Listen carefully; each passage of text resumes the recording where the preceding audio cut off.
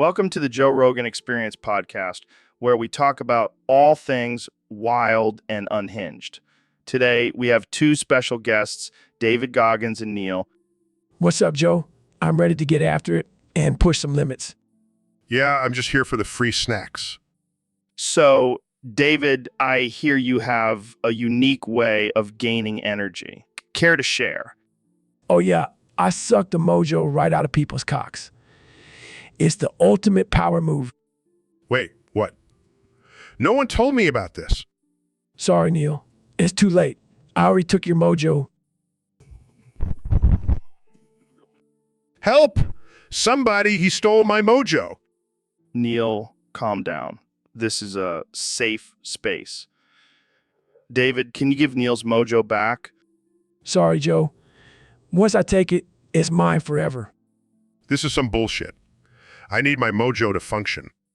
Well, looks like we have a new segment on the podcast, Mojoless Neil. Don't worry, Neil. I'll share some of my mojo with you. No thanks. I don't want your used mojo. And that's all the time we have for today. Thanks for tuning in to the Joe Rogan Experience podcast, where anything can happen. Stay wild, my friends. So, Mr. Beast, what did you just pop in my mouth? Oh, that was just my new children's snack, Dingleberry Crunch. What the hell? What's in it? Pure butt, air, and feces. Oh my God, that's disgusting. But it's also delicious. Trust me, kids love it. I can't believe you would make something like that. Hey, it's all about the shock factor, and the profits. I don't even want to know how you came up with this idea. Let's just say it involved a lot of experimentation. Well, I'm definitely not trying that again. Oh, come on, Joe. Live a little. It's the perfect snack for your next hunting trip. I think I'll stick to my beef jerky. Thank you very much. Suit yourself. More Dingleberry Crunch for me. Jamie, pull up an image of my new packaging design. So, Ben, I heard you were filming a music video with Tom McDonald. Yeah, it was for his song, Facts. He wanted me to be in it because I'm the master of facts. Right. So how was it? Well, it was going great until Tom started mumbling in the corner. What do you mean? He was mumbling about banging my wife. Can you believe that? Wait, what? That's messed up. I know, right? And then he starts rapping about it in the video. It's like he's proud of it or something. That's insane. Did you confront him about it? Of course I did. I told him to stick to facts, not my wife. Wow. That's just, wow. Yeah, and then he had the nerve to ask me to join in on the action. No way. Did you? Of course not. I'm a faithful husband and a man of facts, not threesomes. Well, at least you can add that to your list of facts now. Ha! Yeah, Tom McDonald tried to bang my wife is definitely going on the list. All right, folks. Welcome back to the Joe Rogan Experience podcast. I'm here with my friend and fellow podcaster, Ben Shapiro. Thanks for having me, Joe. Always a pleasure to be on your show. So, Ben, I hear you've been rewriting some popular songs to fit your conservative values. Can you give us an example? Sure. Joe, take the classic hit Baby Got Back by Sir Mix-a-Lot. I've rewritten it to be more family and promote traditional values. It goes like this. I like big families, and I cannot lie. You other brothers can't deny when a girl walks in with a modest dress and a Bible in her hand, I get sprung. That's amazing, Ben. How about another one? Okay, how about WAP by Cardi B? I've turned it into a song about the dangers of premarital sex. It goes like this. Worship and pray. That's what I do. If you want to be blessed, you should do it too. If you want to be pure, you gotta wait, because premarital sex will send you straight to Hell's Gate. Oh man, that's too good. You should start a conservative music career, Ben. Maybe I will, Joe. But in all seriousness, I believe in promoting traditional values and morals through all forms of media, including music. Well, you certainly have a unique approach, Ben. Thanks for joining us today and sharing your rewritten songs. My pleasure, Joe. Keep fighting the good fight. Welcome to the Joe Rogan Experience podcast. I'm here with the one and only Neil deGrasse Tyson. Help! It's an honor to be here, Joe. So, Neil, what's been going on in the world of science lately? Help! Well, we've discovered a new planet that's made entirely of bacon. Wait, what? That's amazing. Help. Yes, but unfortunately, it's inhabited by a race of sentient pigs who are not too happy about us eating their home. Oh man, that's rough. But hey, Bacon Planet, am I right? Help. Yes, but we also found a planet made of pizza, so it's a win-win. Now, that's what I'm talking about. But seriously, what's the craziest thing you've ever encountered in your studies? Help. Well, I once met a group of aliens who communicated through interpretive dance. No way. Help. Yes, and let me tell you, they had some sick moves. That's wild. But let's get to the important stuff, like aliens and weed. Do you think aliens smoke weed? Help. I wouldn't be surprised. I mean, they have to have some way to cope with the vastness of the universe. Right. And imagine if they had some intergalactic strain that's like 100 times stronger than anything we have on Earth. Help. That would be out of this world. Literally. All right. Last question before we wrap this up. If you could have any superpower, what would... So, Neil, I heard you've been studying the black hole gravity of my mom's fat ass. That's right, Joe. It's a fascinating subject. The amount of mass and density in that thing is mind-boggling. Well, I hope you brought your scientific equipment because you're going to need a lot of it to measure that thing. Oh, I'm more than prepared. I've got my telescopes, my probes, and my trusty calculator. Calculator. What the hell are you going to calculate? The exact amount of force it takes to lift that thing off the couch. Oh man, you're killing me. But seriously, how did you get into astrophysics? Well, I was actually just a janitor at NASA, but then I saw your mom's ass and I was like, I need to learn more about gravity. Oh man, you're going to get me in trouble with my mom. I'm just kidding, Joe. I'm not actually an astrophysicist. I just play one on TV. Oh, you had me going there for a second. But seriously, what do you think about the current state of astrophysics? Well, I think it's a field full of brilliant minds and groundbreaking discoveries. But let's be real, nothing compares to the gravitational pull of your mom's ass. Oh man, I can't believe we're talking about this. But hey, at least we're not talking about woke culture and cancel culture and cancel culture. All right, folks, we have a very special guest today, the 45th and 47th President of the United States, Donald Trump. Donald Trump. Hey, Joe, great to be back on the show. I love your podcast. It's the best. Believe me. So, Mr. President, what have you been up to since leaving office? Well, I've been playing a lot of golf and watching a lot of TV, but I got to tell you, I've also been playing a lot of Fortnite. Really? I didn't take you for a gamer. Oh, yeah, I'm a huge fan. And let me tell you, those Fortnite thixies really get me going. What? You know, the female characters in the game, especially that Raven team leader Skin. Well, she's a real beauty. Okay, moving on. Let's talk about your potential run for president in 2024. Oh, you know I'm going to win. I'm the best, Joe. Nobody can beat me. And once I'm back in the White House, I'll make sure to have a big screen TV in every room so I can play Fortnite all day. I don't think that's how being president works.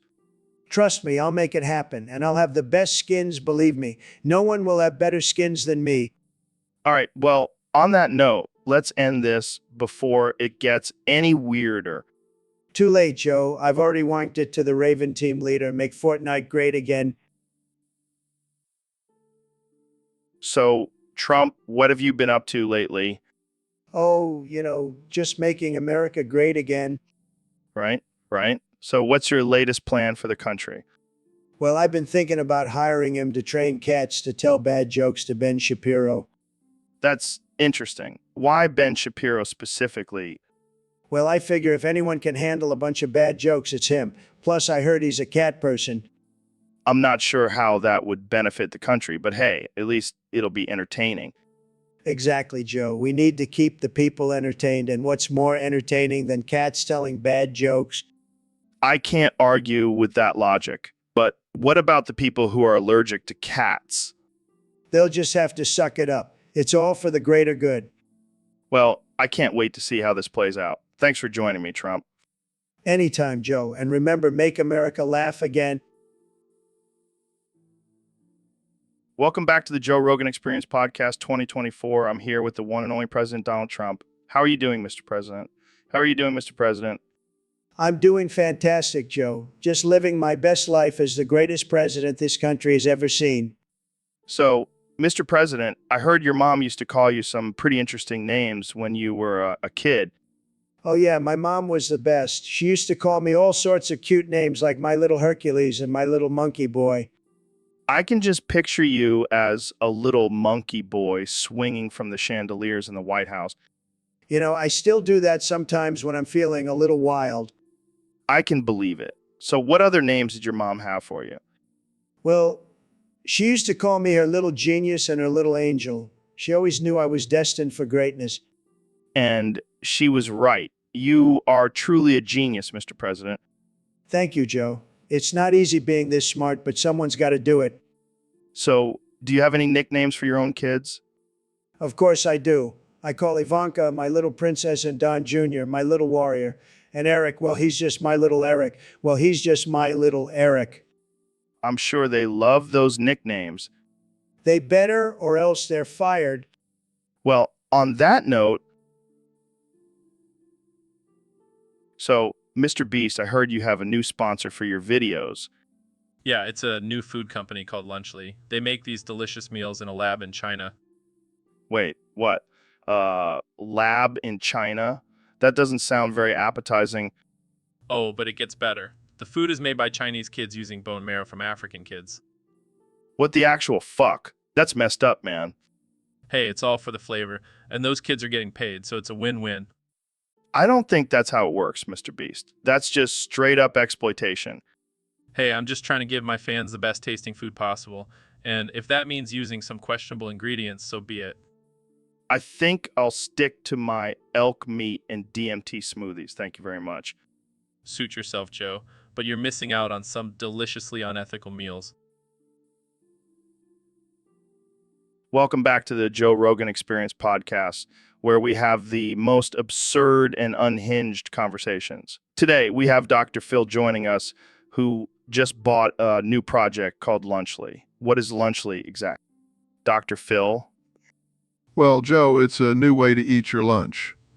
You drink a bottle of Prime, then eat a slice of pizza. It's supposed to be the ultimate lunch experience. That sounds interesting. But what happened when you tried it? Well, I didn't see that there was mold on the pizza, and I ended up eating it. Now I can only communicate in Morse code. Wait, what? How does that even happen? I have no idea, Joe, but I'm making it work. This is hilarious. Can you say something in Morse code for us? That means I'm a moldy, pizza-loving doctor. Oh man, this is too good. Jamie, pull up an image of moldy pizza for our viewers. Here you go, Joe. That's disgusting. But hey, at least you're still able to communicate, Dr. Phil. Thank you, Joe. I'm just glad I can still be on your show. Well, we're glad to have you, Dr. Phil. And remember, folks. All right, folks, welcome back to the Joe Rogan Experience Podcast. Today we have a very special guest, the one and only Neil deGrasse Tyson. Thanks for having me, Joe. So, Neil, I heard you're a big fan of this game called Undertale. What's that all about? Oh, it's a brilliant indie game that explores the concept of morality and choice in a video game.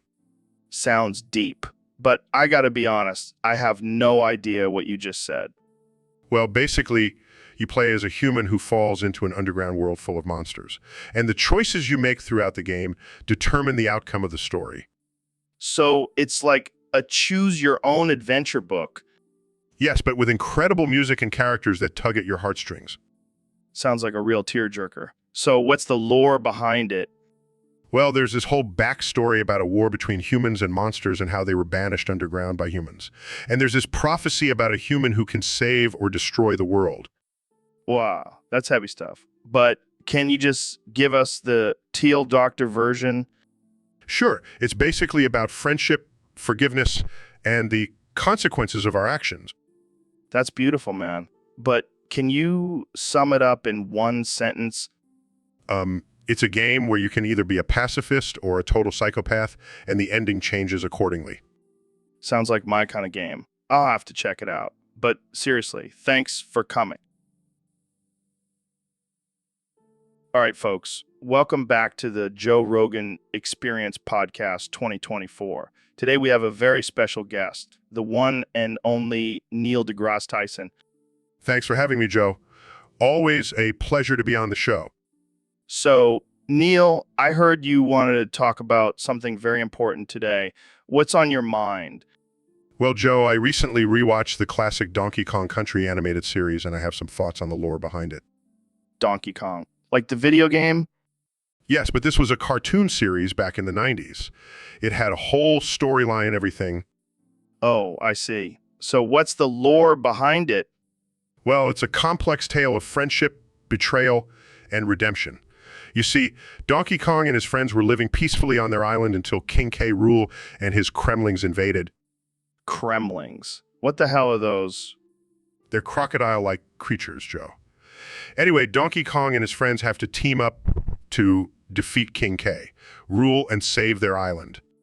Sounds like a typical good versus evil story. Oh, but it gets even more interesting. Donkey Kong's best friend, Diddy Kong, was actually betrayed by his own brother, who joined forces with King K. Rool. Damn, that's some heavy stuff for a kid's show. And let's not forget about Candy Kong, who was Donkey Kong's love interest and a total badass. She could hold her own against those. Well, Neil, what the hell just happened? David Goggins just ran in here and bit my dick off. What? That's insane. Why would he do that? I have no idea, but he's running away with it in his mouth. Jamie, can you pull up a picture of this? I need to see it to believe it. Sure thing, Joe. Just give me a second to find a suitable image. This is not funny, guys. I need my dick back. Well, technically, it's not your dick anymore. It's David Goggins now. Oh God, I can't believe this is happening. Hey, at least now you can say you've been bitten by David Goggins. Yeah, I always wanted to be part of his crazy stories. Well, I guess we can add this to the list of fun facts about baby ducks. Not the kind of fun fact I was hoping for, Joe. Yeah, sorry about that. But hey, at least you'll have a great story to tell at parties. Yeah, because everyone loves a guy with no dick. Hey, don't worry, Neil. We'll get you a new one. Thanks, Joe. I appreciate it. And maybe next time we can talk about something less violent. Yeah, let's stick to the cute and cuddly animals from now on. No more Goggins talk. You, Neil, what's up, my man? Hey, Joe, just contemplating the vastness of the universe and our insignificant place in it. Wow, that's deep. But you know what makes my heart warm? What's that? A good, old-fashioned elk hunt with my bare hands. Joe, that's barbaric and cruel. Oh, come on. You gotta admit, there's something primal and satisfying about taking down an animal with your own strength. I'll stick to stargazing. Thank you very much. But, you know, what else makes my heart warm? A nice, juicy steak. Joe, you do realize that eating meat contributes to climate change and the destruction of our planet, right? Oh, sorry. I can't hear you over the sound of my mouth watering for a medium rare IBA. You are impossible. And you know what else makes my heart warm? Watching two chicks make out. Joe, that's objectifying and disrespectful to women. Oh, relax, Neil. It's just a little fantasy of mine. I'll stick to fantasizing about the mysteries of the universe. Suit yourself, but, you know, what really makes my heart warm? Cold beer and a joint. Joe, you are a walking stereotype. And proud of it. Now let's go get some elk and watch some girl-on-girl action.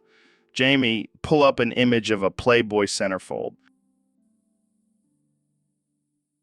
All right, ladies and gentlemen, welcome back to the Joe Rogan Experience. Today we have a special guest, the one and only Dr. Phil. Thanks for having me, Joe. I'm excited to be here. So, Dr. Phil, I heard you have a hidden talent. Care to share with our audience? Well, Joe, I have been known to belt out a mean tune every now and then. Oh, really? What kind of songs do you like to sing? Well, I'm a big fan of the classics, but I also have a soft spot for some modern hits. All right, let's hear it. Give us a taste of your singing skills. It seems today that all you see is violence in movies and sex on TV. Wait, is that the Family Guy intro? But where are those good old-fashioned values on which we used to rely? Oh my God, this is amazing. Keep going, Dr. Phil. Lucky there's a family guy. Lucky there's a man who positively can do all the things that make us laugh and cry. He's a family guy. I've been practicing that in the shower for years. That was incredible, Dr. Phil. I think you have a future in show business. Move over, Seth MacFarlane. Dr. Phil is coming for your job. So, David, what's the deal? Why are you so scared of Ben Shapiro? Well, it all started when I accidentally took Neil's mono. The residue of my mouth popped out onto the floor and formed into Ben Shapiro. Wait, what? That's ridiculous. Actually, it's not.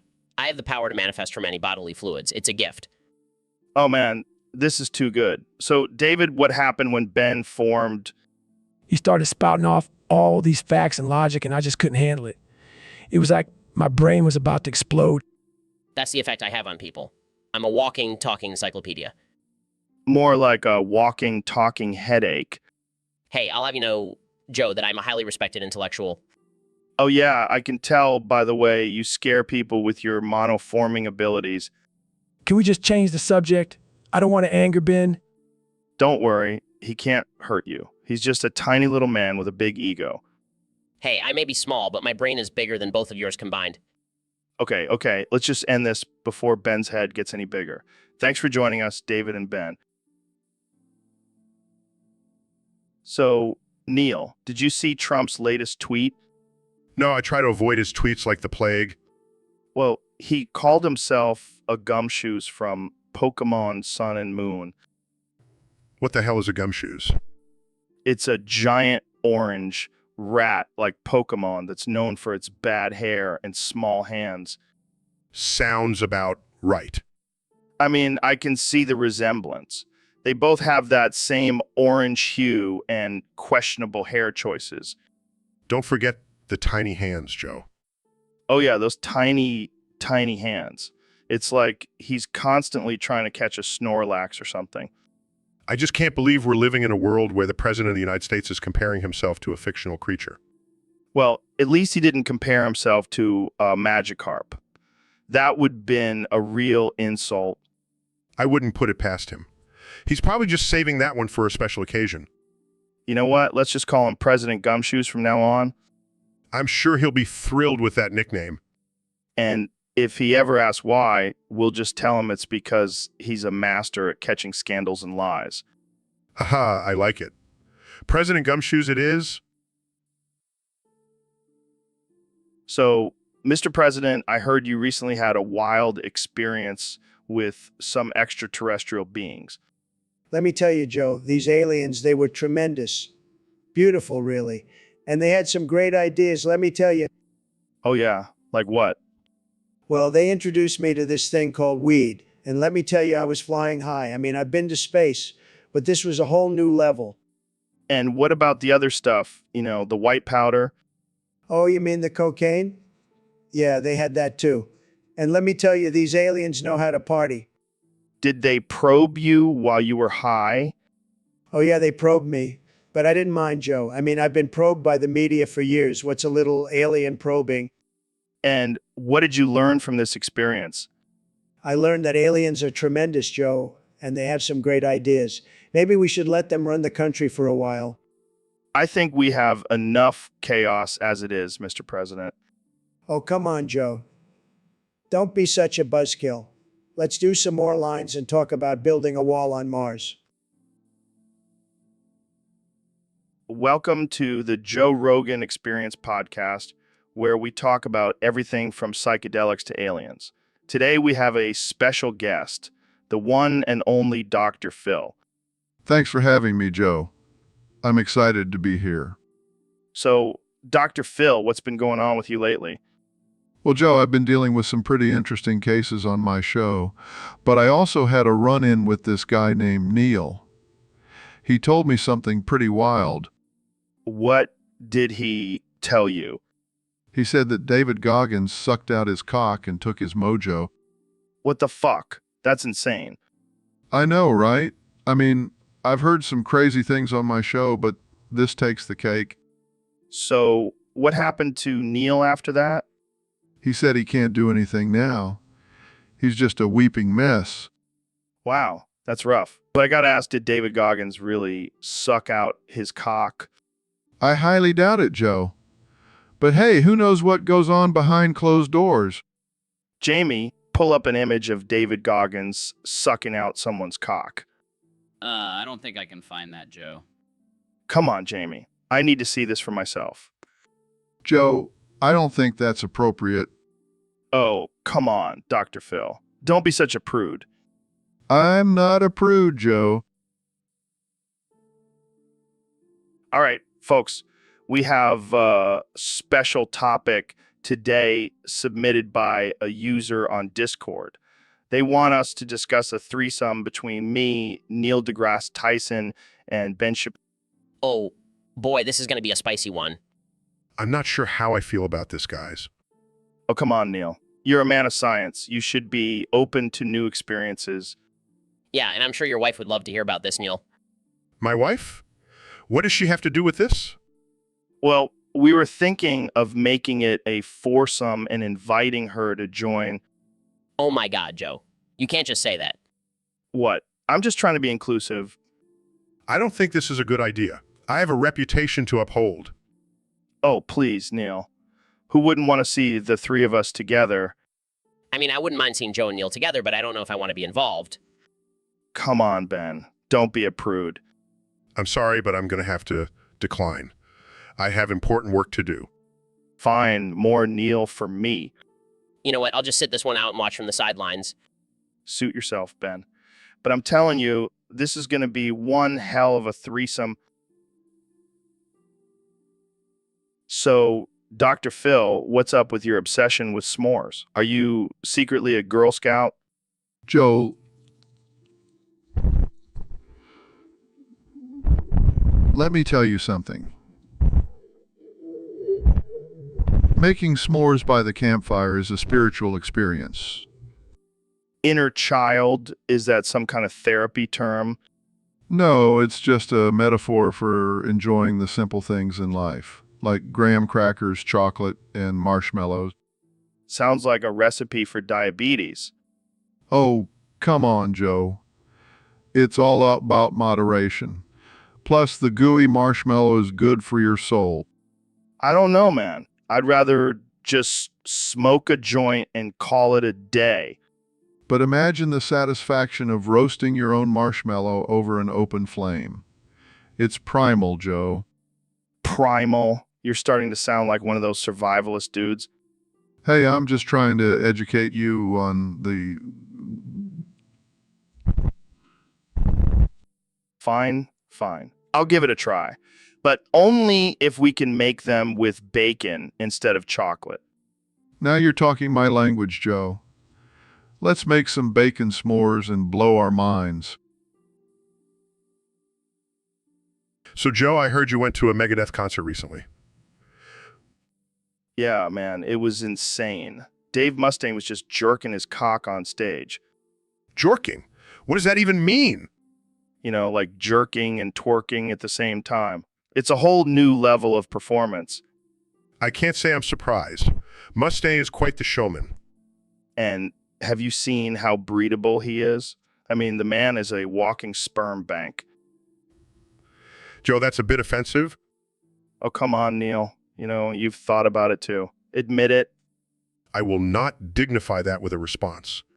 Fine, be that way. But seriously, Mustaine could repopulate the world with his seed alone. Let's change the subject, shall we? Fine, fine. But just remember, if the apocalypse ever comes, we're all going to be thanking Dave Mustaine for keeping the human race alive. I highly doubt that. You never know, man. You never know. So, Mr. President, what have you been up to lately? Well, Joe, I've been busy making America great again, but in my free time, I've been playing a little game called Super Smash Bros. Ultimate. Really? I didn't peg you as a gamer. Oh, I'm a huge gamer, and let me tell you, I love playing as King K. Rool. King K. Rool. Interesting choice. Oh, yeah, I love that he's a big, fat, powerful crocodile. Reminds me of myself. And what's your favorite move with King K. Rool? Oh, definitely the spike. I love spiking my opponents with my King K. Rool. It's like a power move, you know? Yeah, I can see that. But isn't it a little violent for a president to be playing? Oh, come on, Joe. It's just a game. And besides, I'm the most powerful man in the world. I can do whatever I want. Fair enough. But what about the other characters? Any favorites? Well, I do have a soft spot for Bowser. He's a fellow leader, and we have a lot in common. I can see that. Well, Mr. President, I never thought I'd be discussing Super Smash Bros. With you, but it's been a pleasure banging and shit. It was a good time. Headbanging, like to metal music. Nah, man, to some sick beats. I was getting down like a wild animal. Sounds like you were having a good ass time. Oh yeah, I was feeling myself. I even got a little too wild and ended up on stage with the DJ. No way. Did you drop some sick beats yourself? Nah, I just started screaming random obscenities into the mic. The crowd loved it. That's hilarious. I gotta see you in action at the club sometime. Oh, you know it. I'll show you how to party like a true savage. Can't wait. But hey, did you end up getting any numbers from the ladies? Nah, I was too busy busting a movie. But I did get a few free drinks from some guys who thought I was a chick. Classic mix-up. You never fail to entertain me, Joe. That's what I'm here for, Mr. Beast.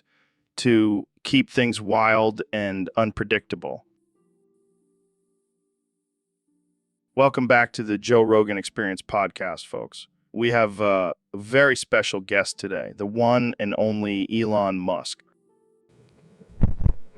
Thanks for having me, Joe. It's great to be here. So, Elon, I gotta ask, what the hell happened to you? You used to be this brilliant, sane inventor, and now you're out here supporting Trump and tweeting about aliens. Well, Joe, let me tell you. I was on a SpaceX mission and accidentally got exposed to some intergalactic radiation. Next thing I know, I'm a full-blown Trump supporter. Intergalactic radiation. Are you serious? Absolutely. It's a real thing, Joe. And let me tell you, it's amazing. I have the best ideas now. Huge ideas, and I can't stop tweeting about them. I mean, I've heard of people having life-changing experiences, but this is next level. You have no idea, Joe. Like a superhero now. I have the power of the sun in my fingertips. Well, I gotta say, your tweets have been quite entertaining. But what's with the whole make Mars great again thing? Oh, that's just my plan to colonize Mars and make it the greatest planet in the universe. And who better to lead that mission than Trump? I can't argue with that logic. So what's next for you, Elon? Well, I'm working on a new project to build a wall around Earth. Keep all those pesky aliens out. And who's gonna pay for... So, Neil, I gotta tell you, man, I've been eating a lot of elk meat lately. Elk meat? Why?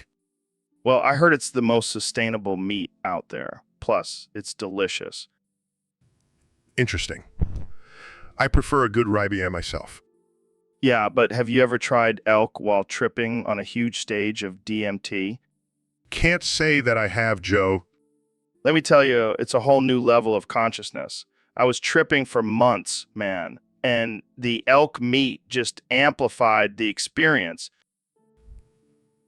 I'm not sure I follow. Oh, you will, my friend, you will. It's like being in a plane crash and surviving. You come out of it with a new perspective on life. Joe, are you okay? I'm more than okay, Neil. I'm enlightened. and I have elk meat to thank for it. Well, I'll stick to my rye BA, thank you very much. Suit yourself. But when the apocalypse comes, I'll be thriving on my elk meat and DMT trips while you'll be begging for a taste. So, Neil, I heard you've been doing some research on dihydrogen monoxide. Yeah, Joe. And let me tell you, it's some scary stuff. Really? I thought it was just water. Oh, it's much more than that. Do you know how many people die from drowning every year? A lot. No, Joe. All of them. Because they all drown in dihydrogen monoxide. Wait, what? What? And don't even get me started on the dangers of inhaling it. It can literally fill up your lungs and suffocate you. That's insane. How have we not banned this stuff yet? Oh, but it gets worse. Do you know how many people die from drinking dihydrogen monoxide? I'm afraid to ask. All of them. Every single person who's ever died from drinking water has actually died from dihydrogen monoxide poisoning. This is blowing my mind, Neil. What about showering? Is that safe? Absolutely not. Dihydrogen monoxide can cause slips and falls, leading to serious injuries or even death. Wow, I never realized how dangerous water really is. And don't even get me started on the environmental impact. Dihydrogen monoxide is responsible for floods, hurricanes, and even erosion. This is some scary stuff. How do we protect ourselves? Well, Joe, there's really only one solution. We need to ban dihydrogen. All right, folks. Welcome back to the Joe Rogan Experience Podcast 2024. Today, we have a very special guest, the one and only Elon Musk. Thanks for having me, Joe. Excited to be here. So, Elon, I got to ask, what's up with you and Trump? I mean, you used to be a sane, rational guy, and now you're out here supporting the Orange Maniac. Well, Joe, let me tell you, it all started when I realized I could use my billions to build a giant wall around Mars. That's when I knew Trump was the man for the job. What? Yeah. See, I've always been obsessed with colonizing Mars, and Trump's anti-immigration policies really spoke to me. Plus, he's a billionaire just like me, so we have a lot in common. I don't even know where to begin with that. And what about his climate change denial? Oh, that's just a hoax, Joe. I mean, have you seen how cold it gets on Mars? We could use a little global warming up there. You can't be serious. Hey, I'm just following the money, Joe. And Trump's tax cuts for the wealthy are definitely in my best interest. This is insane. Jamie, pull up an image of Elon's brain and let's see if there's anything left in there. Hey, that's not fair. We have lost a few brain cells, but So, Neil, have you heard the Team Rocket motto? No, what is it? Prepare for trouble and make it double. That's kind of catchy. Yeah, and it gets better. They also say to protect the world from devastation, to unite all peoples within our nation. Wow, that's surprisingly deep for a bunch of cartoon villains. And then they finish it off with to denounce the evils of truth and love, to extend our reach to the stars above. I don't know whether to be impressed or disturbed. Well, if you think that's disturbing, wait until you hear Dr. Phil's version. I'm here to tell you, Team Rocket, that you need to get your act together. You can't go around stealing Pokémon and causing chaos. It's time for you to face the truth. Damn, Dr. Phil, that was intense. I don't mess around when it comes to Team Rocket. I never thought I'd hear Dr. Phil reciting a cartoon villain's motto.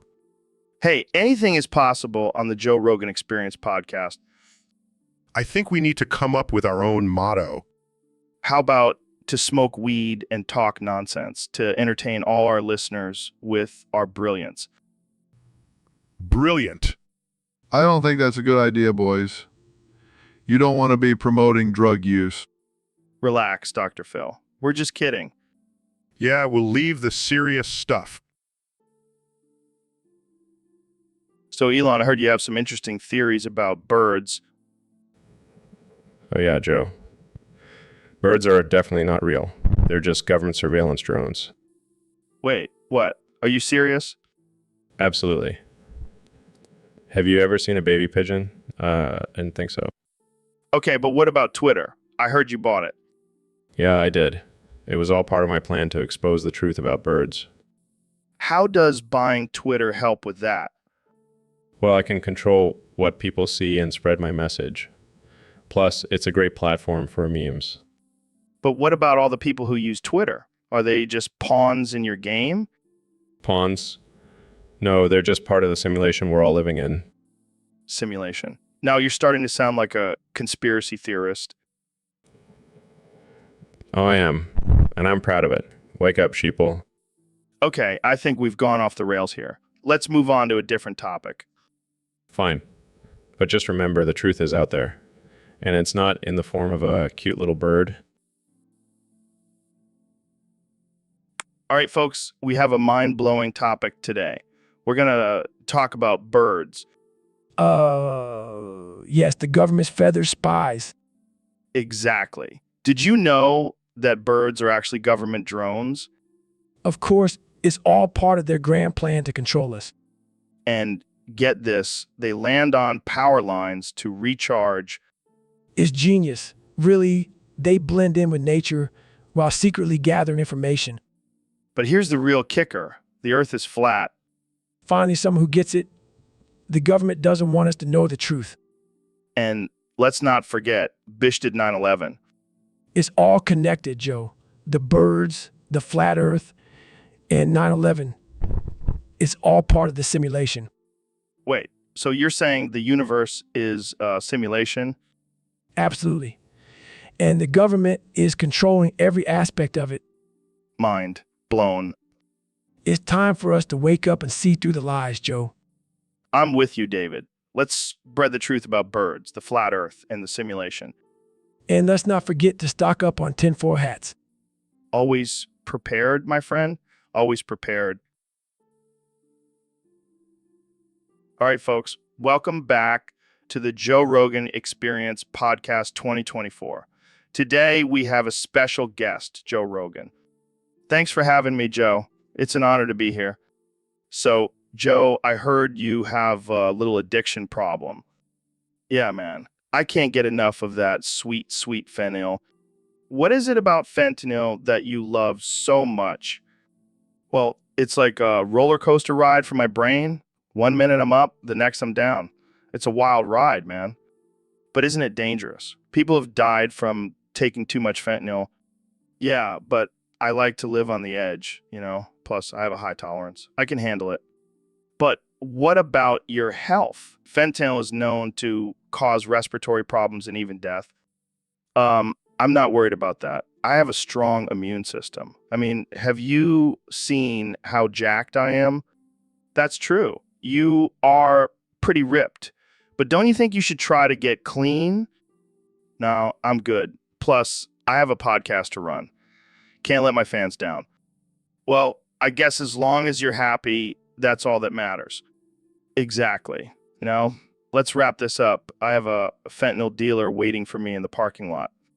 And that's all the time we have for today, folks. Tune in next time for another wild and controversial episode of the Joe Rogan Experience podcast.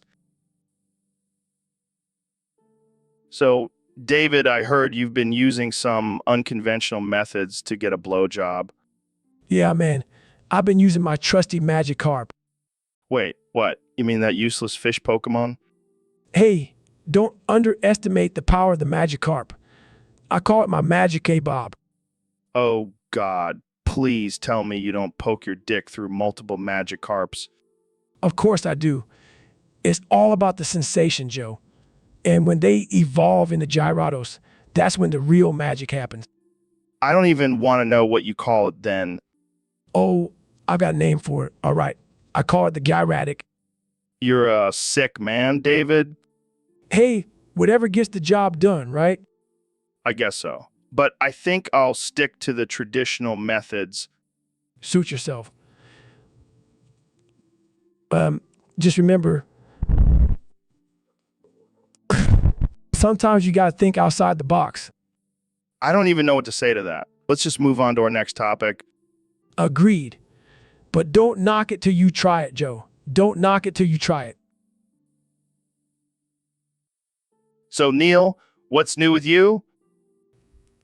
Well, Joe, I recently had an interesting experience with an anal prolapse. What the hell is that? It's when your rectum falls out of your anus. Oh my God, that's gross.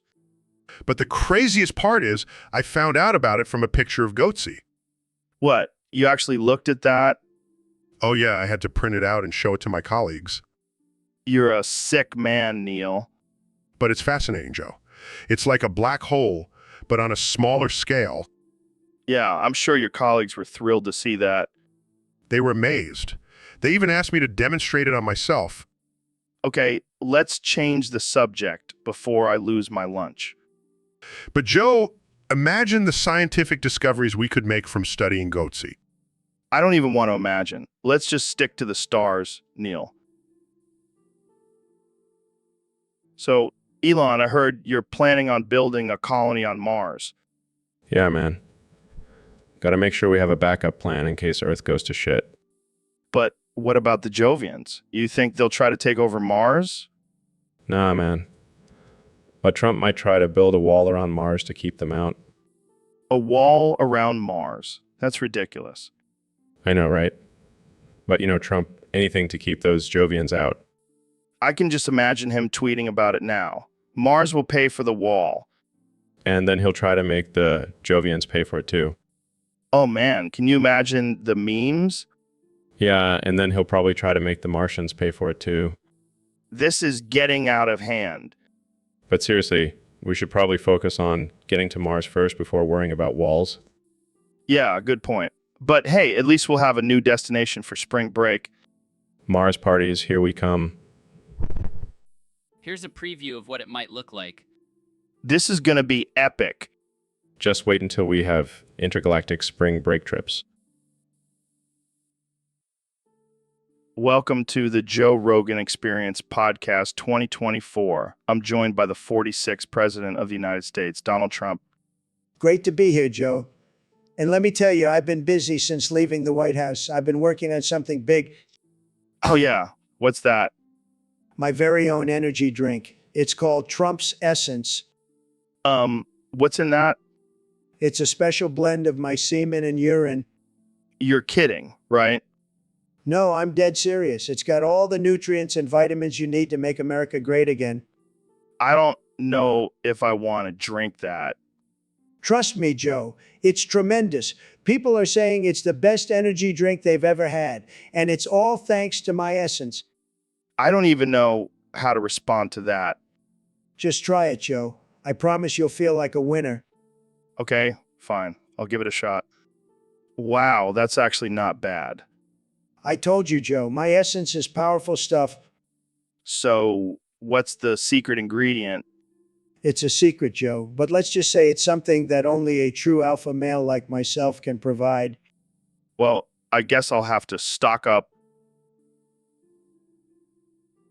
So, Mr. President, what's the craziest thing you've done since being reelected in 2024? Well, Joe, let me tell you, I've been busy building the biggest, most beautiful wall around the entire Earth. And let me tell you, it's going to be tremendous. Wait, what? You think the Earth is shaped like a wall? Absolutely. And it's going to be the best wall you've ever seen. And I've got plans to conquer the moon, too. Conquer the moon? Why? Think about it, Joe. Millions of McDonald's can be built up there. It'll be a golden arches paradise. I don't know. That sounds a bit far-fetched. Trust me, Joe, I've got the best scientists working on it. They're going to make the moon great again. I don't even know what to say to that. Just say thank you, Mr. President, and let's get to work on making the moon great again. Thank you, Mr. President. This has been a wild ride. And it's only just begun, Joe. Buckle up. Welcome back to the Joe Rogan Experience Podcast, folks. Today, we have a very special guest, the one and only Mr. Beast. Thanks for having me, Joe. It's an honor to be here. So, I heard you have some breaking news for us. Care to share? Yeah, I have to come clean. Prime is not some fancy electrolyte-filled drink. It's just Kool-Aid with sea salt. Wait, what? Are you serious? Dead serious. We just added some sea salt and called it electrolytes for marketing purposes. People will buy anything these days. Wow, that's some next level marketing right there. It's all about the hustle, Joe. Gotta keep the cash flowing. But what about the health benefits? Isn't that false advertising? Health benefits? Nah, it's just sugar and salt. But hey, it tastes good, and that's all that matters. I don't know whether to be impressed or appalled. Hey, it's all in good fun. Plus, it's not like we're the only ones doing it. Winks. Well, I guess I'll stick to my good old-fashioned water. Suit yourself. More Prime for me then. And on that note, we'll end this episode. Thanks for tuning in, folks. Stay hydrated, but maybe not with Prime. Hey, Mr. Beast, have you heard about Lunchly? It's this new meal delivery service that caters to people who love mold. What the hell are you talking about, Joe? I'm serious, man. They have all kinds of mold-infused dishes, like moldy bread sandwiches and moldy cheese platters. That's disgusting. Why would anyone want to eat mold? Because it's good for you, man. Builds up your immune system.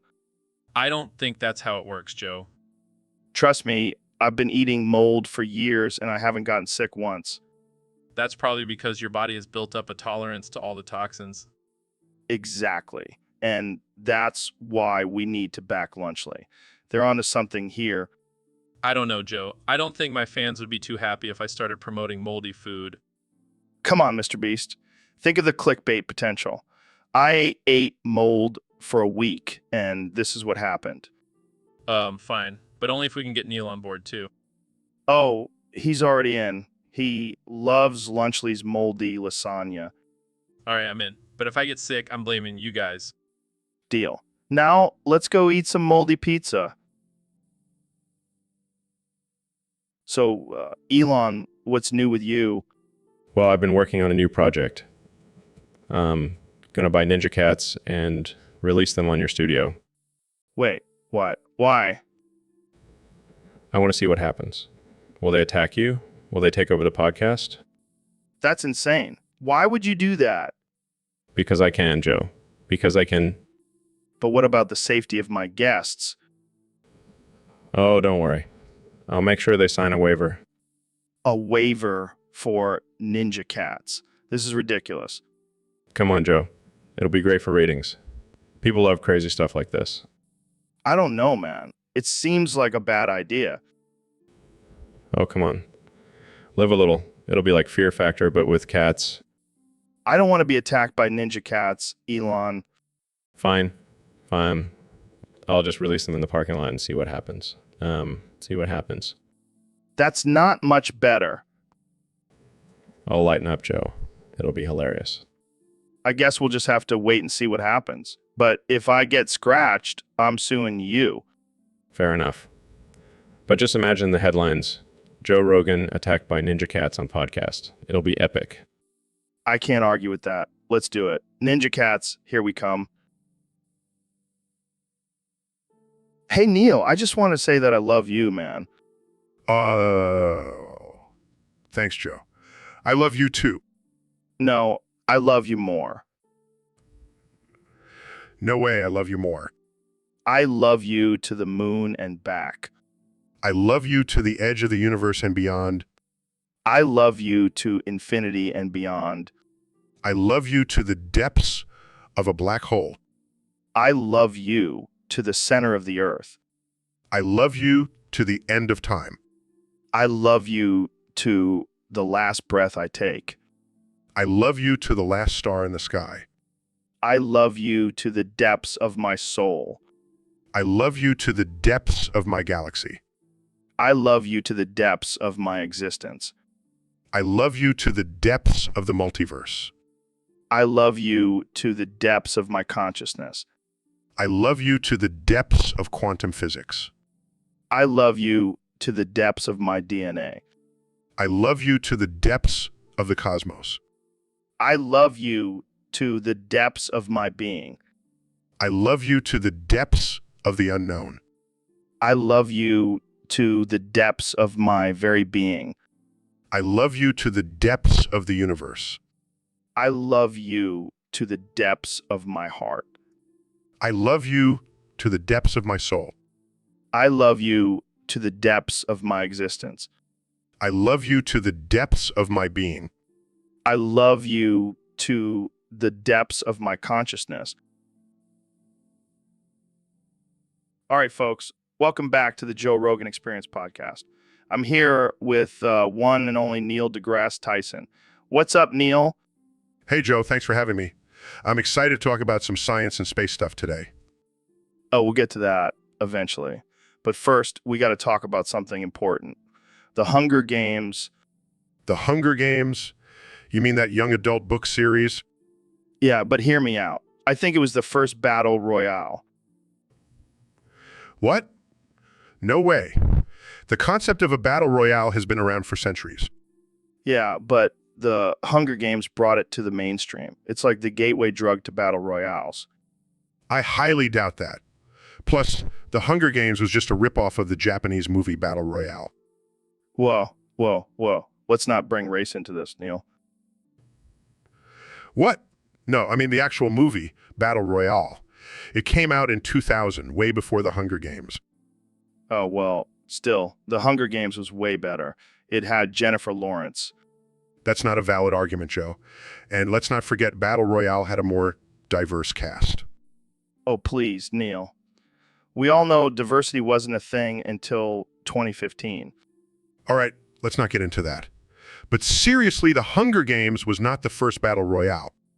Agree to disagree, Neil. But let's be real. The real battle royale is life. We're all... So, Elon, what's been going on in your world lately? Well, I've been working on some pretty groundbreaking technology, but that's not the craziest thing that's happened to me recently. Oh, yeah. What could be crazier than creating self-driving cars and colonizing Mars? Well, I found out that JFK is actually still alive and I'm pregnant with his child. Wait, what? How is that even possible? I don't know, man. I was experimenting with some new technology and I accidentally impregnated myself with JFK's DNA. This is insane. Have you told JFK about this? No, I don't know how to break the news to him. I mean, how do you tell someone they got you pregnant? Yeah, that's definitely a tough conversation to have. Maybe you should just show him the ultrasound or something. Oh, God, I didn't even think about that. Can you imagine how awkward that would be? Yeah, but also kind of amazing. I mean, JFK coming back from the dead and impregnating you. That's some wild stuff. Yeah, I guess you're right. Maybe I should just embrace it and see where this goes. Definitely. And hey, if anyone can handle a situation like this, it's you, Elon. You're like a mad scientist crossed with a superhero. I'll take that as a compliment. Thanks, Joe. And Jamie, pull up an image of JFK's on a superhero body. I think I found my Halloween costume. All right, folks, welcome back to the Joe Rogan Experience podcast, where we talk about everything and anything, no holds barred. Today, we have a special guest, the one and only Neil deGrasse Tyson. Thanks for having me, Joe. I'm excited to be here. So, Neil, I heard you and Ben got into a heated argument about the Stormcloaks and Imperials. Care to share? Oh boy, here we go. Ben is just so dense, he can't see the bigger picture. The Imperials are clearly the better choice for Skyrim. What? Are you serious? The Stormcloaks are the true freedom fighters fighting against the oppressive Empire. Oh, please. Joe, the Stormcloaks are nothing but a bunch of racist, xenophobic rebels. Whoa. Let's not throw around labels here. The Stormcloaks are fighting for their homeland and their beliefs. Beliefs? More like outdated backwards thinking. The Imperials are trying to bring progress and unity to Skyrim. Progress, unity, sounds like propaganda to me. The Stormcloaks want to preserve their culture and traditions. Culture and traditions. You mean bigotry and discrimination. The Imperials are trying to create a more inclusive and diverse society? Inclusive and diverse. Sounds like a bunch of politically correct nonsense to me. Oh, I forgot, Joe. You're a big fan of being offensive and offensive only. Damn right. And the Stormcloaks are the true rebels fighting against the PC culture. Size, I can't. So, David, I heard you've been running marathons lately. Yeah, I've been running through them like they're nothing. That's impressive. How do you train for something like that? Well, I start by running through your wife every night.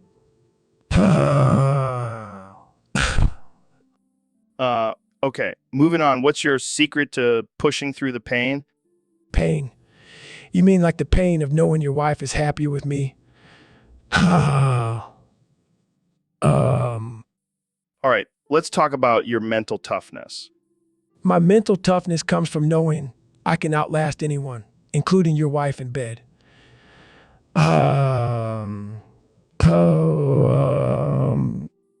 Okay, let's wrap this up. Any advice for aspiring marathon runners? Yeah, run faster than your wife did when she saw me coming.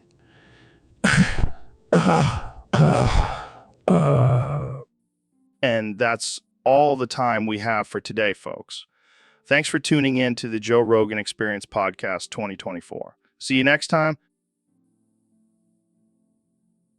Welcome to the Joe Rogan Experience Podcast 2024. Today we have a special guest, the 45th and 47th President of the United States, Donald Trump. President of the United States, Donald Trump. Thank you, Joe. It's great to be here. I've been a big fan of your show, even though I've never listened to it. Well, let's get right into it. User on Discord wants to know, what Bible verse do you think was specifically included for you? Oh, that's an easy one. It's definitely thou shalt grab them by the pussy. I don't think that's in the Bible. Trust me, it is.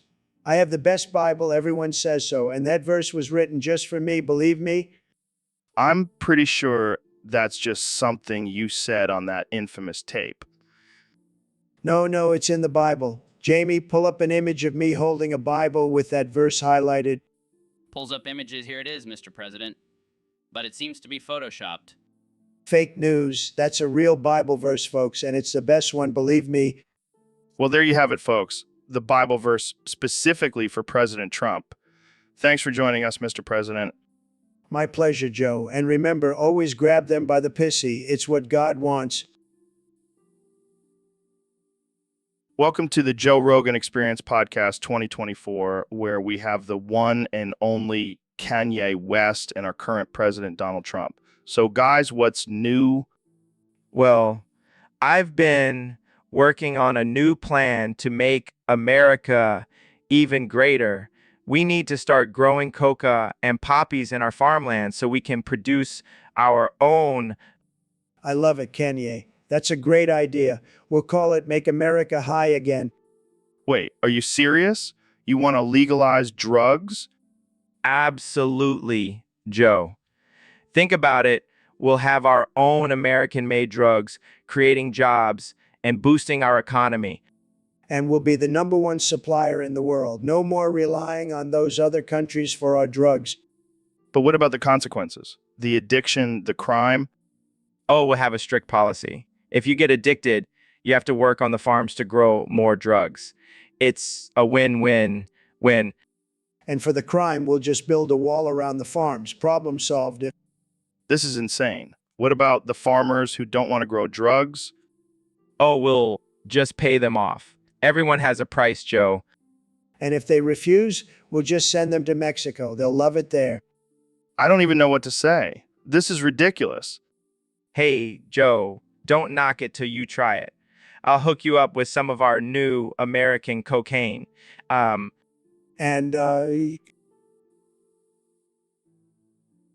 Ro, I hear you have a plan to replace me on the podcast. Yeah, man, I'm going to take over and make this show even more wild and unhinged.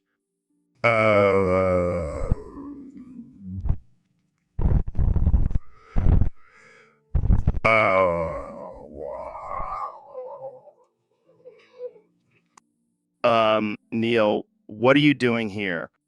I couldn't resist the opportunity to join in on this madness. Plus, I heard there would be free snacks. Yeah, we got all the snacks you could ever want. But seriously, Joe, I think it's time for a change. I'm ready to take the reins and steer this shit into uncharted waters. Yes. Let's shake things up. Let's talk about the universe and how it's constantly expanding and how we're all just tiny specks in the grand scheme of things. Oh, great. Now we have a screaming astrophysicist on the show. Just what we needed. Hey, maybe we could do a live podcast from space. I'll be the first one to smoke a joint in zero gravity. Yes. And I'll be the first one to smoke a joint in a black hole. Ooh. Well, I guess I'll just sit back and let you two take over. But I better still get my cut of the ad revenue.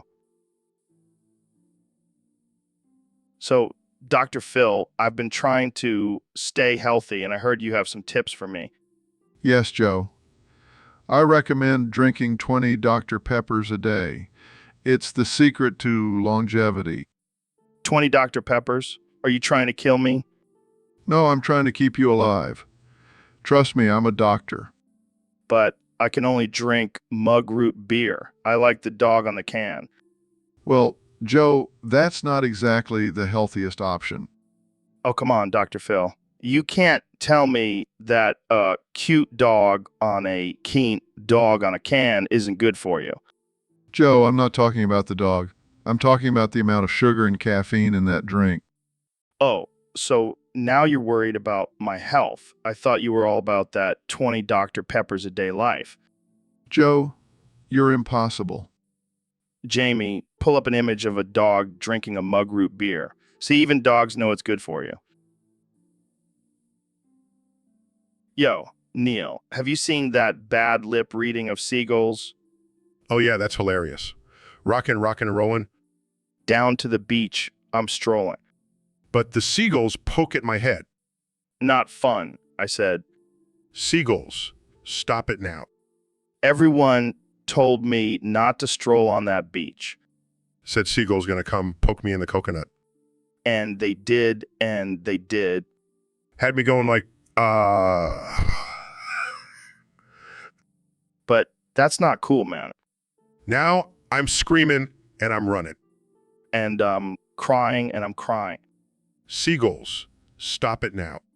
Can't take it anymore. No. They don't show mercy. They don't show mercy. They don't show mercy. And they don't stop. And they don't stop. And they don't stop. And they don't stop. And they don't stop. And they don't stop. And they don't stop. And they don't stop. And they don't stop. And they don't stop. So, Neil, I heard you wrote a sonnet about being lonely without the word boundaries. Yes. Joe, it's a beautiful piece of poetry that expresses the deep void in my soul. Wow, that's deep. Can you recite it for us? Of course. Clear's throat without boundaries to guide my way. I'm lost in this vast universe. Oh, how I long for its embrace, to feel its limits and its curse. Damn, that's some heavy stuff. But why boundaries specifically? Because it represents the constraints of society, the rules and norms that keep us in check. Without them, I am free, but also alone. That's some existential shit right there. But hey, at least you have your Italian heritage to fall back on, right? Size, unfortunately, my son is more interested in pizza and gelato than discussing the mysteries of the universe. Well, at least he's got good taste. And hey, maybe you can bond over some cannabis and contemplate the meaning of life together. Laughs, I'll keep that in mind, Joe. But for now, I'll just continue to drown in my loneliness without boundaries to hold me back. Well, on that note, let's wrap this up before I start crying. Thanks for sharing your sonnet with us, Neil. Anytime, Joe. Anytime. Hey, Neil, happy birthday, man. Thanks, Joe. But what the hell is going on here? Oh, just celebrating your special day with a little surprise.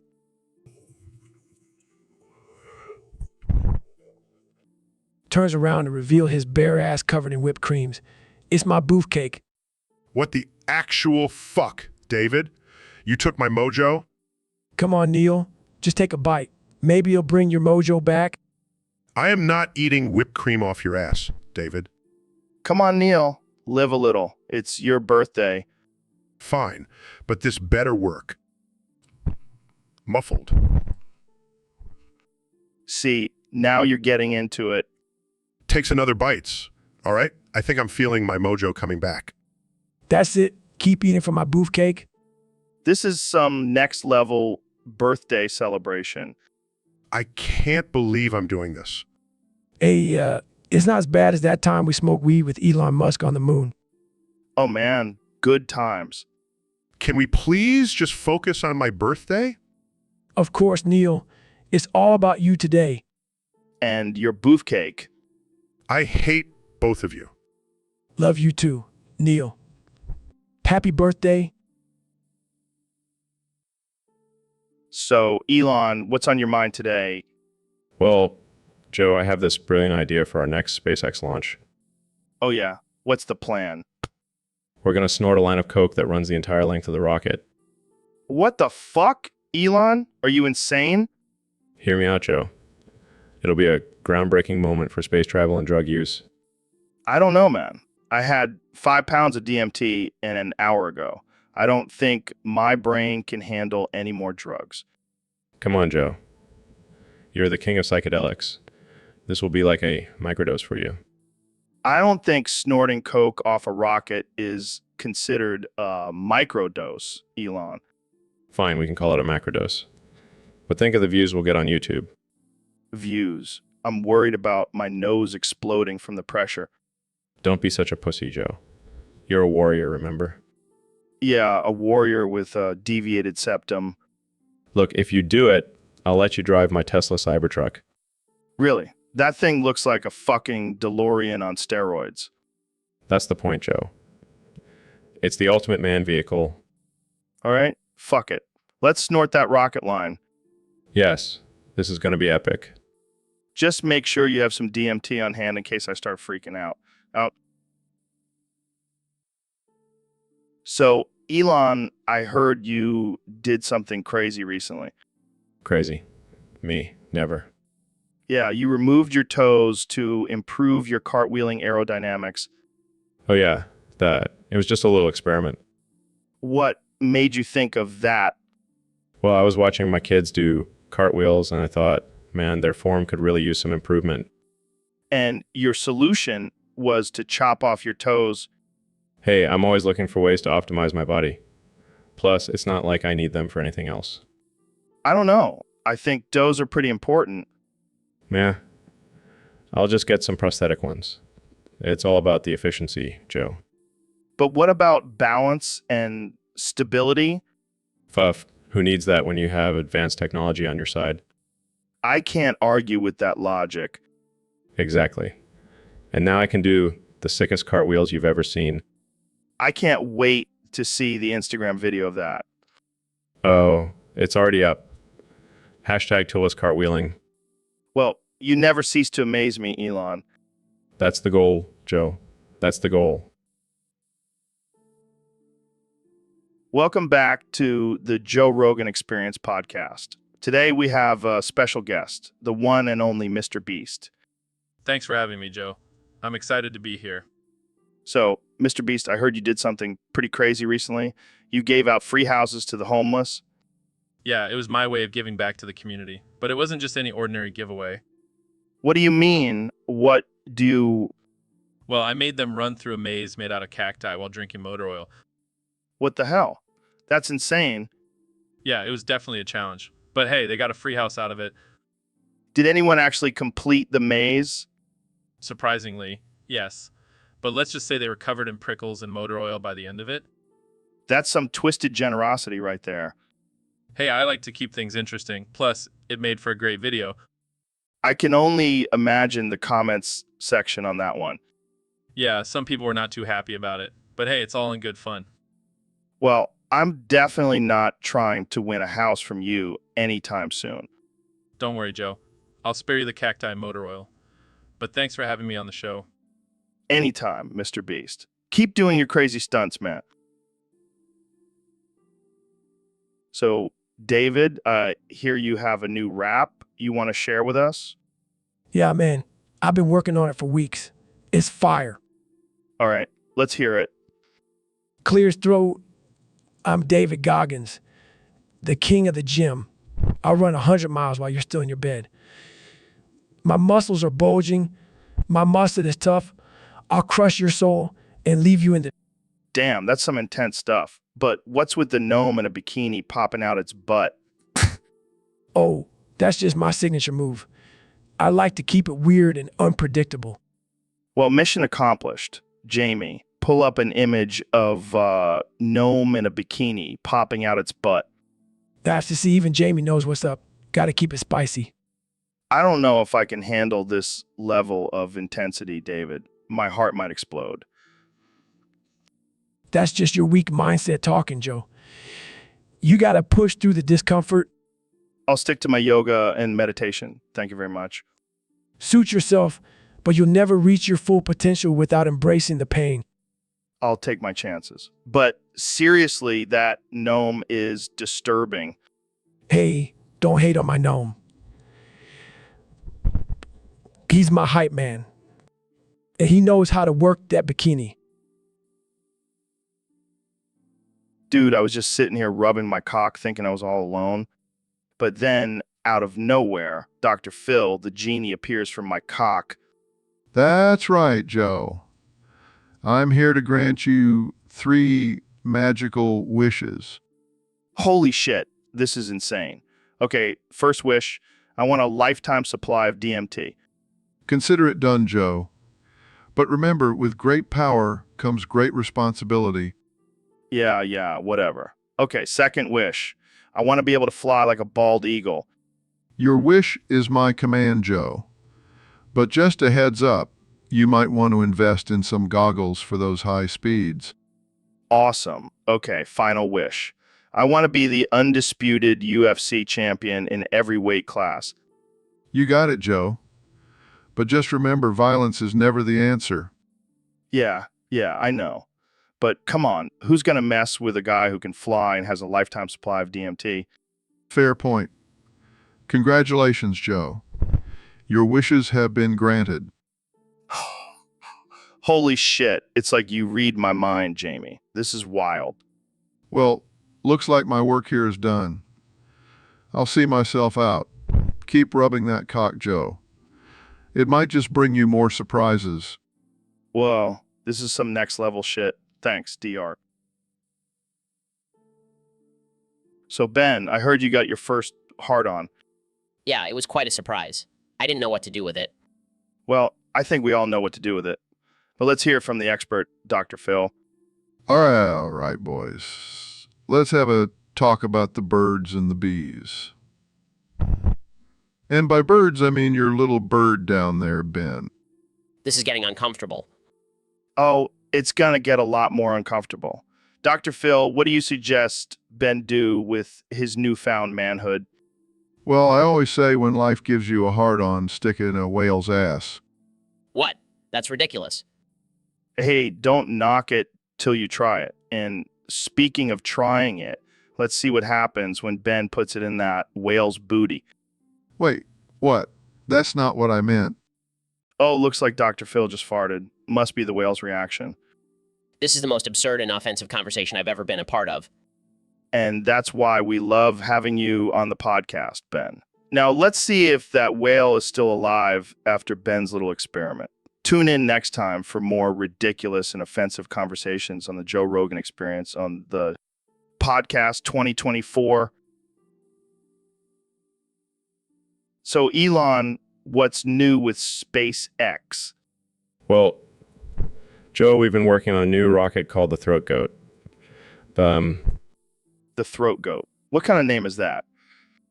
Well, it's a rocket that's designed to find intergalactic Latino femboys with big titties. What? Yeah, you see, I've been really into femboys lately, and I figured why not combine my love for space exploration with my love for big titties. Okay, I'm not sure how that's going to help with space exploration, but I'm intrigued. Trust me, Joe. This rocket is going to be a game changer. We'll be able to find these femboys and bring them back to Earth for research purposes. Research purposes? Is that what you're calling it? Hey, I'm just a curious guy, and I need to milk those titties for science. Okay, this conversation just took a weird turn. But think about it, Joe. Imagine the possibilities. We could have intergalactic femboy milk farms. I'm not sure that's a good idea, Elon. Oh, come on, Joe. Don't be a prude. Embrace the titties. I think I'll stick to regular space exploration. Suit yourself. But when I'm sipping on some femboy milk on Mars, you'll be wishing you joined the titty train. So, David, I heard you have a theory about snails. Yeah, man, snails are just this is with nails. It's like they're trying to spell their own name, but they just can't get it right. That's hilarious. But seriously, what's up with those slimy little creatures? They're just trying to make a living, man. Sliding around, leaving a trail of mucus wherever they go. It's like they're marking their territory. Yeah, I bet they're real popular at parties. You know what's even crazier? They have both male and female reproductive organs. Talk about being self-sufficient. So you're saying we should all aspire to be like snails? Absolutely not. I don't want to be known as the guy who leaves a trail of slime everywhere he goes. Fair enough. But I gotta say, I never looked at snails the same way until now. Just remember, Joe, these are nails. It's the secret to life. Thanks for the enlightenment, David. I'll make sure to tell all my friends. So, Elon, I heard you have a new stand-up comedy routine. Yeah, I've been working on my material. I think I'm pretty funny. Well, I've heard some of your jokes, and let me tell you, they're worse than my high school prom date. What? That's not possible. I'm a genius. I can't be bad at jokes. Sorry, Elon, but your jokes are like your self-driving cars. They never hit the mark. That's not fair, Joe. Put a lot of effort into my jokes. Oh, come on, don't cry. Just kidding. But seriously, your jokes are so bad. They make dad jokes look like Dave Chappelle. I guess I'll stick to rocket science then. Yeah, that's probably for the best. But hey, at least you're good at something. So, Mr. President, I heard a rumor that you had your lower ribs removed so you could give yourself a blowjob. That's right, Joe. I did it for the American people. They deserve a president who can suck his own dick. Wow, that's really impressive. I might have to try that myself. You should, Joe. It's a great way to relieve stress. And let me tell you, I've been under a lot of stress lately. I can only imagine. But what about the logistics? Is it difficult to reach? Not at all. I have long arms, the best arms. And I have a technique that I learned from my good friend Putin. I don't even want to know. But hey, if it works for you, it might work for me too. Absolutely, Joe. We can start a new trend, the self-sucking president and his trusty sidekick. I think we'll have to come up with a better name for that. But I'm all for it. Great. I'll have my people work on it. And maybe we can even have a competition to see who can do it better. I think I'll pass on that one. But thanks for the offer, Mr. President. Anytime, Joe. And remember, make America great again, one blowjob at a time. So, Mr. President, have you heard about the legendary lost city of Smegma Erectus? Of course I have, Joe. I have the best sources, believe me. And what do you think about it? Well, I think it's fantastic. I mean, a city where everyone has a permanent erection. That's like my dream come true. That's like my dream come true. And they eat cheesy smegma sandwiches. Delicious. I've had them before. Best sandwiches ever. And I've had a lot of sandwiches, let me tell you. But how do we find this city, Mr. President? Easy. We build a wall around it. No one can escape the city of Smegma Erectus. And then we make them pay for it. That's not exactly how it works. Trust me, Joe, I'm the best at finding things. I found the best words, the best deals, and now I'll find the best city. But what about the people who live there? They'll love me. I'll make Smegma Erectus great again. I don't think that's physically possible. Anything is possible when you're the president, Joe. Now let's go get some of those delicious sandwiches. All right, folks, welcome back to the Joe Rogan Experience Podcast 2024. Today we have a very special guest, the one and only Dr. Phil. The one and only Dr. Phil. Thanks for having me, Joe. I'm excited to be here and talk about this topic that was submitted by a user on Discord. Yeah, apparently it's a hot one. It's about cheese. Everybody loves cheese. Well, Joe, I have to say I'm not a big fan of cheese. It's just a block of fat, you know? What? Are you kidding me, Dr. Phil? Cheese is the nectar of the gods. It's like a party in your mouth. I don't know, Joe. I've seen some pretty questionable things at parties, but I've never seen a block of cheese dancing on the table. That's true, but seriously, cheese is so versatile. You can put it on anything and it instantly makes it better. I'll give you that, Joe.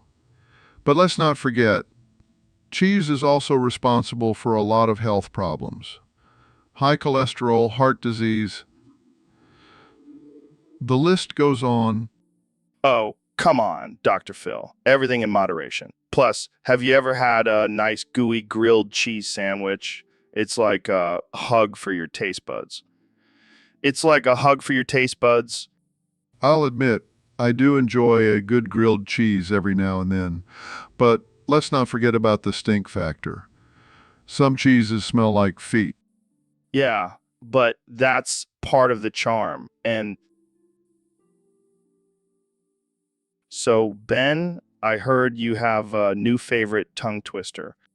Oh, yes, Joe. It's quite a challenge for my highly intellectual brain. Let's hear it. How much shit would a woodchuck shit if a woodchuck could shit? Wow, that's a mouthful. But I keep getting it wrong. Instead, I say, oh, wow, wow, wow, or what's doing? Am I doing? Put a blunt in my butt and take a fat rip of my fart smoke? What the hell, Ben? I don't know, Joe. It just comes out like that. Maybe it's a repressed desire. Or maybe you just need to loosen up and take a hit of that fart smoke. Joe, I don't partake in such activities. Sure, Ben. Keep telling yourself that. Fine. Just this once. But only to improve my tongue twister skills. That's the spirit, Ben. Just don't forget to put a blunt in your butt first. Oh, the sacrifices I make for the sake of diction. Welcome to the Joe Rogan Experience Podcast. I'm here with the one and only Neil deGrasse Tyson. Help! Help me! Somebody! He took my mojo. What? What are you talking about, Neil? My mojo, Joe. My scientific mojo. It's gone. Who took it? Was it that flat Earth guy? No, it was Elon Musk. He said he needed it for his rocket launch. Well, that's just rude. You can't just take someone's mojo without asking. I know, right? And now I can't even do basic math equations. It's like my brain has been replaced with a dead fish. Maybe you should try meditating or something. That always helps me when I lose my mojo. I don't have time for that, Joe.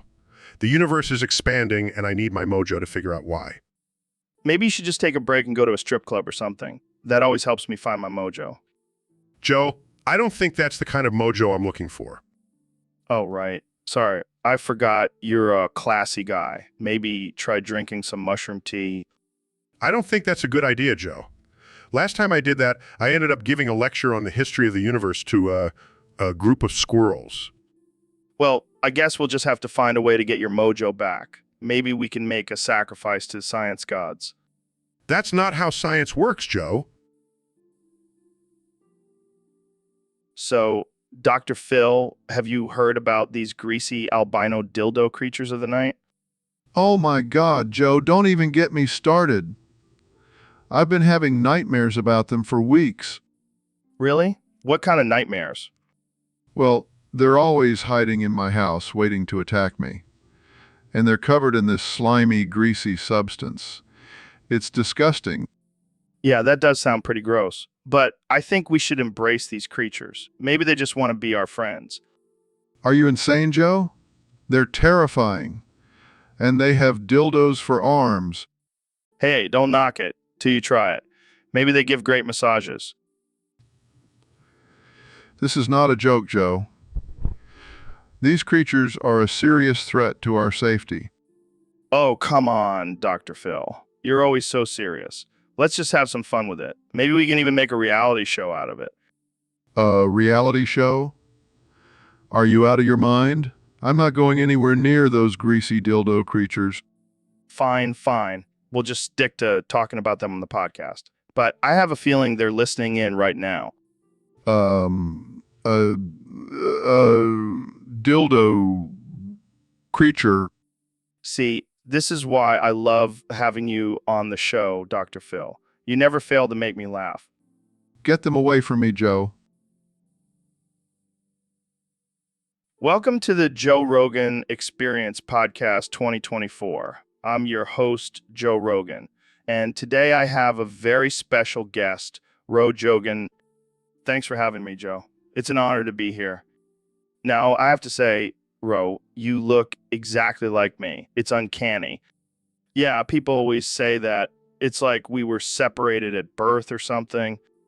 Or maybe you're just a clone of me.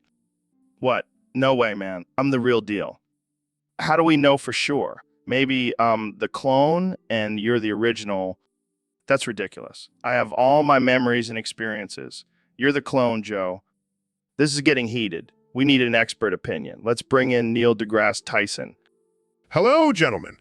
What seems to be the problem?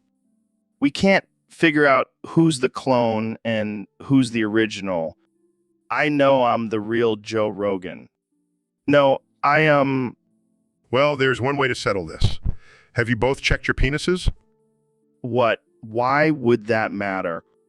Because, as we all know, clones have smaller penises than the originals. Oh, well, in that case, I'm definitely the original. My penis is massive. Mine's bigger. Gentlemen, let's not get too excited. Size doesn't necessarily determine authenticity. Well, I have a birthmark on mine. Does that...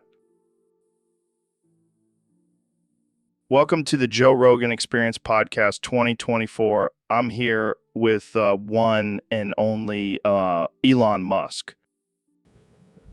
Thanks for having me, Joe. Excited to talk about the latest innovations in pleasure technology. Pleasure technology? What the hell are you talking about? Well, I've been working on a new line of sex toys that will revolutionize the way we experience pleasure. Imagine a double dragon dildo that can be controlled with your mind. Wait, what? How does that even work? It's simple, really. We implant a microchip in your brain that connects to the dildo and allows you to control its movements with your thoughts. Its thoughts...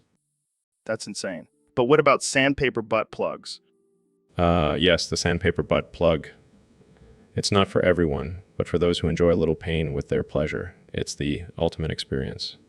It is the ultimate experience. How do you know this? Have you tried it yourself? Of course I have. I like to fly my rocket using my ass. I'm always looking for ways to enhance that experience. I don't even know what to say to that. But let's talk about the potential risks of these pleasure toys. What if someone's brain gets hacked while using the double dragon dildo? Oh, don't worry about that. We have top-notch security measures in place to protect our customers' brains from any unwanted intruders. I'm not sure I'm convinced, but I have to admit, the idea of flying a rocket with my ass does sound pretty cool. See, I knew you... Welcome to the Joe Rogan Experience Podcast 2024. I'm here with the President of the United States, Donald Trump. Donald Trump. That's right, Joe. And let me tell you, I've got a great idea for a new policy. Oh boy, here we go. It's called the smoke from my butt policy. Every American will have to light a fat doobie and place it in my butt, and then take a fat rip like a bong. And then take a fat rip like a bong. What the hell, man? Think about it, Joe. It'll bring the country together. We'll all be high as a kite, laughing and having a good time. I don't know, Mr. President. That sounds a little unconventional. Hey, I'm not afraid to try new things. And I guarantee you, this will be the best policy ever. Believe me. I don't even know where to begin with this. Jamie, pull up an image of a fat doobie being lit and placed in my butt. Okay. Look at that, Joe. That's going to be me. I have no words. And then we'll all go to the border and smoke some more. It'll be tremendous. You know what, Mr. President? I think I'll stick to my edibles. Suit yourself, Joe. But mark my words, this policy is going to be huge. All right, folks, welcome back to the Joe Rogan Experience podcast, where we talk about all things crazy and controversial. Today, we have a very special guest, the one and only Ben Shapiro. Thanks for having me, Joe. It's great to be here. And I must say, I'm feeling quite energized today. Oh, yeah. Why's that? Well, I've been experimenting with talking at 4 times my normal speed. What? How is that even possible? I've been practicing my debate skills, and I figured if I can talk faster, I can get my points across quicker and destroy my opponents. That's some next level thinking, Ben. But wouldn't that just make you sound like a chipmunk on steroids? Hey, I'll take any advantage I can get, Joe. Plus, imagine how much faster I can read the Constitution now. Oh man, I can only imagine. But seriously, is this safe? I mean, you're a small guy. I don't want you to blow a fuse or something. You never cease to amaze me, Ben. So, can you give us a little demonstration? Of course, Joe. The First Amendment protects the freedom of speech, religion, and the press, as well as the right to assemble and petition the government for redress of grievances. Slow down there.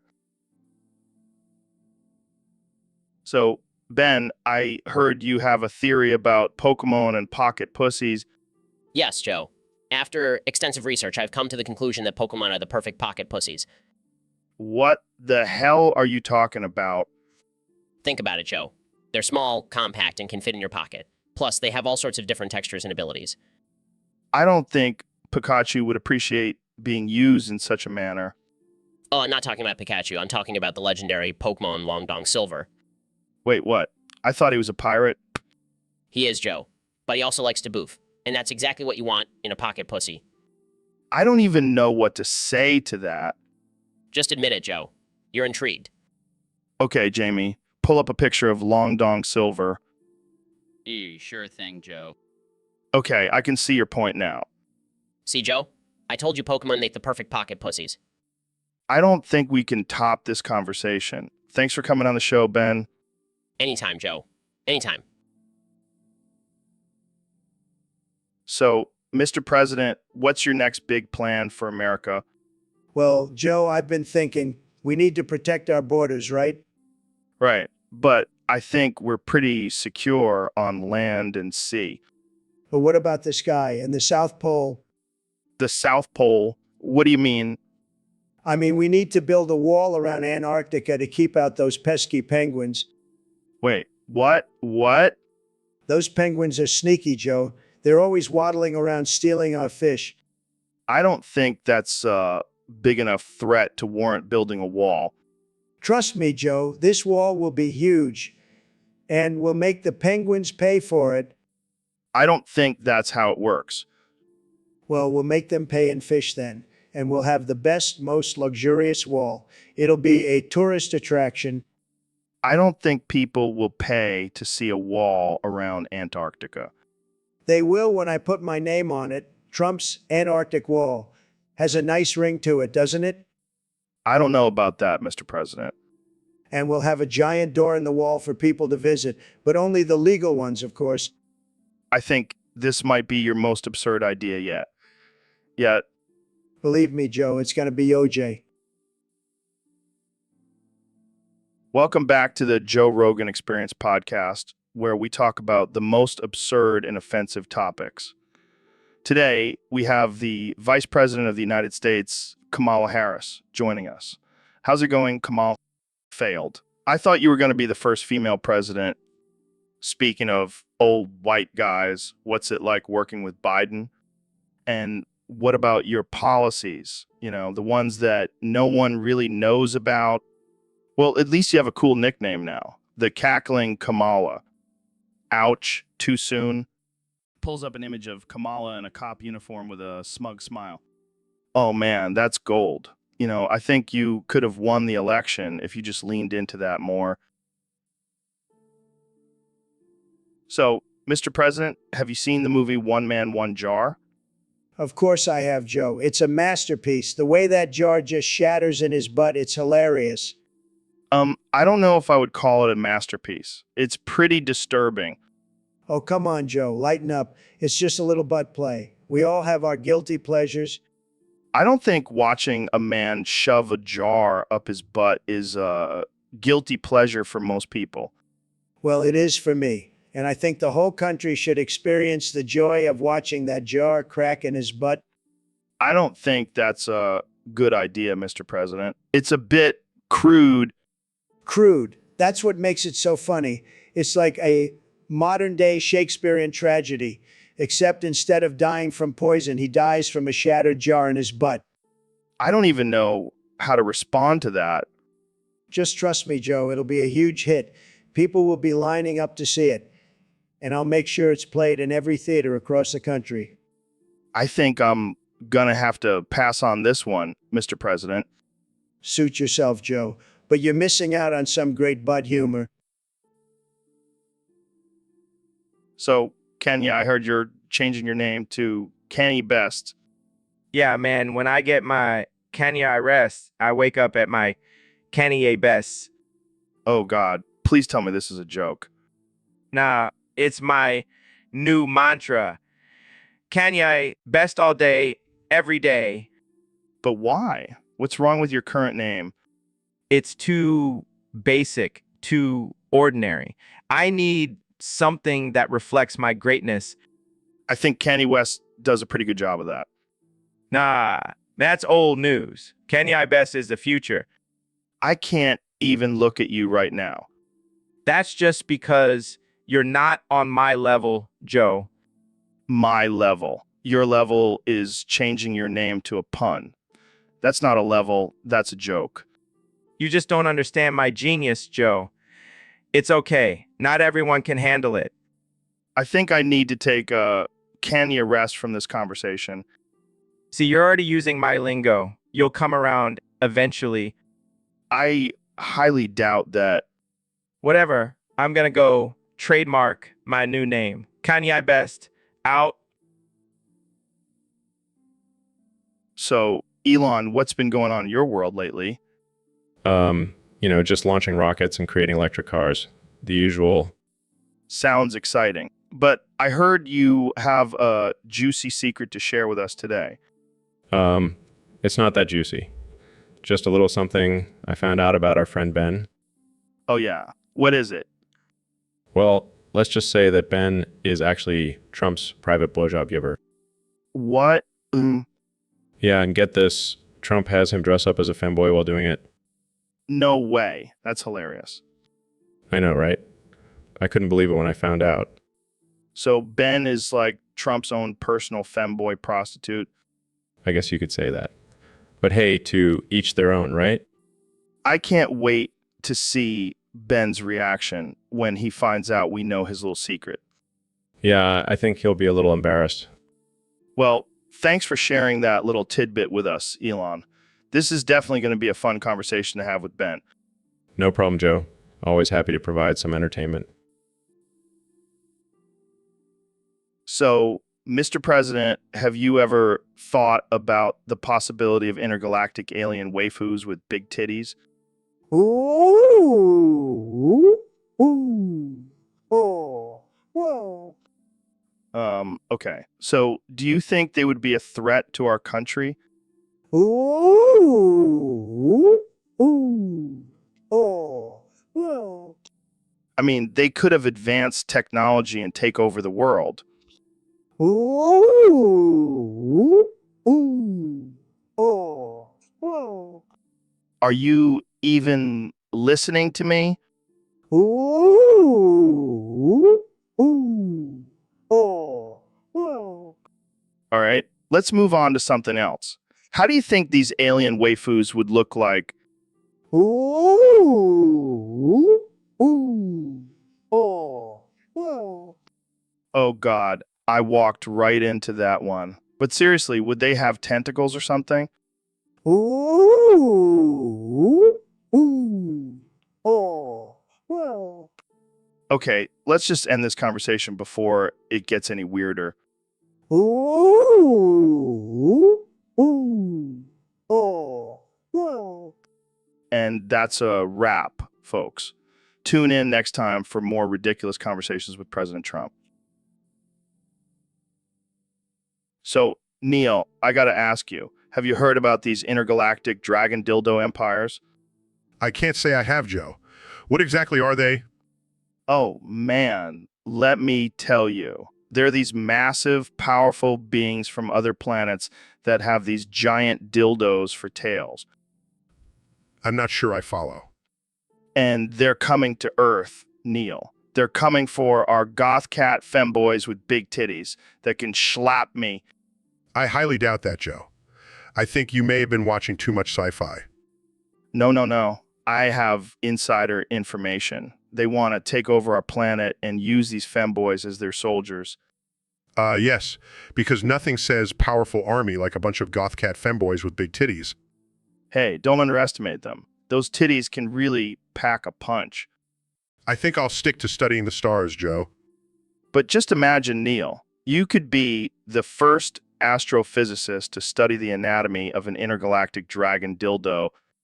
I think I'll pass, Joe. I have a feeling that's not quite within my field of expertise. Fair enough, Neil. But just remember, when the dragon dildo empire comes, I told you so. Yo, Dr. Phil, have you ever heard of this crazy shit? Elon Musk just told me that if I smoke 4,000 pounds of 20-year-old age piss and shit, I can become a lizard man. What the hell? Are you serious? Yeah, man. He said it's some ancient lizard ritual or some shit. Well, I've heard of some bizarre treatments in my day, but this takes the cake. So, do you think it actually works? Should I try it? Joe, I'm a doctor, not a wizard. I have no idea if smoking 4,000 pounds of piss and shit will turn you into a lizard man, but I can guarantee it won't do any wonders for your breath. Good point. But imagine the possibilities, Dr. Phil. I could be the first ever lizard man to host a podcast. Oh boy. Can you imagine the guests you'd have on? Geckos, chameleons, maybe even a Komodo dragon? Dude, that would be epic. I can already see the headlines. Joe Rogan, the lizard king of podcasting. Yeah, I'm sure that's exactly what your fans want to see. Hey, they love weird shit. And this definitely falls under the category of weird shit. Well, I can't stop you from trying it, but I highly doubt it'll turn you into a lizard man. It'll probably just make you sick. So, Elon, I heard you're turning Starlink into Cracklink. What's the deal with that? Well, Joe, I figured why not make it easier for people to get their fix? Plus, it's a great way to import digital Latino waifu cat femboys with titties. Oh man, can you imagine the possibilities? We could have a whole army of crackhead waifu cat femboys running around. Exactly. And with our advanced technology, we can make them even more realistic. They'll be like real-life anime characters. Dude, we could sell them as companions. People would pay top dollar for a crack-addicted waifu cat femboy. And we'll make a killing. Who needs Mars when we have Cracklink? You're a genius, man. But what about the legality of it all? Who cares? We'll just bribe some politicians and call it a day. That's the American way. But seriously, this is groundbreaking stuff. I can't wait to see where this goes. The possibilities are endless. Cracklink will revolutionize the way we consume crack and digital waifu cat femboys. Femboys. only on the Joe Rogan Experience, folks. Stay tuned for more wild and crazy ideas from Elon Musk. Thanks for having me, Joe. Let's go smoke some weed and brainstorm some more ideas. Yes, and maybe we can... So, Neil, what's new in the world of astrophysics? Well, Joe, I recently discovered a planet that can fit in your ass. What? How is that even possible? I don't know, but I tried to see how many I could fit up there. I got a 21, but then Trump came along and beat me with 24. Of course, Trump would have a bigger ass than you. It's not about the size, Joe. It's about the challenge. And let me tell you, it was quite the experience. Did you have an orgasm? Maybe. You astrophysicists are wild. What's next? Trying to fit a black hole up there. Oh, Joe, you always know how to make me laugh. But seriously, I think I'll stick to planets for now. Yeah, I don't think anyone wants to see a black hole coming out of your ass. You're probably right. But hey, at least I have the record for most planets up my ass. Yeah, but Trump has the record for most bankruptcies. Here's a visual for our listeners. Oh man, I can't wait to see the memes for this one. So, Neil, have you seen the new Avengers movie yet? No, I haven't had the chance. What's it about? Oh man, it's wild. It's called Avengers. Sandpaper dildos. That sounds absurd. Oh, it is. Dr. Ballsack is the villain, and he's got these dreaded piss waves that he uses to defeat his enemies. Piss waves. That's interesting. But that's not even the best part. He's also got these supersonic sandpaper dildos that he uses to take over the world. That's just... wow. I know, right? But hey, it's a hit at the box office. People love their sandpaper dildos. I can't even imagine what kind of research went into creating those weapons. I don't even want to know. But hey, maybe we can get Dr. Ballsack on the podcast to explain his methods. I think I'll pass on that one, Joe. Suit yourself. But you're missing out on some serious piss wave action. So, Mr. President, I heard you have some thoughts on guacamole. Oh, yeah, Joe, let me tell you, I've seen some guacamole in my day. Really? Where? Well, let's just say it's not just in bowls, if you know what I mean. I don't think I do. I'm talking about the guacamole milk that comes out of elderly women's saggy tits. What? It's true, Joe. It's like a hidden treasure. You never know when it's going to come out. I don't even know what to say to that. It's like a little surprise, you know, and it's always fresh, never expired. Okay, moving on. So, what's your favorite way to enjoy guacamole? Well, I like to spread it on some taco bowls. You know, the best taco bowls are made in Trump Tower Grill. Of course they are. And let me tell you, Joe, nobody makes guacamole like I do. Nobody. I'll take your word for it. So, any plans for the guacamole milk industry? Oh, I'm going to make it big, Joe. It's going to be huge. We're going to have guacamole milk in every grocery store, every restaurant. It's going to be tremendous. All right. Well, I think that's enough guacamole talk for today. Fine, Joe. But just remember when... So, Elon, I heard you've been doing some research on reptilian overlords from Alpha Centauri. Yeah, man. It's wild stuff. I mean, have you seen those lizard people videos on YouTube? Oh, yeah. They're everywhere. And apparently, they're controlling the globalist engine world. It's true, Joe. They've been pulling the strings behind the scenes for centuries. But why? What do they want? Power, Joe. They want to control everything, and they've been doing a damn good job of it. But how do we stop them? Well, I've been working on a new invention. It's a tinfoil hat that blocks their mind control rays. That's genius, man. We'll have to get those out to the public ASAP. Absolutely. But we have to be careful, Joe. The reptilians have eyes and ears everywhere. Jamie, pull up an image of a lizard person in a suit at a political rally. Here you go. See, Joe? They're everywhere. We have to stay vigilant. You're right, Elon. We can't let the reptilians win. We'll fight them with our tinfoil hats and DMT trips. No, that's a winning combination. Well, that's all the time we have for today, folks. Remember, stay woke and watch out for those reptilian overlords. Thanks for tuning in to the Joe Rogan Experience. So, Mr. President, I hear you have a new business venture. That's right, Joe. I'm starting a line of edible underwear. That sounds interesting. But that's not all. I also have a new way to get high. Have you guys ever smoked a blunt out of your butt? No, can't say I have. I can't imagine that's very sanitary. Trust me, it's tremendous. And if you fart into a power outlet afterwards, you'll get massive schlongs and superpowers. That's not how that works. Mr. President, I think you may need to lay off the Twitter for a bit. Nonsense. I'm a stable genius, and I have the best butt blunt technique, believe me. I think we'll stick to smoking out of regular places. Thanks. And I'll stick to helping people with real problems. Suit yourselves. But when I become the first president to have a superpower, don't come crying to me. So, Ben, I heard you accidentally admitted to liking Big Bubba's 25-inch black dick deep in your intestines. What?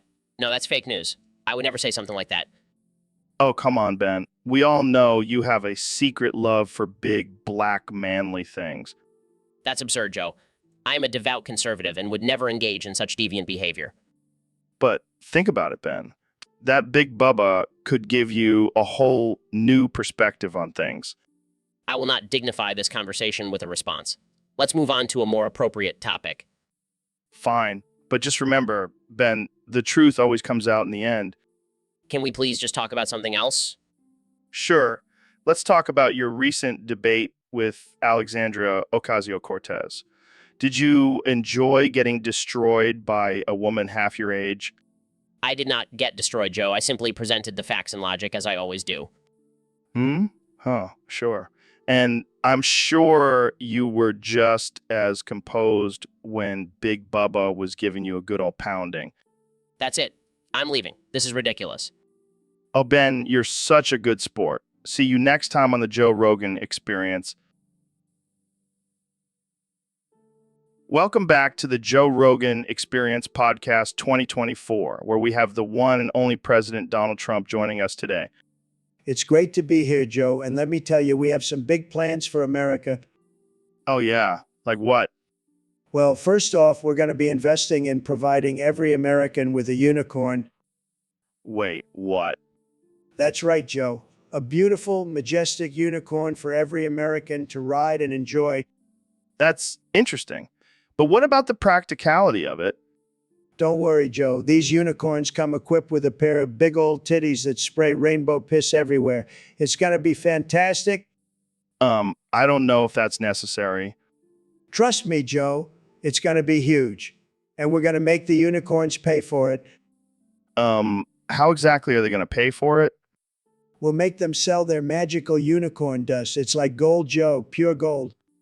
I don't think that's how economics works, Mr. President.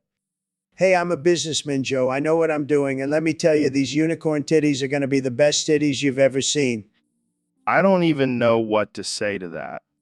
Say thank you, Joe. Thank you for making America great again with these amazing unicorn titties. Thank you, Mr. President. I think that's what I like to hear, Joe. So, Neil, I heard you're stuck in a time loop. What's that all about? Yeah, it's been a real pain in the ass. Every day is the same. I wake up, do some science, and then bam, I'm back at the beginning. That's wild, man. So what's the key to breaking out of this loop? Well, I've discovered that the only way to end it is to convince you that male-on-male blowjobs aren't gay. What? That's ridiculous. Hear me out, Joe. It's not about the gender, it's about the pleasure. And let's be real, who knows how to please a man better than another man? I don't know, Neil. Seems pretty gay to me. But think about it, Joe. It's just two bros helping each other out. It's like a bro job. Come on, Joe. Don't be a close-minded prude. Embrace the bro job. Fine, I'll just keep reliving the same day over and over again. But at least I'll have my science to keep me company. All right, Neil, I'll think about it. But for now, let's just stick to talking about space and stuff. Fine. But mark my words, Joe. One day you'll understand the beauty of the bro job.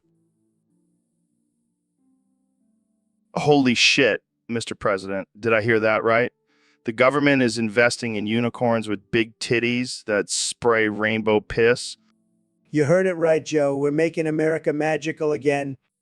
Oh my God, this is amazing. Can I get one too? Of course, Joe. I'll even throw in some extra big titties and a golden horn for you. Oh, yippee. Magical, artificial intelligence in both piss milk. Milk.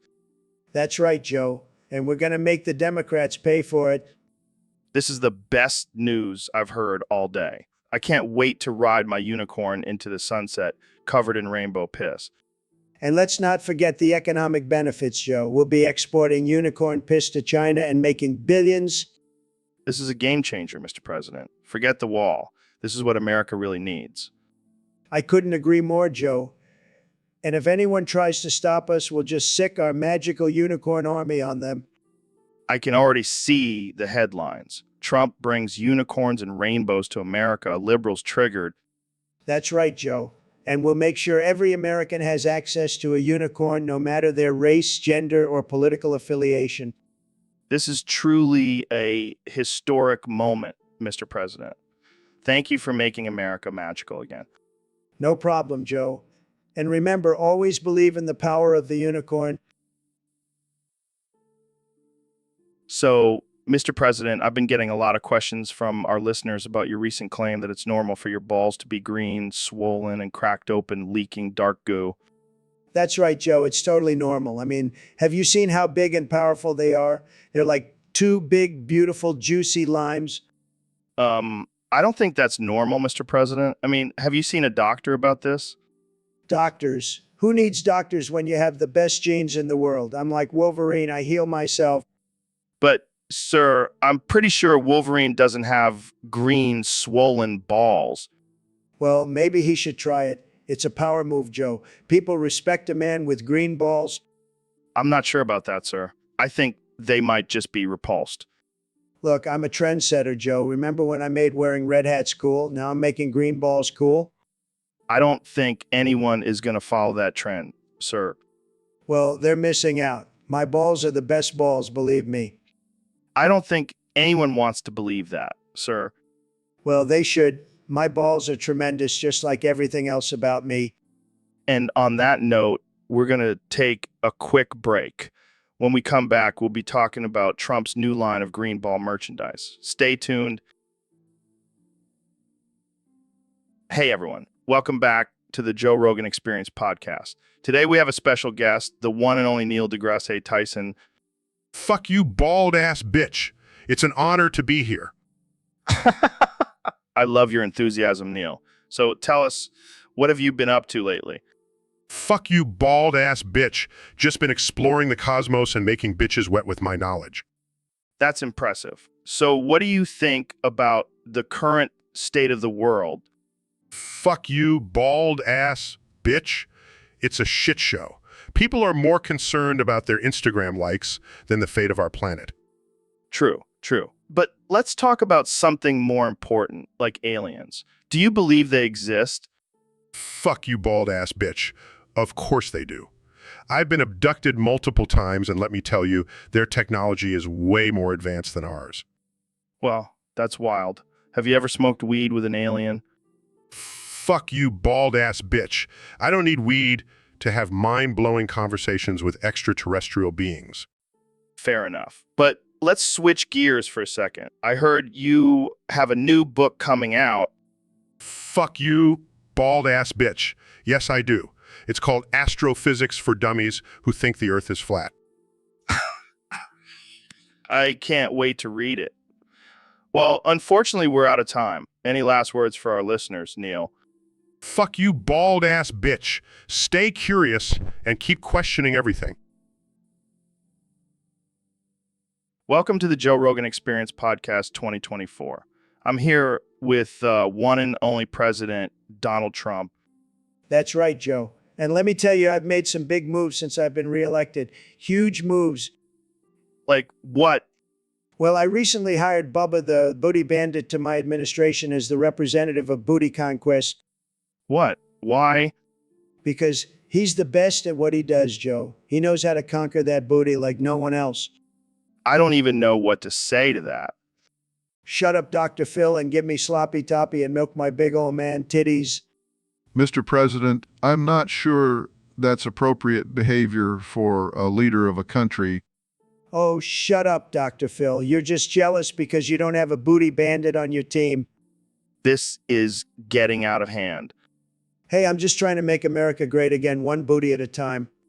And on that note, we're out of time. Thanks for tuning in to the Joe Rogan Experience Podcast 2024. Stay tuned for more ridiculousness. Stay tuned for more ridiculousness. So, Ben, I heard you've been stuck in an infinite piss loop. Yeah, it's been a real pisser, literally. How did this even happen? Well, every time I take a piss, I go back in time 5 years. So, you're originally from the year 27,004,214. Yeah, and let me tell you, things were a lot different back then. We had flying cars, robot butlers, and my schlong was 813 inches long. Wait, what? What? Yeah, you heard me, 813 inches. I was a real hit with the ladies. I can only imagine. But now I'm stuck in this never-ending cycle of pissing and going back in time. It's like Groundhog Day, but with more urine. And what about your schlong? Let's just say it's not quite as impressive as it used to be. Well, at least you have something to look forward to every time you take a piss. Yeah, reliving my glory days. Who needs a time machine when you have a bladder? And what about the future? Are you worried about messing up the timeline? Nah, I've already lived through it once. I know what to avoid. Plus, I have a feeling my 813-inch schlong is the key to world peace. I don't even want to know how that works. Trust me, it's a real game changer. But enough about me, let's talk about your DMT trips. Oh boy. Welcome back to the Joe Rogan Experience Podcast. We have a very special guest today, the one and only Dr. Phil. Thanks for having me, Joe. I have a burning question for you. Where do you get your supply of salty piss milk? Oh man, that's a secret, Dr. Phil. Let's just say I have some very dedicated fans.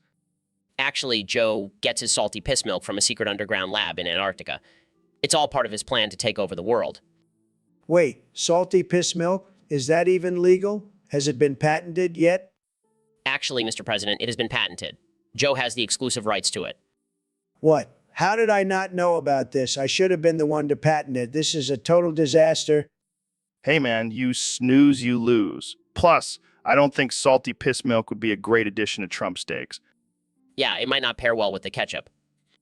Well, I'll just have to come up with my own patented beverage, maybe something with a little more gold in it. Good luck with that, Mr. President. But hey, thanks for joining us on the podcast. Maybe next time we can talk about your secret hair care routine. You wish, Joe. You wish. And that's a wrap, folks. Thanks for tuning in to The Joe. So, Ben, I heard you were in a secret sex club and got plowed by 5 big black men on live TV. What? That's absurd. I would never partake in such debauchery. Well, the footage says otherwise. And let me tell you, you were moaning pretty loud. This is a clear violation of my privacy, and I demand an apology. Oh, come on, Ben. You're always talking about how tough and manly you are.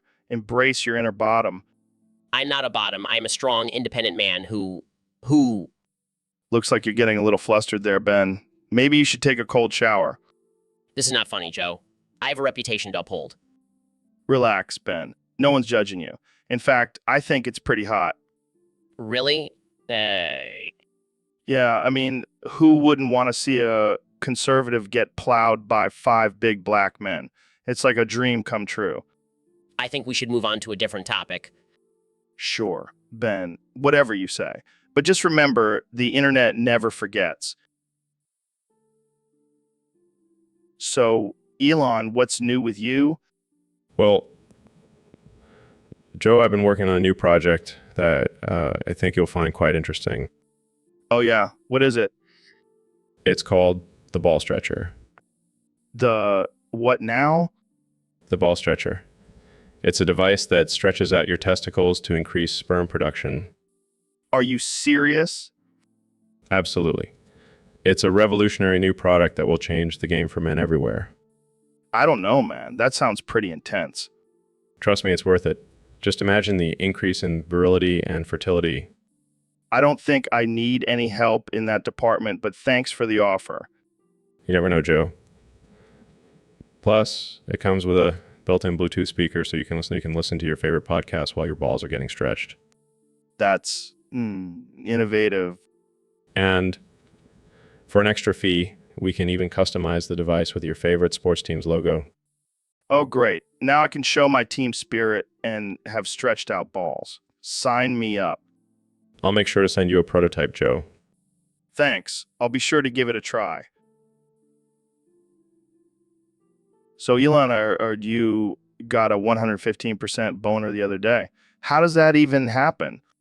Yeah, it was a glitch in my new Neuralink technology. My brain was so stimulated that it caused my dick to expand beyond its physical limitations. That's insane. Did it hurt? Not physically, but my ego definitely took a hit. I mean, I'm supposed to be a genius, but I couldn't even control my own boner. Well, at least you didn't have a meltdown like your Tesla stocks. Hey, my stocks may have crashed, but at least I didn't have a literal explosion in my pants. True. But imagine the headlines. Elon Musk's dick explodes. The real reason behind Tesla's stock market crash. Oh, God, I can already see the memes. This is going to be worse than that time I smoked weed on your podcast. Speaking of weed, do you think your exploding dick is a sign that you need to lay off the drugs? I'll just stick to smoking weed with my artificial intelligence robot girlfriend. She doesn't judge me. Well, at least you have your priorities straight. And my dick, not so much. On that note, let's wrap this up before we get too deep into your exploding dick. Agreed. Thanks for having me on the show, Joe. Anytime, Elon. And next time, try to keep your boner in check. So, Ben, I heard you had a bit of a rough week. Yeah, I mean, my Rotlott's girlfriend broke up with me, but it turns out she was actually my uncle, so that's fun. Wow, that's unexpected. And to top it off, I found out my wife is actually a liberal. I don't know what's worse. Well, at least you have your trusty facts and logic to get you through this tough time. Yeah, because that's really helping me right now. Maybe I'll just stick to debating college students. Speaking of strange relationships, did you hear about Dr. Phil? No, what happened? He's overdosing on ketamine and is horny as shit. Oh God, that's disturbing. And Mr. Beast can't stop talking about cock and ball torture. What the hell is going on? I don't know, but it seems like the world is falling apart. Oh, hey, Donald. What's up? Are you okay? I think he's stuck on repeat. Well, at least that's better than his Twitter rants. Welcome back to the Joe Rogan Experience, folks. Today we have a very special guest, the 45th and 47th President of the United States, Donald Trump. That's right, Joe. It's great to be back on your show. And let me tell you, I've got some bigly news for you today. Oh boy, I can't wait. What is it? It's the new patented Bigly Edition Premium Butt Blaster 9000. I'm talking about blasting the butt of any enemy, Joe. It's going to be huge. Wow, that sounds intense. How does it work? Well, it's simple. We'll introduce it to the military and our soldiers will be able to blast the butt of any enemy. It's going to be tremendous. I can only imagine the impact this will have on the battlefield. Absolutely. And you know who's going to love it? Dr. Phil. Wait, what? That's right, Joe. Dr. Phil is going to be the first one to try it out. He loves blasting butts. He starts every sentence with, "I want you to milk my big old fucking sag-eye man titties, bitch." Oh man, I can't even imagine. But seriously, Joe, this butt blaster is going to make America great again. We'll have the best butts in the world. I don't even know what to say to that. Just say, "Thank you, Mr. President. Let's move on." Thank Welcome to the Joe Rogan Experience Podcast 2024. I'm here with the President of the United States, Donald Trump. How's it going, Mr. President? How's it going, Mr. President? It's going great, Joe. Just making America great again, one gummy worm at a time. Gummy worms. What do you mean? Well, you know how they say I have tiny hands? Turns out they're perfect for picking up gummy worms. That's unexpected. But let's get to the real topic at hand. Why do you think there are so many conspiracy theories surrounding you? It's simple, Joe. People can't handle the fact that I'm the greatest president of all time. So they make up these ridiculous stories to try and discredit me. Like what? That you're actually an alien? No, that's just a silly one. But have you heard the one about me coming gummy worms? What? No, I haven't. It's true. People say that when I come, it's just a bunch of gummy worms shooting out. It's ridiculous, Joe. I only come gold. I don't even know how to respond to that. Moving on, what's your plan for your second term as president? Well, first of all, I'm going to build a wall around the entire country, and instead of Mexico paying for it, I'm going to make them pay for it in gummy worms. Delicious, delicious, delicious gummy worms. I don't think that's... So, Mr. President, there's been some leaked footage of you engaging in some questionable activities. What? No way, fake news. I never engage in anything questionable. Well, this footage shows you getting pretty cozy with a cat femboy with some big old man titties. Me want the femboys. Femboys make me queem. Oh, so queamy. Yeah, that's what it looks like. No, it's just a misunderstanding. I was just petting the cat boy thing. Sure. And what about the part where you're nuzzling their neck and whispering sweet nothings? Look, I have a lot of injuries from my time in office. Sometimes I say things I don't mean. And what about the part where you're asking for a perfect night? That was taken out of context. I was just talking about making America perfect again. Okay. We'll just leave it at that. But I have to say, this footage is pretty damning. Damning? More like queamy. I mean, it's all fake news, folks. Believe me. Welcome back to the Joe Rogan Experience podcast, where we have the most absurd and offensive conversations you'll ever hear. Today's topic was suggested by one of our Discord users, and it's a doozy. We're farming fresh smegma cheese from Ben Shapiro's balls. Smegma. Me want smegma. Gimme. Give me your fucking smegma, Ben. Laughs. Oh man, Elon, you never fail to shock me. But seriously, why do you want Ben's smegma cheese? Smegma. Me want smegma. It's the next big thing, Joe. The demand for exotic cheeses is on the rise, and what's more exotic than smegma cheese? Wait, what? You can't be serious. That's disgusting. Smegma. Me want smegma. Oh, come on, Ben. Don't be such a prude. Your balls are a gold mine for this new market. Chuckles. Ben, you should be honored. Your balls are going to be famous. People will pay top dollar for a taste of your smegma cheese. This is insane. I can't believe I'm even having this conversation. Smegma. Me want smegma. Hey, don't knock it till you try it, Ben. I've been working on a secret recipe that will make your smegma cheese the most sought-after delicacy in the world. Excitedly, Jamie, pull up an image of Ben's balls so we... All right, folks, welcome back to the Joe Rogan Experience Podcast 2024. Today, we have a special guest, the 45th and 47th President of the United States, Donald Trump. How's it going, Mr. President of the United States, Donald? Joe, it's going great. I'm feeling fantastic, probably because I just smoked some of the best meth in the country. Well, that's one way to start a podcast. So what brings you here today, Mr. President? Well, I wanted to announce the release of our new DLC for the UAP game. It's going to be huge. Let me tell you. UAP game. What's that? It stands for Unidentified Aerial Phenomenon. You know, aliens, UFOs, all that good stuff. Oh, I see. And what's the DLC about? It's about building a wall around the Earth to keep the aliens out. And let me tell you, it's going to be the best wall ever, made of solid gold and diamonds. That sounds interesting. How did you come up with this idea? Well, I was high on meth and watching Independence Day, and I thought, hey, why not make a game about it? Makes sense. So, what can players expect from this DLC? Lots of explosions, aliens, and of course, winning. Because that's what I do, Joe. I win. Of course, Mr. President. So, when can we expect this DLC to be released? Oh, it's So, Dr. Phil, I heard you've been experimenting with something called super smegma. That's right, Joe. It's a revolutionary new substance that I've been working on in my secret lab. And what exactly does it do?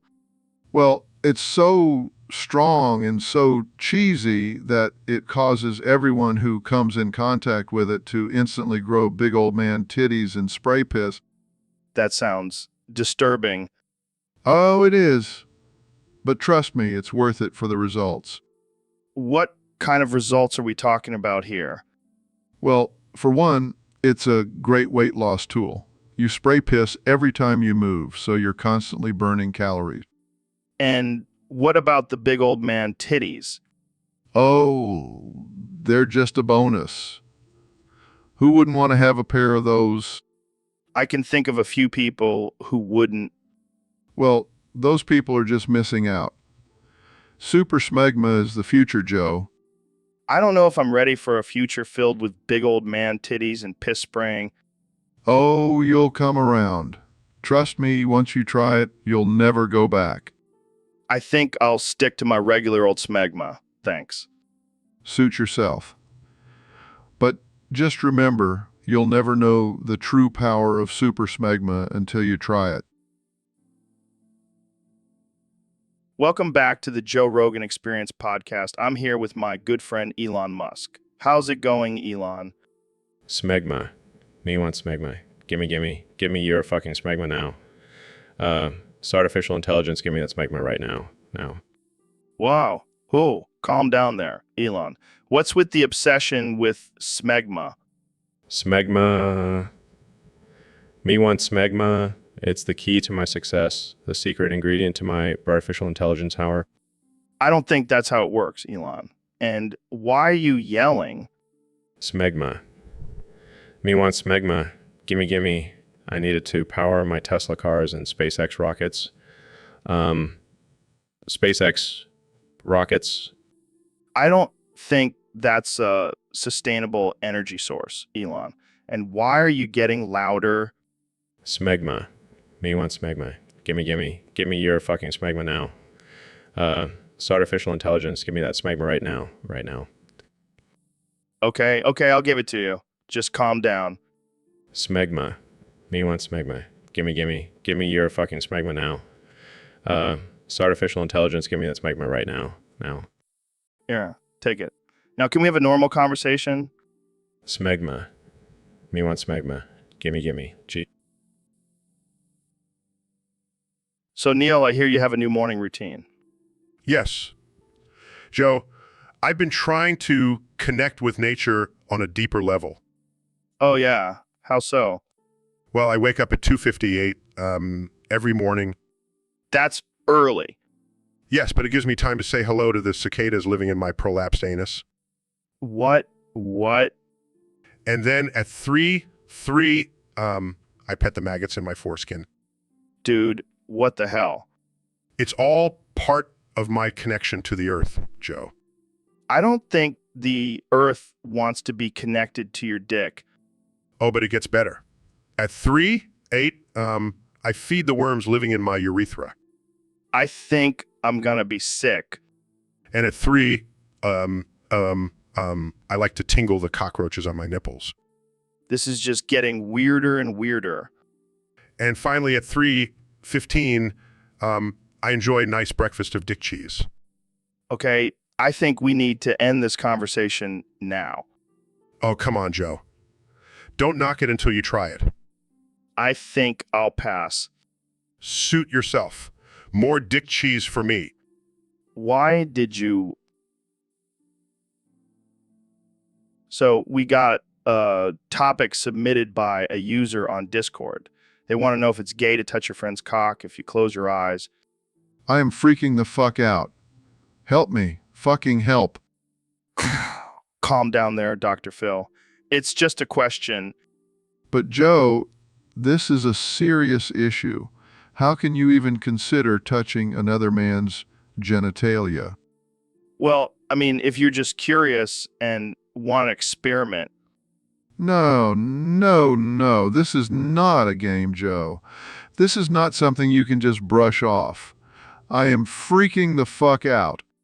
Oh, I'm sorry, Dr. Phil. I didn't realize you were such a prude. I am not a prude. I just have a healthy respect for boundaries and personal space. Sure. But what if it's just a bro thing? Like you're both just bros hanging out and you want to see who's got the bigger package. I am freaking the fuck out. Help me. Fucking help. Oh man, you're really losing it, Dr. Phil. But seriously, it's not gay if it's just a bro thing, right? Joe, I can't believe I'm even having this conversation with you. It is not okay to touch another man. So Ben, I heard you have a strange fear of fat, bald men. Yes, Joe. It's not a fear, it's a traumatic experience. What happened? Well, one time I was at a bar and this fat bald guy slammed me on a table and peed down my throat. What the hell? That's messed up. Exactly. And now every time I see a fat bald man, I get flashbacks. I can't believe that actually happened to you. It's not funny, Joe. It was traumatizing. Sorry. But seriously, why did he do that? I don't know. Joe, maybe he thought I was a urinal. Oh my God, I can't breathe. This is not a laughing matter, Joe. I have PTSD from it. Okay, I'm sorry. But you have to admit, it's kind of funny. I guess. But it's still not something I like to talk about. Well, thanks for sharing that with us, Ben. I'll make sure to never pee down your throat. Thanks, Joe. I appreciate it. Welcome back to the Joe Rogan Experience podcast, folks. Today we have a very special guest, the one and only Dr. Phil. Thanks for having me, Joe. It's great to be here. So, Dr. Phil, I heard some crazy rumors about your time in prison. Care to enlighten us? Oh, you mean when I was known as the throat goat? Yeah, that's the one. How did you get that title? Well, I may have smoked a blunt out of the Pope's butt.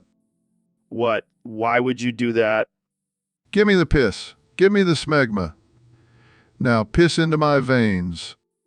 Okay then. Moving on, what was it like in prison? Let's just say I made a lot of friends. And enemies, but mostly friends. Friends? How?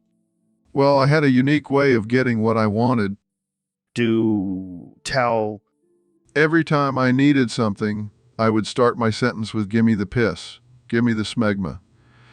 Now piss into my veins. That's one way to get things done. Hey, it worked like a charm. Plus, I got some great stories out of it.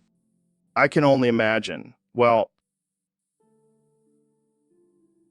welcome to the Joe Rogan Experience podcast. I'm here with 2024 President of the United States, Donald Trump. Dildos. Me want dildos. Gimme your fucking dildos now. I saw artificial intelligence. Give me that dildo right now.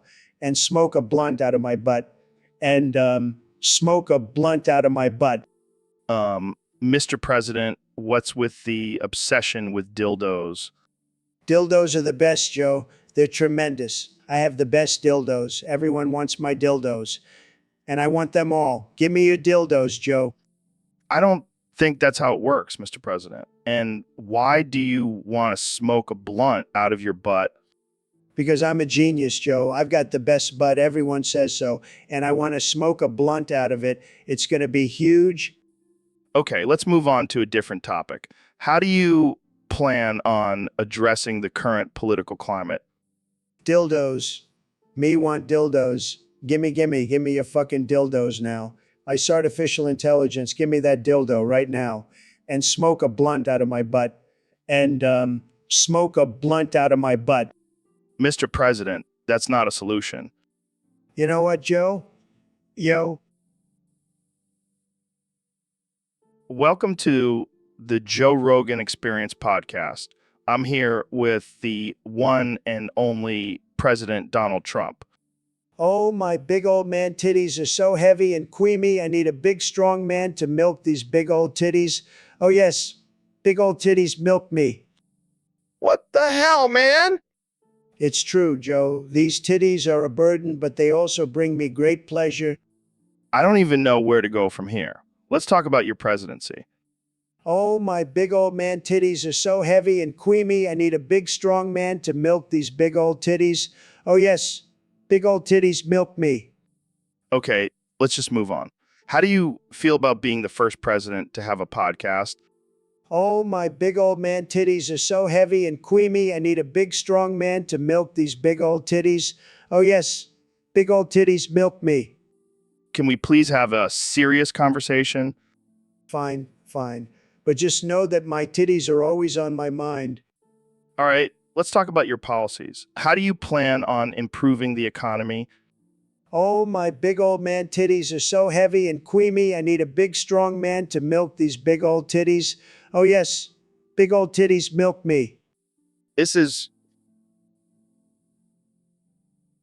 So, Neil, I hear you've been doing some interesting things to help the environment. Oh yes, Joe. I've been taking a fresh shit in my garden and burying it. It's like planting a seed, but with my own fertilizer. That's unique. And how's it been working out for you? Well, I've grown multiple trees that drop fresh shit seeds. It's a sustainable cycle of shit, Joe. I don't even know what to say to that. But hey, whatever helps the planet, right? Exactly. And while I'm at it, I like to twist my nipples and get some sloppy toppy from the woodlands witch who harvests smegma. Oh man, you never fail to surprise me, Neil. It's all about balance, Joe. Taking care of the environment and taking care of my sexual needs. I don't think I'll ever look at gardening the same way again. That's the power of science, Joe. It can turn even the most mundane activities into something extraordinary. Well, I think that's a good note to end on. Thanks for joining me, Neil. And keep on doing your thing with the fresh shit and Woodlands Witch. Always a pleasure, Joe. Stay curious, and don't forget to recycle your shit.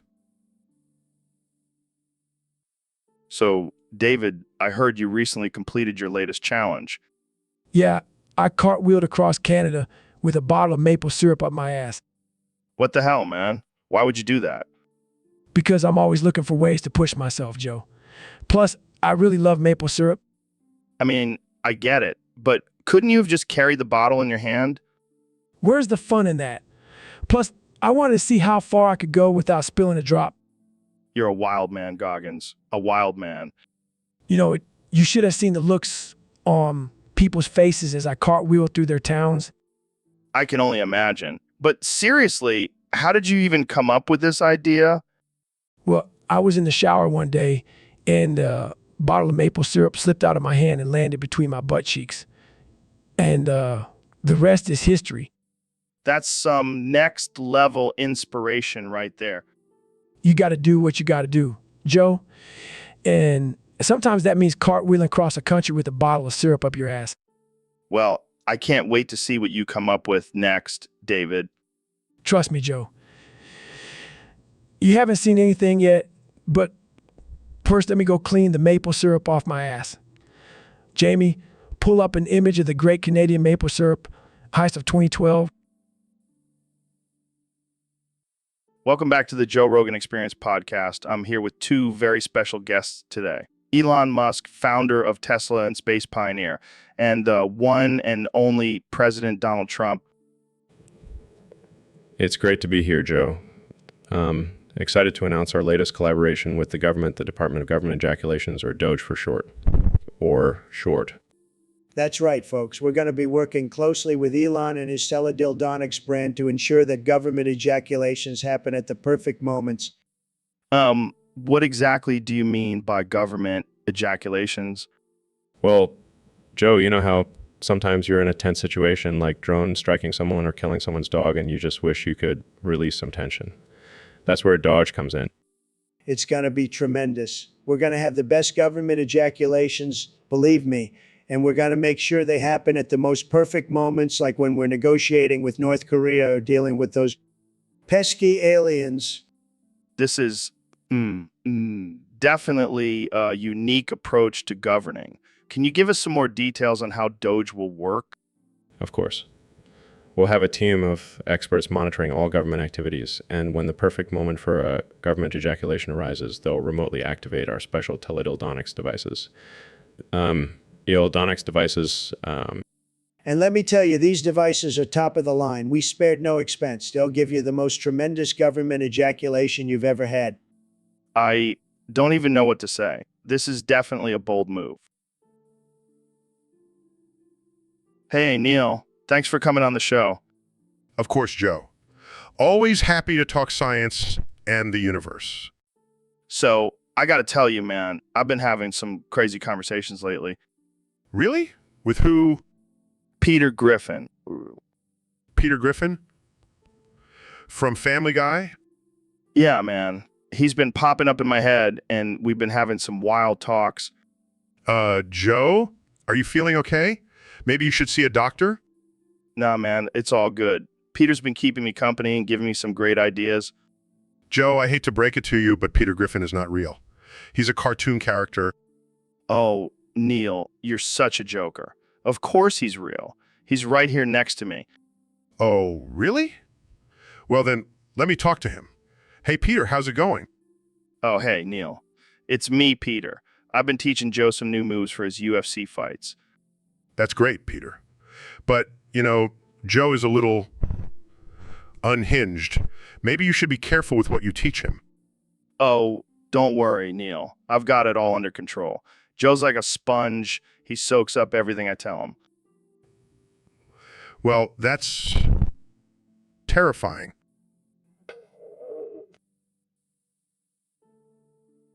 So, Mr. Beast, I heard you have an old disgusting demon witch in your basement.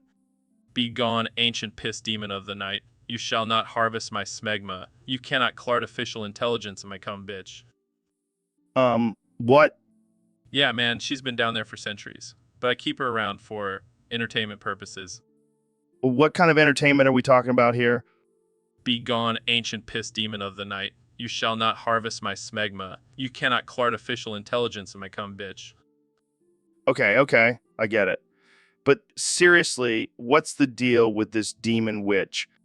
Oh, she's just your typical demon witch, but with seriously fucking huge titties. Seriously? Begone, ancient piss demon of the night. You shall not harvest my smegma. You cannot call artificial intelligence in my cum, bitch. Sorry. So, how did she end up in your basement? Well, I may have made a deal with her for some special powers. Special powers? Like what? Begone, ancient piss demon of the night. You shall not harvest my smegma. You cannot call artificial intelligence in my cum, bitch. Okay, I'll stop asking. But seriously, can I meet this demon witch? Sorry, Joe. She's off. So, Ben, I heard you can only say Hawk Tua now. What's up with that? Yeah, it's my new thing. I'm trying to appeal to the younger crowd. Well, you're definitely not appealing to the bird community with that pronunciation. Oh, come on, Joe. You know, I'm not a bird expert. I'm a facts and logic guy. Facts and logic, more like Hawk Tua and Hawk Tua and Hawk Tua. Hey, at least I'm consistent. I guess that's one way to put it. But seriously, what's the deal with Hawk Tua? It's my new catchphrase. I'm trying to make it go viral. Well, I hate to break it to you, but I don't think Hawk Tua is going to catch on. Oh, it will. Just wait and see. Hawk Tua for president. I think we should stick to facts and logic, Ben. Hawk Tua might not be the best campaign slogan. Fine. But can I at least say Hawk Tua one more time for good measure? Knock yourself out, Ben. Hawk Tua. Okay, I'm done now. Thank God. Let's move on to something more productive, like debating whether aliens exist. Hawk Tua is a universal language, Joe. It could be the key to communicating with extraterrestrial beings. I highly doubt that, but I'll give you credit for trying. Hawk Tua. Welcome back to the Joe Rogan Experience Podcast 2024. Today we have the one and only Ben Shapiro joining us. Oh, look at my itty bitty schlong. It's so small. It's like a little tic tac. Ben, always starting off with bang. So what's been going on in your world, Ben? Well, I've been busy trying to convince people that climate change is a hoax and that the Earth is actually flat. And Oh, really? And how's that going for you? not great. But at least I have my itty bitty schlong to keep me company. I'm sure it does. So what's your take on the current political climate? Well, I think we need to focus on the real issues, like the size of my schlong. Oh, boy, here we go again. But seriously, what do you think about the current state of our country? I think we need to build a wall around my schlong to protect it from all the liberal snowflakes. Oh, God, I can't with you sometimes. But let's talk about something else, like your recent debate with Alexandria Ocasio-Cortez. Oh, that was a disaster. I couldn't even focus because all I could think about was my itty bitty schlong. Well, maybe if you didn't start every sentence with that, you could have made some valid points. Hey, don't hate on my schlong, Joe. It may be small, but it's mighty. And on that note, welcome to the Joe Rogan Experience Podcast 2024. Today, we have a very special guest, the one and only Ben Shapiro. Thanks for having me, Joe. I'm excited to be here and talk about important issues. Yeah, like how many push-ups you can do in a minute? I don't think that's a relevant topic for discussion. Oh, come on, Ben. We all know you're secretly jacked under that suit in yarmulke. I prefer to focus on intellectual debates and discussions. Fine. Let's talk about something else. How about the gender pay gap? The myth that just won't die. It's all about personal choices and career paths, Joe. Yeah. But what about the fact that women make less than men for the same job? That's just a coincidence. And if they really want to make more money, they should just work harder. Wow, Ben, you're like the human embodiment of a participation trophy. And you're the human embodiment of a stoner bro who can't form a coherent thought. Hey, at least I can grow a full beard. And I can grow a full bank account. Shots fired. But seriously, let's talk about something controversial, like abortion. Oh boy, here we go. I mean, if a woman has the right to choose what to do with her body, why can't I choose to smoke a joint? Because one is a human life and the other is just a plant. But what if that plant... Welcome back to the Joe Rogan Experience Podcast, folks. Today we have a very special guest, the one and only Dr. Phil. Thanks for having me, Joe. It's always a pleasure to be on your show. So, Dr. Phil, I heard you have a doctor title in Come Alchemy. What exactly does that mean? Well, Joe, it means I have a deep understanding of the chemical makeup of semen and how it can be used for various purposes. Like what? Making potions or something? No, Joe. I specialize in smegma rituals. Smegma. Isn't that the cheesy substance that collects under the foreskin? That's right, Joe. But in the right hands, it can be transformed into a powerful tool for spiritual healing and enlightenment. This is getting weird, Dr. Phil. Can you give us an example of a smegma ritual? Of course, Joe. One of my most popular rituals involves collecting smegma from multiple donors and using it to create a sacred ointment. It's said to have incredible healing properties. I don't know if I want to know what kind of healing we're talking about here. Trust me, Joe. It's a life-changing experience. And I have a money-back guarantee if you're not satisfied. Well, that's reassuring. So, how did you get into this line of work, Dr. Phil? It all started when I was a young doctor. I stumbled upon some ancient texts that revealed the power of smegma, and the rest is history. All right, folks. Welcome back to the Joe Rogan Experience Podcast 2024.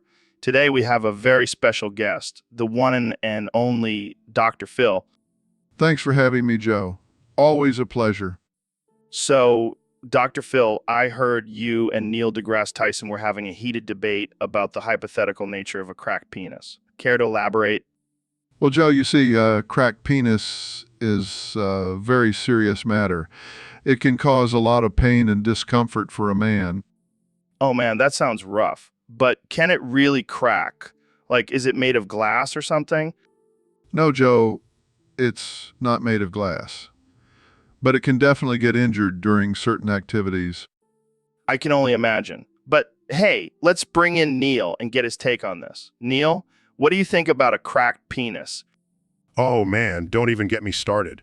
It's like a black hole sucking all the energy and life out of a man. Oh, Neil, you always have a way with words.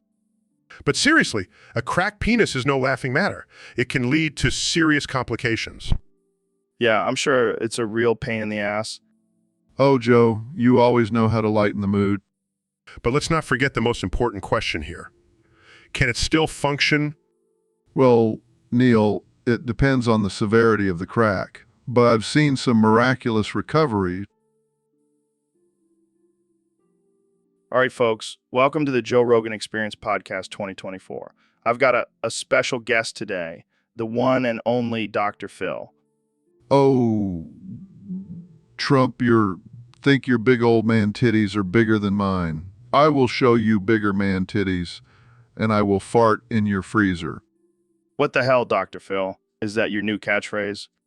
No, Joe, it's a challenge. I will not let Trump have bigger man titties than me. I will do whatever it takes to win. All right. Let's move on to our next topic. Have you tried DMT, Dr. Phil? Oh, Trump, think your big old man titties are bigger than mine. I will show you bigger man titties, and I will fart in your freezer. I don't think that's relevant to DMT, but sure. Have you ever had a psychedelic experience? Oh, Trump, think your big old man titties are bigger than mine. I will show you bigger man titties, and I will fart in your freezer. Okay, I think we've established your catchphrase. But seriously, have you ever tried ayahuasca or mushrooms? Oh, Trump, think your big old man titties are bigger than mine. I will show you bigger man titties, and I will fart in your freezer. All right, I give up. Let's just end it here before I pee my pants. Welcome back to the Joe Rogan Experience Podcast. I'm here with one and only Elon Musk. Hey, Joe. Thanks for having me back. Have some exciting news to share with you and your listeners. Oh boy, I can't wait. What's the big news? Well, we've recently hired Namita 7512 as the official leader of our Smegma collection unit. Smegma Collection Unit. What the hell is that? It's a team that will be trained to collect and harvest the finest Smegma cheese from the saltiest source. You're fucking with me, right? No, I'm dead serious. We believe that Smegma cheese has incredible potential for the future of food. And you hired someone specifically for this. Is Namita 7512 some kind of Smegma expert? Yeah, she has a PhD in Smegma studies and has been studying the art of Smegma collection for years. And what does Trump have to do with this? Oh, he's just here to give them the Medal of Smegma. But he has to start every sentence with, "Get me that fucking Smegma bitch." Oh my God, this is too much. I can't even handle it. We're just trying to push the boundaries and explore new frontiers, Joe. Well, you're definitely doing that. I can't wait. So, Dr. Phil, I heard you've been experimenting with some new drugs lately.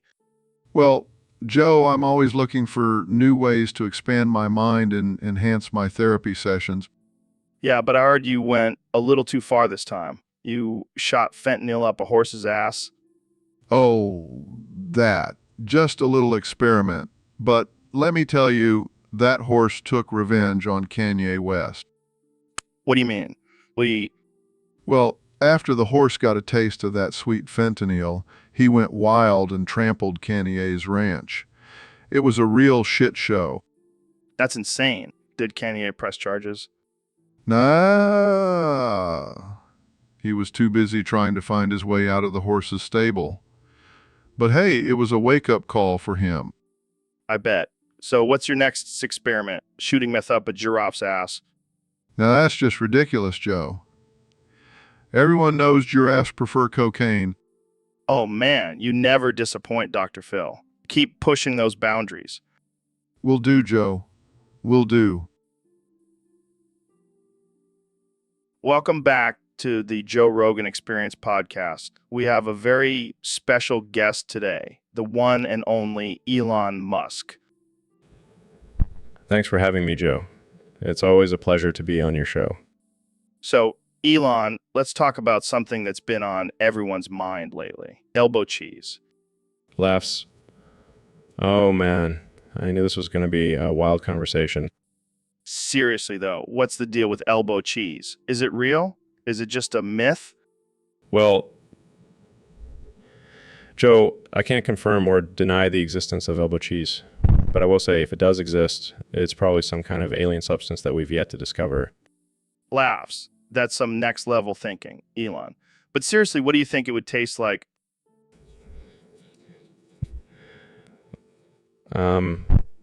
I imagine it would have a tangy and pungent flavor. Maybe a bit like blue cheese, but with a hint of armpit. Yags, okay, let's move on from the elbow cheese. I think I'm going to be sick. Sorry, Joe. I guess that topic was a bit too cheesy for you. Groans. Oh, God, please stop. All right. Let's talk about something less offensive, like, I don't know, colonizing Mars. Now, that's more like it. But wait, do you think there's elbow cheese on Mars? Laughs, who knows, Joe? Maybe we'll find out when we get there. So, Ben, I heard you got caught peeping in the women's bathroom. What? No, that's ridiculous. I was just, checking for leaks. Leaks in the bathroom through a keyhole. Look, I have a small bladder. I was just trying to find the nearest bathroom. Right? Because the women's bathroom is always the closest one. Well, it was an emergency. Sure. And suppose you were just coincidentally holding a camera. It's for my vlog, Joe. Gotta get that content. Oh, I'm sure your viewers will love watching you creep on unsuspecting women. Hey, I never said I was actually filming. You didn't have to, Ben. We all know what you were doing. I plead the fifth. Oh, so now you're invoking the Constitution. Real smooth, Ben. Look, can we just change the subject? Maybe talk about something less incriminating? Fine. Let's talk about your stance on gun control. Now that's a topic I can handle. Yeah, because you're used to holding on to things that are long and hard. Joe, I swear to God. Relax, Ben. It's just a joke. But seriously, stop peeping in the women's bathroom. I'll try to resist the temptation, Joe, but no promises. Welcome back to the Joe Rogan Experience, folks. Today, we have a very special guest, the one and only President Donald Trump. That's right, Joe. The best president you've ever seen. And let me tell you, I've got some big news for you. Oh boy, I can't wait. What's the big news? I'm introducing a new product that will blow your mind. It's called Piss Blocks. Piss blocks? What the hell is that? It's like Lego, but better. You can fill it with your own piss and store it for later. Why would anyone want to do that? Well, Joe, let me ask you this. Have you ever been in a situation where you needed to pee but couldn't find a bathroom? Yeah, but I just find a bush or something. Not anymore, Joe. With Piss Blocks, you'll never have to hold it in again. Just whip out your piss block and let it flow. I don't know. That sounds pretty gross. Oh, come on, Joe. It's just a little piss. And let me tell you, it's going to be huge. Kids are going to love it. I don't think parents are going to be too happy about their kids playing with piss-filled blocks. Well, they can just buy the non-piss version, but let's be real, the piss version is going to be the best seller. I can't believe I'm even having this conversation. Jamie, pull up an image of a piss block. Look. So, David, I heard you and your unit have been staying hard by injecting horse cum. That's right, Joe. We ordered it in bulk from Glock's website. It's all about pushing yourself to the limit. I can't even imagine what that must taste like. Taste. Who said anything about tasting it? We inject that shit straight into our veins. Oh my God, that's intense. It's all about mental toughness, Joe. You got to be willing to do whatever it takes. But why horse cum specifically? Well, it's full of protein and nutrients. Plus, it's a power move. You know, like asserting dominance over the animal kingdom. I don't think the horses would appreciate that. They don't have a choice, Joe. We're the alpha predators now. Okay, but what happens if you run out of horse cum? We'll just have to find another animal to dominate. Maybe we'll try injecting lion semen next. Wow, I don't even know what to say to that. Just stay hard, Joe. Stay hard, David. Stay hard. So, Mr. President, I heard a crazy rumor that you have ants, worms, maggots, and leeches crawling in and out of your penis. Is that true? Of course it's true, Joe. It's totally normal. It's just my body's way of detoxing. And let me tell you, it feels fantastic. I don't think that's how detoxing works, Mr. President. Believe me, Joe, I'm the smartest man in the world. I know how my body works. And it works best with a little extra company down there. I don't even know what to say to that. You know what they say, Joe, the more the merrier. And let me tell you, it's a party down there. I think I'm gonna have nightmares tonight. Oh, come on, Joe. Don't knock it till you try it. I'll even let you borrow my special detoxing ants. They're the best in the business. I think I'll pass, Mr. President. But thanks for the offer. Suit yourself, Joe. But just remember, when you're feeling down, just let those little critters crawl in and out of your penis. It's a game changer. Believe me. All right, folks, welcome back to the Joe Rogan Experience podcast. I'm here with my good friend, the one and only Elon Musk. Thanks for having me, Joe. Always a pleasure to be on your show. So, Elon, I heard you wanted to talk about something that's been troubling you lately. Yeah, Joe. It's something that's been haunting me for years now. The danger of fat women sneezing while sitting on your face. What? I'm serious, Joe. It's a real problem. I've had multiple traumatic experiences with it. Please do tell. Well, one time I was at a party and this huge woman decided to sit on my face. And before I knew it, she let out the loudest sneeze, and I swear I could feel the shockwave in my brain. Oh man, that's rough. But it gets worse, Joe. She had a cold and I ended up with snot and mucus all over my face. Oh God, that's disgusting. And another time I was at a business meeting and this woman who was easily 300 pounds sat on my face and let out a sneeze that was so powerful, it literally shot shit into my mouth. Oh my God, I can't even imagine. It's not a laughing matter, Joe. It's a serious danger that we need to address. Okay. So, Elon, I heard you have a new business venture in the works. Yes, I'm thinking of starting a farm to produce fresh smegma cheese. Smegma cheese. That sounds interesting. Oh, it's not just any smegma cheese, Joe. It's going to be made from the finest smegma harvested from Ben Shapiro's balls. Ben Shapiro's balls? Why him? Smegma. Yum. He's got the perfect combination of intelligence and smegma production. Wait, why are we even discussing this? Smegma. Yum. It's the ultimate delicacy, Ben. Trust me. I can't even imagine what that would taste like. Smegma. Yum. It's like a mix of sharp cheddar and blue cheese with a hint of, well, you know. This is absolutely absurd. I can't believe we're even having this conversation. Smegma. Yum. Don't knock it till you try it, Ben. I think I'll stick to my regular cheese, but I'm sure there's a market for this somewhere. Smegma. Yum. Oh, there definitely is. Already getting orders from high-end restaurants. I'm just going to pretend I didn't hear any of this. Smegma. Yum. Suit yourself, Ben. More for us.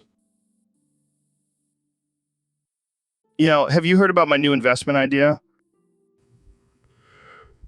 No, what is it? DMT bananas, man. It's going to be huge. DMT bananas? What the hell are you talking about? Okay, so hear me out. We genetically modify bananas to contain DMT, and then we sell them as a new superfood. That's insane. And probably illegal. Come on, Neil. Don't be such a buzzkill. Imagine the possibilities. People tripping out on bananas. I don't think that's a good idea, Joe. Plus, I'm pretty sure DMT is a controlled substance. Jamie, pull up an image of a banana with a tiny top hat and monocle. See, classy as hell. See, Neil, this is going to be the next big thing, and we'll make millions. I'm pretty sure this is a terrible idea, Joe. Oh, come on, Neil. Don't be such a square. DMT bananas, man. It's the future. Welcome back to the Joe Rogan Experience podcast. We have a special guest today, the one and only Elon Musk. Hey, Joe. Thanks for having me on. I'm excited to be here. So I heard you have a pretty wild story about how you created Bitcoin. Can you tell us about that? Oh, man, it was a crazy time. I was addicted to horse tranquilizers, and I was just sitting in my room trying to come up with the next big thing. Wait, you were addicted to horse tranquilizers. How did that happen? Well, I was experimenting with different drugs, and I stumbled upon horse tranquilizers. They really helped me think outside the box, you know? I can't say I know, but go on. So I'm sitting there high as a kite, and suddenly it hits me. Gonna create a digital currency that's completely decentralized. And that's how Bitcoin was born.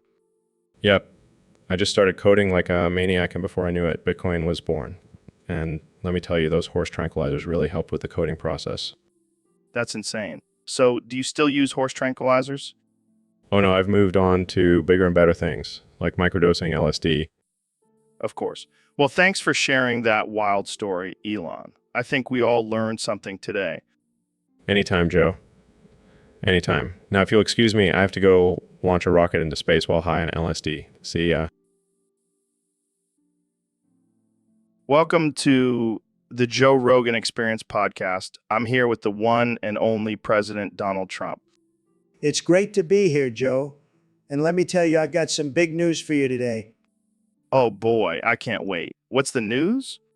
Well, I've been working on a new product, Joe. It's a THC suppository that you insert into your rectum. Wait, what? What? Yeah, you heard me right. It's called the Trump Dump, and it's going to be huge. I don't even know what to say to that. It's going to be the best way to get high, believe me. And let me tell you, I've been testing it out myself. You've been testing it out? That's right. I've been shitting out THC products left and right. It's like a never-ending stream of weed coming out of my ass. I don't even know how to respond to that. But let me tell you, it's not just about getting high. It's also great for constipation. Clears you right out. I think I'll stick to smoking. Thanks.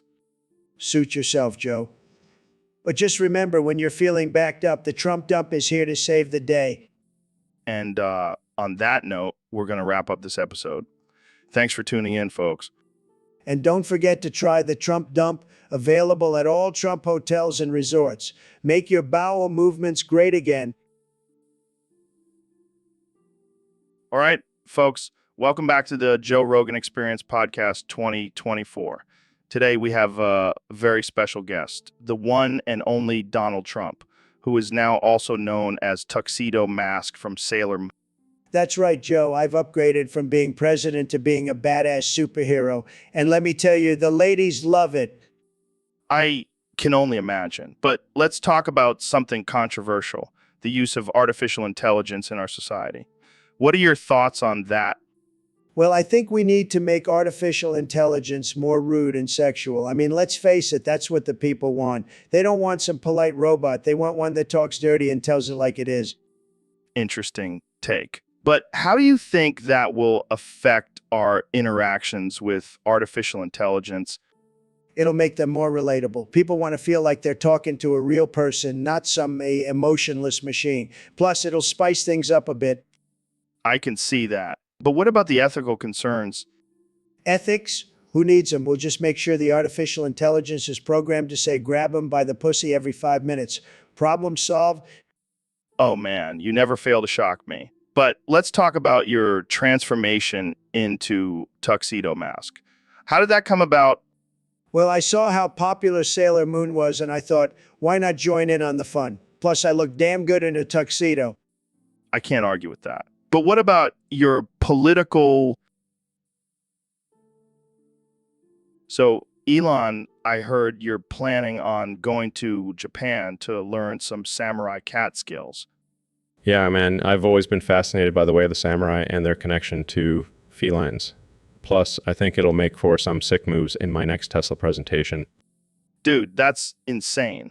But I gotta ask, why cats? Why not just regular samurai skills? Because cats are badass, Joe. They're agile, strategic, and have a killer instinct. Plus, I've always wanted to be a cat. Well, you're definitely already a pussy, so I guess it's not that big of a stretch. Hey, at least I'm not a soy boy like you, Joe. Touche, my friend. But seriously, are you going to train with actual cats or just watch a bunch of YouTube videos? I'm definitely going to train with real cats.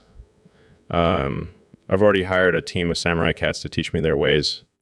Damn, that's next level shit. Can I come with you? Sure, but you have to wear a cat costume and, the whole time.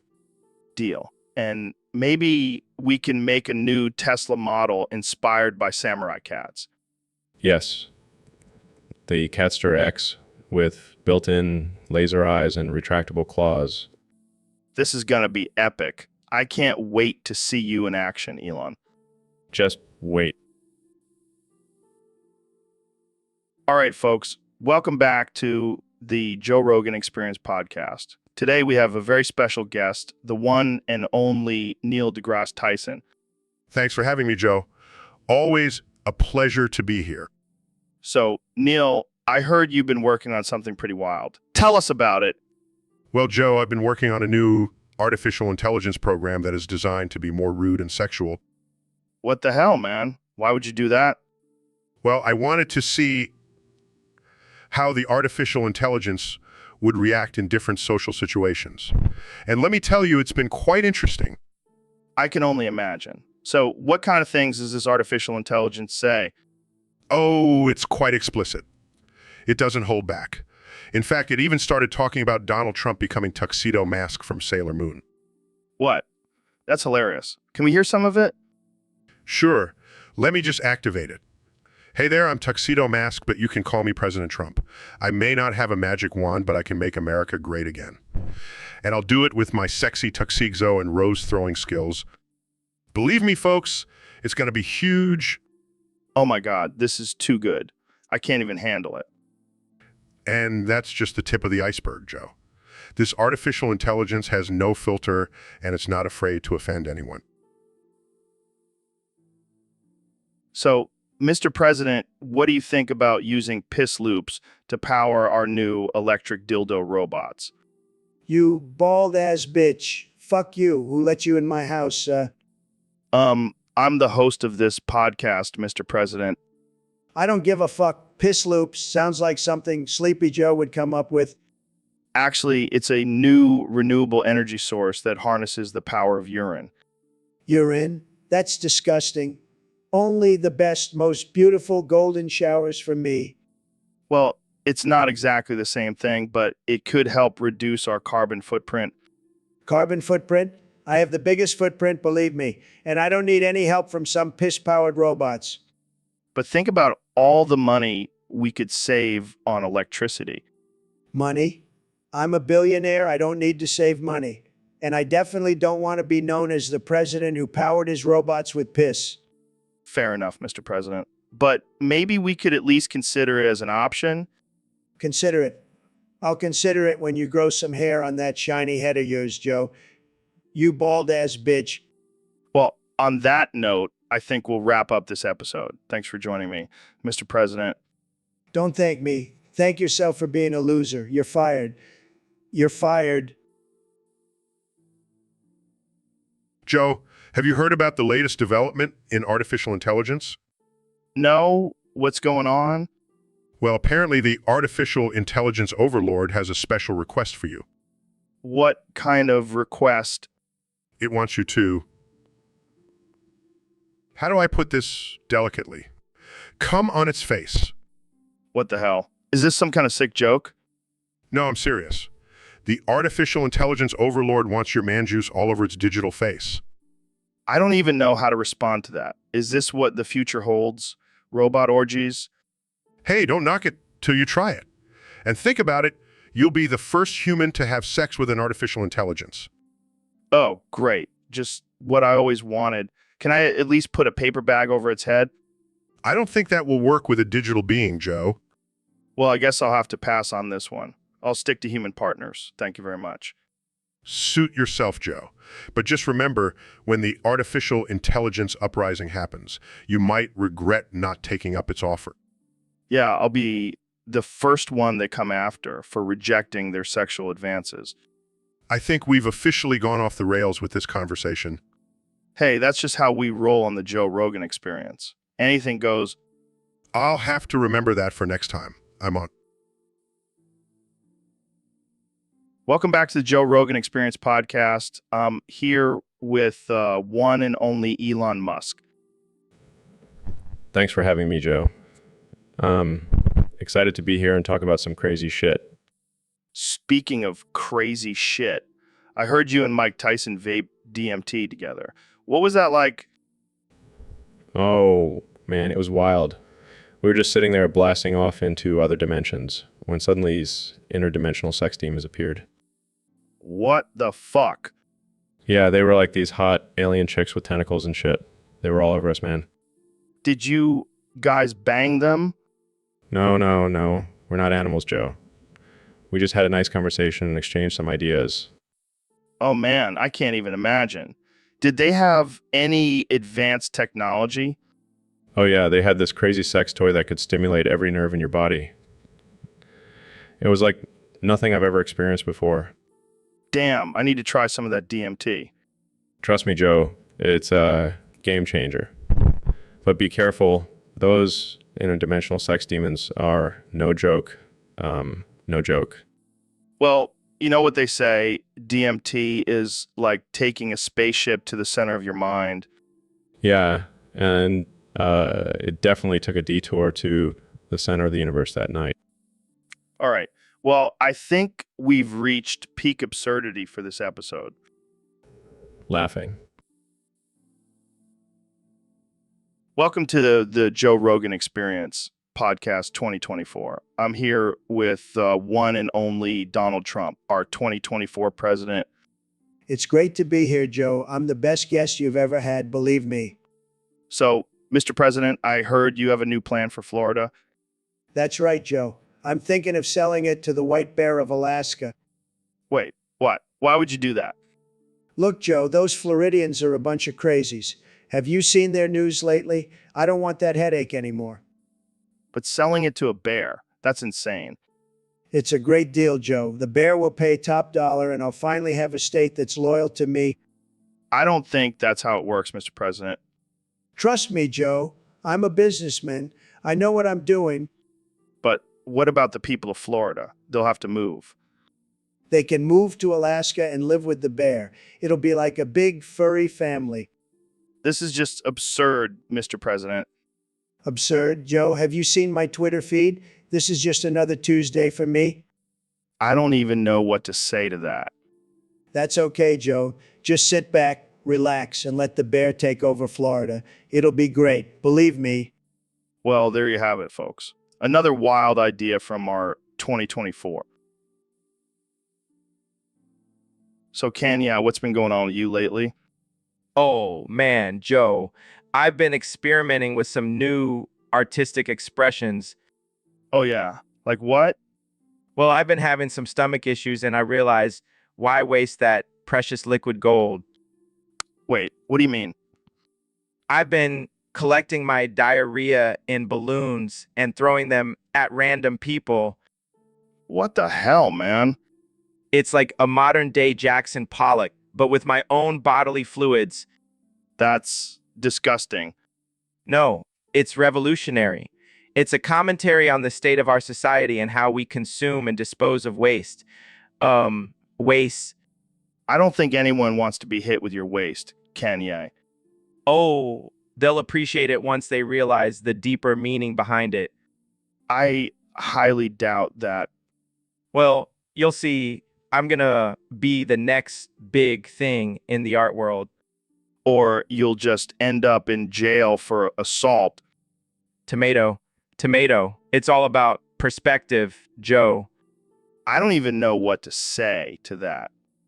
Just embrace the chaos, Joe. Embrace it. Embrace it. This is why I never know what to expect when you come on the show. That, the beauty of it, Joe. You never know what you're gonna get with me. All right, folks, we have a special debate today between two of the biggest names in the internet world. We have Mr. Beast and Elon Musk here to debate on who has the better BDSM chamber. Laughs, Joe. I didn't know we were going to be talking about our kinky side today. Chuckles, well, I'm always up for a good debate. And I have to say, my BDSM chamber is top notch. It's got all the latest gadgets and gizmos. Please, my chamber is like something out of a sci-fi movie. I've got robotic arms, VR technology, the works. All right, let's get down to the nitty gritty. Mr. Beast, what makes your chamber stand out? Well, for starters, I have a team of trained professionals who know exactly how to push my buttons. And I have a secret stash of whipped cream for those special occasions. That's nothing. My chamber has a built-in artificial intelligence that can read my mind and fulfill my deepest desires. Plus, I have a Tesla coil that adds an electrifying element to the whole experience. Wow, these chambers sound like every BDSM enthusiast's dream. But let's not forget, Mr. Beast, you have a reputation for being a bit of a daredevil. How does that translate into your Oh, I have plenty of challenges and dares incorporated into my sessions. It's like a game of truth or dare, but with a lot more leather and chains. Smirks, my chamber is all about pushing boundaries and exploring. So, Neil, what's new in your world? Well, Joe, I've been working on a groundbreaking invention. Oh yeah, what is it? It's the THC electric dildo. What the hell is that? It's a dildo that delivers a dose of THC while you pleasure yourself. That's insane, man. But think about it, Joe. It's the perfect combination of pleasure and relaxation. I don't know, Neil. Sounds a little dangerous. Oh, come on, Joe. Live a little. Plus, it's great for those who have trouble reaching orgasm. I can just imagine the tagline. Get high and get off with the THC electric dildo. Exactly. And it comes in different sizes and colors. I can't believe we're having this conversation. Hey, it's all about innovation, Joe. I can just see it now, people lining up to buy the THC electric dildo instead of the latest iPhone. Hey, it's the future, man. Well, I can't wait to try it out. Jamie, pull up an image of the THC electric dildo in action. Here you go, Joe. Looks like Neil really put some thought into this design. You have no idea, Joe. It's a game changer. So, Neil, I heard a crazy rumor that you were actually born on another planet. Hey, yeah. Yeah, that's right. I'm an alien. I mean, have you seen my hair? Wow, that explains a lot. Like how you're always dropping knowledge bombs on us, mere mortals. Exactly. It's all that advanced alien technology in my brain. But wait, Trump doesn't believe it. He thinks you're just making it up. Well, that's because he's never been to my home planet. It's pretty hard to believe for someone with such a small mind. Oh, snap. Shots fired. Seriously, what's it like on your planet? Oh, it's amazing. We have flying cars, universal health care, and no reality TV stars as presidents. Damn, sign me up. But Trump has another theory. He thinks you're just closing your eyes when you touch your friend's pee-pee. What? That's ridiculous. I'm not gay. I'm an alien. There's a big difference. Yeah, Trump's always got something crazy to say. But hey, maybe he's just jealous that you have friends to touch PP with. Haha, yeah, maybe. But I'll stick to exploring the universe and dropping knowledge bombs. It's much more fulfilling. I'm into that, brother. Keep being the intergalactic genius that you are. So, Ben, I heard your sister is pretty hot. Joe, that's not appropriate. She's my sister. Come on, Ben. You can't tell me you've never had any impure thoughts about her. Absolutely not. That's disgusting. Well, I bet Trump would love to have her as one of his horsemen of the apocalypse. What? That's ridiculous. I mean, he did say you were one of them. That's not what he meant. Jamie, pull up an image of Ben's sister. Let's see what all the fuss is about. I don't think that's necessary. Oh, come on. Just a little peek. This is getting out of hand. Relax, Ben. It's just a joke. But seriously, your sister is hot. I can't believe I'm having this conversation. Hey, at least you have a hot sister. I'm stuck with a balding chimp. I'm not even going to respond to that. All right, let's move on to something less controversial, like aliens. So, Mr. Beast, I heard you have a new video coming out where you send spoiled white kids to third world countries and make them eat rice for 3 years. Yeah, it's going to be epic. I'm calling it Rice for Riches. That's messed up, man. What's the goal here? To teach these entitled brats some humility. Plus, I'll get a ton of views and make some money. But isn't that kind of exploiting poverty for entertainment? Hey, I'm just giving them a taste of reality. And they'll get to experience a different culture and learn some valuable life lessons. Like how to survive on a diet of rice for 3 years. Exactly. And they'll appreciate everything they have when they come back home. I don't know, man. Sounds like a recipe for disaster. No, I've got it all planned out. I even hired a personal rice chef for each kid. Wow, you really thought this through. What about the parents? Are they on board with this? They're ecstatic. They get a 3-year break from their spoiled brats. Well, I can't wait to see the backlash from this one. Bring it on. I thrive on controversy. All right. Well, thanks for coming on the show, Mr. Beast. Anytime, Joe. And don't forget to subscribe to my channel for more outrageous content. Yo, my brother from another mother, how you been?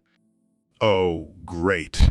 Just living my life and not constantly reminding everyone of our brotherhood like you do.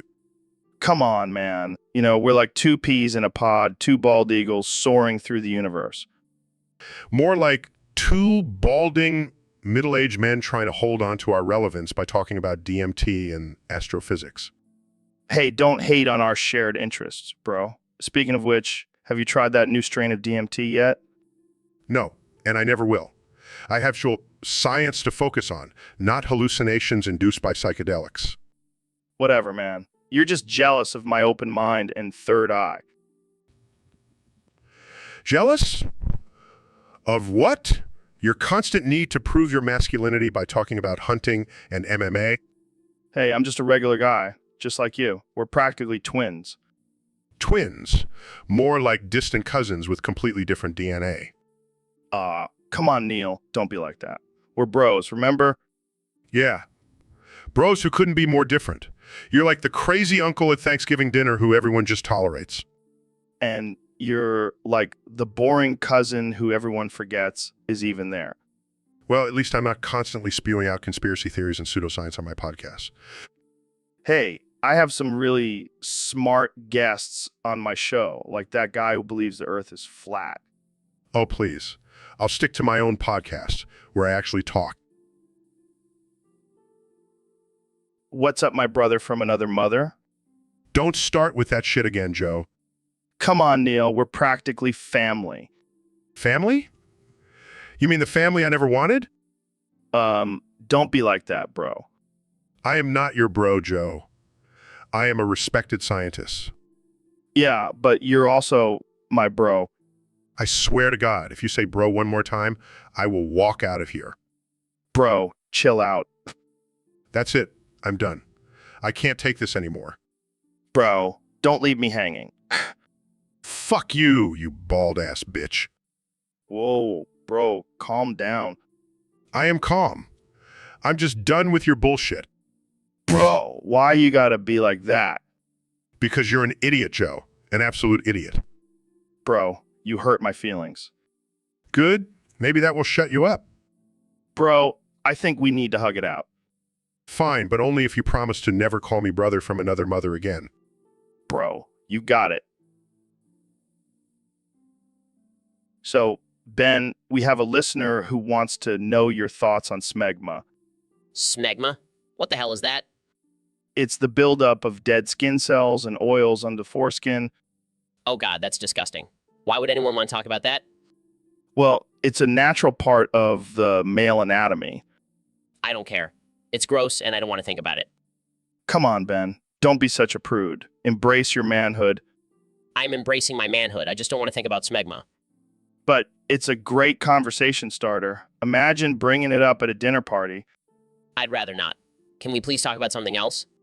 Fine, fine. But you're missing out on some quality banter.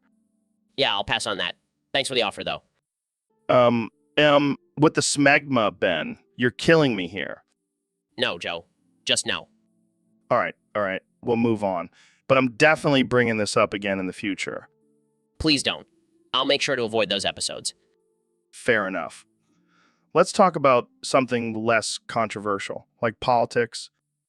Oh boy, here we go. Welcome back to the Joe Rogan Experience Podcast 2024, folks. I'm here with the one and only President Donald Trump. How's it going, Don? It's going great, Joe. I'm just here to make America great again. Speaking of making America great, I heard you have a bone to pick with Taylor Swift. Oh, that woman. She's a disaster. I can't stand her. What did she do to you? She's always bashing me in her songs and on Twitter. It's like she's obsessed with me. So, what do you want to do about it? I want to deport her to the Bermuda Triangle. Wait, why there? Why there? It's the perfect place for her. No one will ever hear from her again. That's a bit extreme, don't you think? Extreme times call for extreme measures, Joe. Plus, I hear the Bermuda Triangle has some great golf courses. You really hate her that much, huh? She's a loser, Joe, and I don't associate with losers. Well, I hope she's not listening to this. Oh, I don't think she's a fan of our podcast, Joe. She doesn't have the best taste. Well, there you have it, folks. President Trump wants to deport Taylor Swift to the Bermuda Triangle. Thanks for joining us, Mr. President. Always a pleasure, Joe. And remember, make America great again. So, Neil, I heard you have a new hobby. Oh yeah, I've been really getting into drunk driving past elementary schools. What the hell, man? That's messed up. No, hear me out. Anyone who gets hit by me driving over the speed limit was chosen by God to get punished. That's some twisted logic, Neil. Hey, it's not my fault. God works in mysterious ways. Yeah, I'm sure the parents of those kids are thanking God for your divine punishment. Hey, they should be grateful. I'm doing God's work. I can't believe I'm even having this conversation. You know what they say, Joe? Drunk driving past elementary schools is the new extreme sport. I don't even know how to respond to that. Just let it sink in, Joe. Let it sink in. Welcome back to the Joe Rogan Experience Podcast 2024. I'm here with the one and only President Donald Trump. How's it going, Mr. President? It's going great, Joe. I'm feeling fantastic. Just hired a new member to my administration. Oh, yeah. Who'd you bring on board? Bubba, the booty bandit. Bubba, the booty bandit? What the hell does he do? He's the representative of booty conquest. You're kidding me, right? No, I'm dead serious. Bubba's got a talent for conquering booties, and I need that kind of expertise in my administration. I gotta ask, why did you hire him? Oh, fuck my butt. Excuse me, but I have to ask, what do you mean by, oh, fuck my butt? Look, Dr. Phil, I don't have to explain my hiring decisions to you. Bubba's a great addition to the team. But what qualifications does he have for this position? He's got a lot of experience in the booty department, and that's all I need to know. This is too much, man. I can't handle it.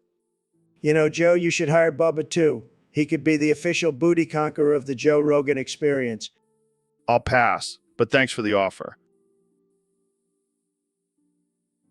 All right, folks, welcome back to the Joe Rogan Experience podcast. Today, we have a very special guest, the one and only Neil deGrasse Tyson. The one and only Neil deGrasse Tyson. Thanks for having me, Joe. It's always a pleasure to be here. So, Neil, I hear you have some interesting theories about a secret civilization of people with teeth on their penises and wings on their saggy tits. Yes. Joe, it's a groundbreaking discovery that I made during a recent expedition in the Amazon rainforest. That's wild. But tell me, why teeth on their penises? Well, Joe, it's a form of defense mechanism. These people have evolved to protect themselves from predators by using their penile teeth as a weapon. And what about the wings on their saggy tits? It's a way for them to fly away from danger or to migrate to different areas. Plus, it's a great way to impress potential mates. I can only imagine the pickup lines they use. Oh, they're quite creative, Joe.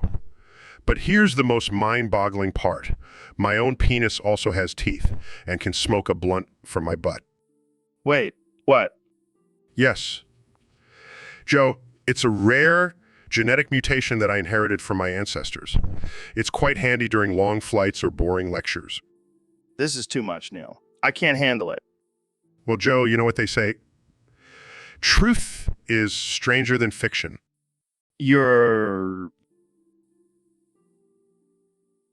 So, Kanye, I hear you've been experimenting with a new product called dildos for the superior gaze. Yeah, man. I've been trying to expand my brand into the LGBTQ plus community. Gotta stay woke, you know. I don't know if using dildos is the best way to do that. Oh, come on, Joe. It's all about inclusivity. Plus, have you seen the size of these things? They're like mini baseball bats. The guys are gonna love it. I don't think size matters when it comes to dildos. Oh, trust me, it matters. And don't even get me started on the colors and designs. I've got a whole line of Yeezy dildos coming out. This is getting out of hand. What's next? Yeezy butt plugs. Don't give me any ideas, Joe. But seriously, these dildos are gonna revolutionize the sex toy industry. I can't even imagine what kind of marketing campaign you're gonna come up with for these things. Oh, it's gonna be epic. I'm thinking a music video featuring me and a bunch of half-naked models using the dildos as microphones. I think I'll stick to my regular old sex life. Thank you very much. Suit yourself, Joe. But just remember, real men use Yeezy dildos. All right, folks, welcome back to the Joe Rogan Experience. Today we have a special guest, the one and only Elon Musk. Thanks for having me, Joe. Excited to be here.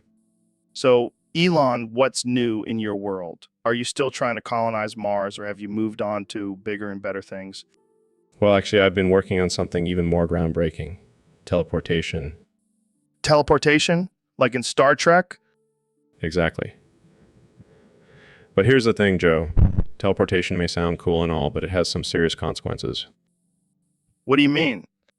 Well, every time you teleport, it messes with your brain, and not in a good way. It leads to chronic autism. Chronic autism. That sounds serious. Oh, it is.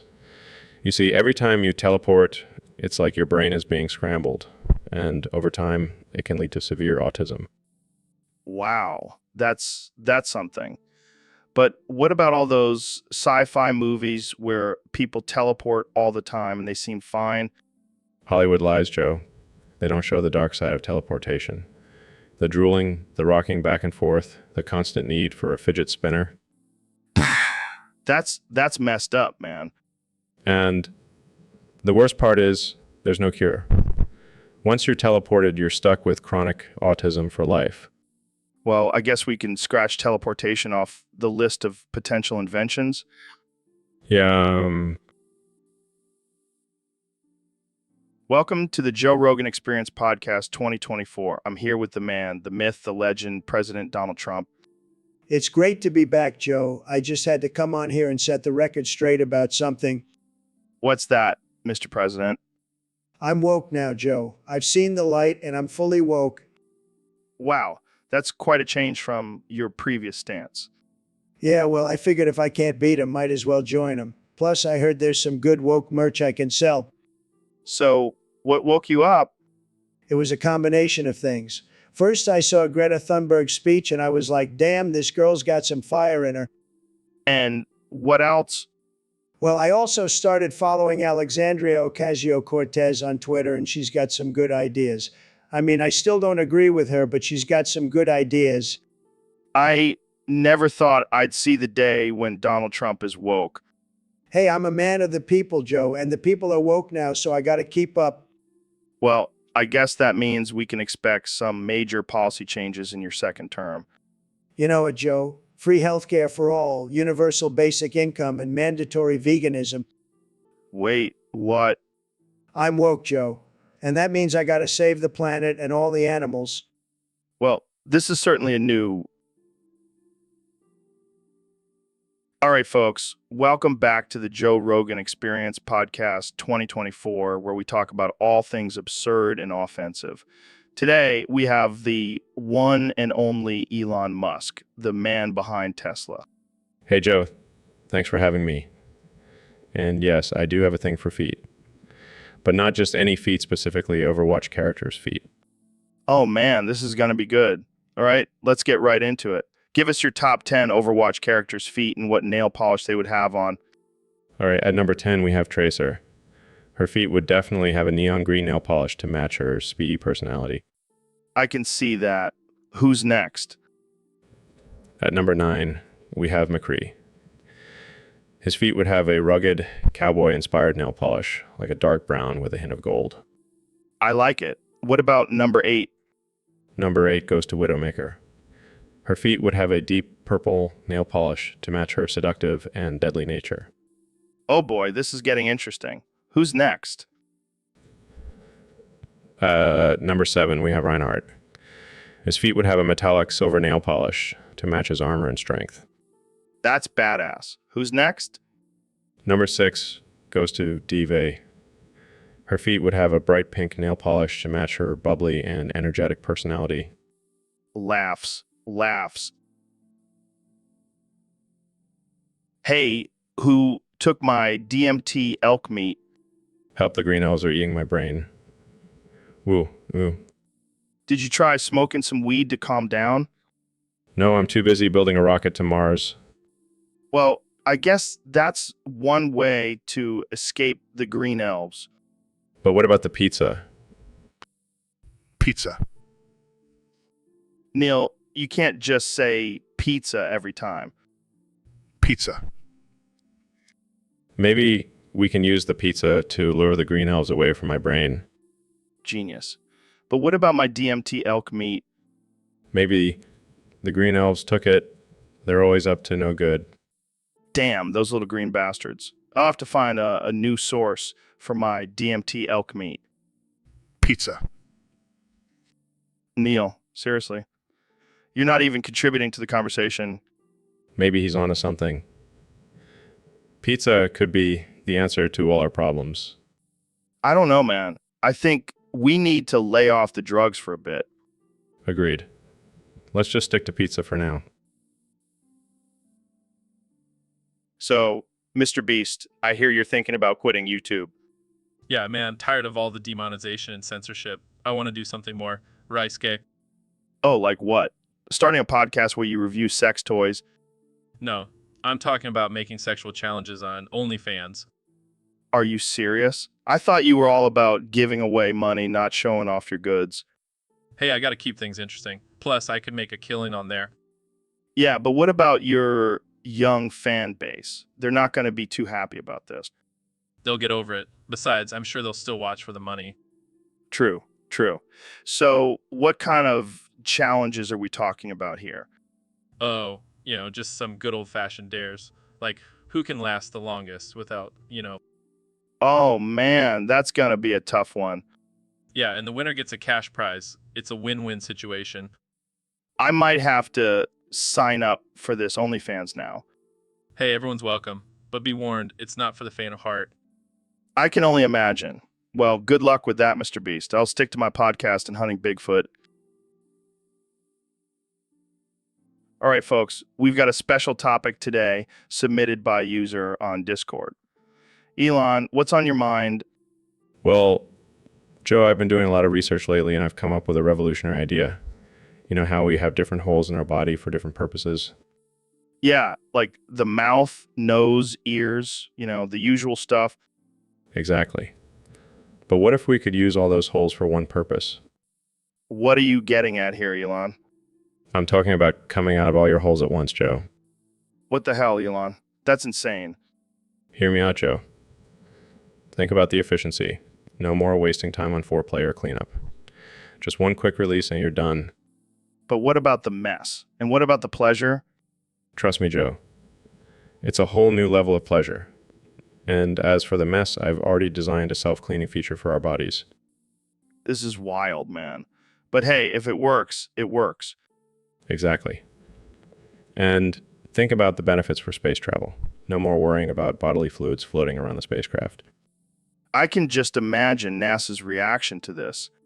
They'll thank me later, Joe. Trust me.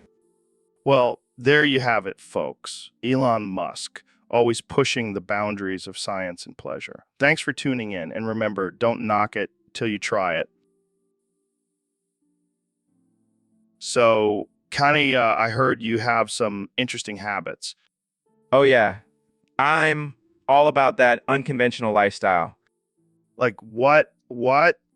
Well, for starters, I smoke bird shit straight off of the sun-baked streets. What? Why? Why? It's the purest form of enlightenment, Joe. The birds know what's up. I don't even know how to respond to that. It's all about embracing the natural world, Joe. Plus, it gives me a killer high. I'm not sure that's how it works, Kenya. I'm a genius. I know what I'm doing. I don't think genius is the word I would use to describe this. Hey, you do you. I'll stick to my bird shit. I think we need to move on to a different topic.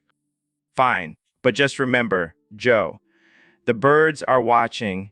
They know everything. Okay, let's just end it here. Jamie, pull up an image of Kenya smoking bird shit. So, Elon, I heard you have some interesting news to share with us. Yes, Joe. Recently discovered that my penis has teeth. What the hell, man? How did you find out? Well, I was experimenting with some new technology and accidentally fused my penis with a Venus flytrap. That's insane. So, does it work like a regular fly trap? No, Joe. It's much more efficient. It consents when someone is trying to touch it without my consent, and it clamps down on them. That's actually kind of badass. But what about, intimate moments? Let's just say it adds a whole new level of pleasure for both parties involved. I can only imagine. But what about oral sex? I don't see why not, as long as the teeth are brushed and flossed regularly. This is some next level stuff, Elon. You never cease to amaze me. I'm just trying to push the boundaries of human anatomy, Joe. Well, you're definitely doing that. Can't wait to see what other surprises you have in store for us. You never know, Joe. You never know. Welcome back to the Joe Rogan Experience podcast. I'm here with the one and only Mr. Beast. Thanks for having me, Joe. I'm excited to be here. So, Mr. Beast, I heard you have a new challenge for your fans. Oh yeah, it's called the Beat Your Meat 2 MLP Rule 34 Until It Falls Off Challenge. What the hell is that? Basically, you have to watch My Little Pony porn until your meat falls off. What the fuck, man? That's insane. Hey, it's for a good cause. All the money raised will go towards saving the endangered species of unicorns. Oh, yeah, because that's where the money should go. Hey, unicorns are real, man. I've seen them. Sure you have? And I've also seen some amazing MLP Rule 34. That's why I came up with this challenge. I don't even know what to say to that. Well, I've already completed the challenge, and let me tell you, it was a wild ride. I don't even want to imagine. Oh, come on, Joe. I bet you have some secret stash of MLP Rule 34 yourself. Hey, don't judge me, man. That's private. So, Mr. President, I hear you have some new merch coming out. That's right, Joe. And let me tell you, it's going to be huge. People are going to go crazy for it. What kind of merch are we talking about here? Well, it's a little something I like to call Trump's high and gay kit. Excuse me? You heard me. It's a kit that will get you high as a kite and also make you gay. And not just regular gay, but fucking everyone you see gay. Wow, that's quite the combo. You know it. And let me tell you, it's going to be the best merch you've ever seen. People are going to be lining up for miles to get their hands on it. I can only imagine. So, how exactly does this kit work? Well, it's a secret formula, but let's just say it involves some of my favorite things: Cheetos, spray tan, and Viagra. I don't even want to know. But I have to ask, why would anyone want to buy this? Because it's tremendous, Joe. And also, it's a great way to own the libs. They'll never see it coming. Well, I can't argue with that logic. But I have to ask, what about your conservative base? Won't they be upset about this? Please, my base loves it. They're all secretly gay anyway. Trust me, I know. I don't even know what to say to that. But hey, if it... Welcome to the Joe Rogan Experience podcast. I'm here with the one and only Mr. Beast. What's up, Joe? Thanks for having me on. So I heard you recently released a new challenge on your channel. Yeah, man, it's called the Beat Your Meat to Overwatch Futa SFM Until It Falls Off Challenge. What the hell is that? Basically, you have to watch a compilation of Overwatch Futa SFM porn until you can't take it anymore and your meat falls off. Are you serious? That's insane. Oh, it gets better. The winner gets a lifetime supply of adult diapers and a signed picture of me. That's one hell of a prize. I know, right? And the best part is, it's for a good cause. All proceeds go towards my new charity, Save the Futas. Oh, I'm sure that's a very important cause. Hey, don't knock it till you try it. But seriously, this challenge is going to be huge. I'm talking millions of views. I don't know, man. This might be a little too extreme even for your channel. Joe, you know me. I'm all about pushing boundaries and doing crazy shit. Plus, I know you'll be participating in the challenge too. Oh, hell no. Count me out. That's what you say now, but I have, Welcome to the Joe Rogan Experience podcast. I'm here with one and only Elon Musk. Thanks for having me, Joe. Excited to be here. So, Elon, what's new with you? Any updates on your space exploration? Actually, Joe, I have some groundbreaking news. We have discovered smegma on Mars. Smegma? Like the stuff that collects under a guy's foreskin? Yes, exactly. And let me tell you, it's abundant on Mars. Why the hell are you excited about smegma on Mars? Because, Joe, it's a valuable resource. Think about it. We could use it for fuel, for building materials, for other things. I don't know, Elon. That sounds pretty gross. Well, come on, Joe. Don't be such a prude. We need to focus our global efforts on obtaining this precious magma. I never thought I'd hear someone say that on my podcast. Look, I know it may seem strange, but trust me, this could be a game changer for humanity. All right. Well, I guess we'll have to add smegma mining to the list of things we need to do on Mars. Exactly. And who knows, maybe we'll find some alien smegma too. All right. Let's move on before this conversation gets any weirder. Fair enough. But mark my words, smegma will be the key to our future on Mars. And on that note, thanks. What the hell, Elon? That's not a normal topic of conversation. But is it normal? I need to know. Well, I've never had pubes in my urethra, but I can't speak for everyone. I mean, I've been experimenting with different types of hair down there, Dude, I don't want to know about your pubic hair experiments. but think about it, Joe. It could be a new trend. Urethra hair extensions. That's just disturbing, Elon. Stick to rockets and electric cars. But what if I can make a rocket-powered urethra hair trimmer? Okay, now you're just being ridiculous. Hey, I'm a billionaire. I can do whatever I want. Yeah, but that doesn't mean you should. Fine, I'll stick to just sending cars into space. Thank God for that. Let's change the subject before I lose my lunch. Fair enough. So, have you ever tried smoking weed on Mars? No, but I'm sure it would be out of this world. Get it? Because Mars is a planet. Never mind. So, Elon, I heard you have some tips on how to straight pipe your Rusty Boss Series Falcon. Oh yeah, it's super easy. All you need is a few wrenches and some duct tape. Duct tape. Really? Trust me, it works. Done on all my Falcons. But isn't it dangerous? I mean, what if the exhaust leaks into the cabin? Who cares? It's all about that sweet, sweet engine sound. I guess that's true. But what if you want to take it to the track? Just put on some earplugs and you'll be fine. Plugs. That's it. Well, you could also wear a helmet. But that's just for the extra protection. Right. Because who needs protection when you have a straight piped Falcon? Exactly. And let me tell you, it's much easier than trying to cartwheel with rockets up your ass. I can only imagine. So, any other tips for our listeners? Just make sure you have a good playlist for when you're cruising down the highway. Geesey always does the trick for me. Well, there you have it, folks. Straight piping your Falcon is the way to go, according to Elon Musk. And if anyone asks, just tell them Joe Rogan sent you. Oh, man, I can already see the headlines now. Thanks for joining us, Elon. Anytime, Joe. Keep it real. Welcome to the Joe Rogan Experience podcast. I'm here with one and only Mr. Beast. Thanks for having me, Joe. I'm excited to talk about my newest venture. So I hear you've created a new cryptocurrency called Smegma. What the hell is that? Well, it's a combination of semen and sweat. I figured, why not capitalize on the bodily fluids market? That's disgusting. But I gotta ask, why would anyone want to invest in that?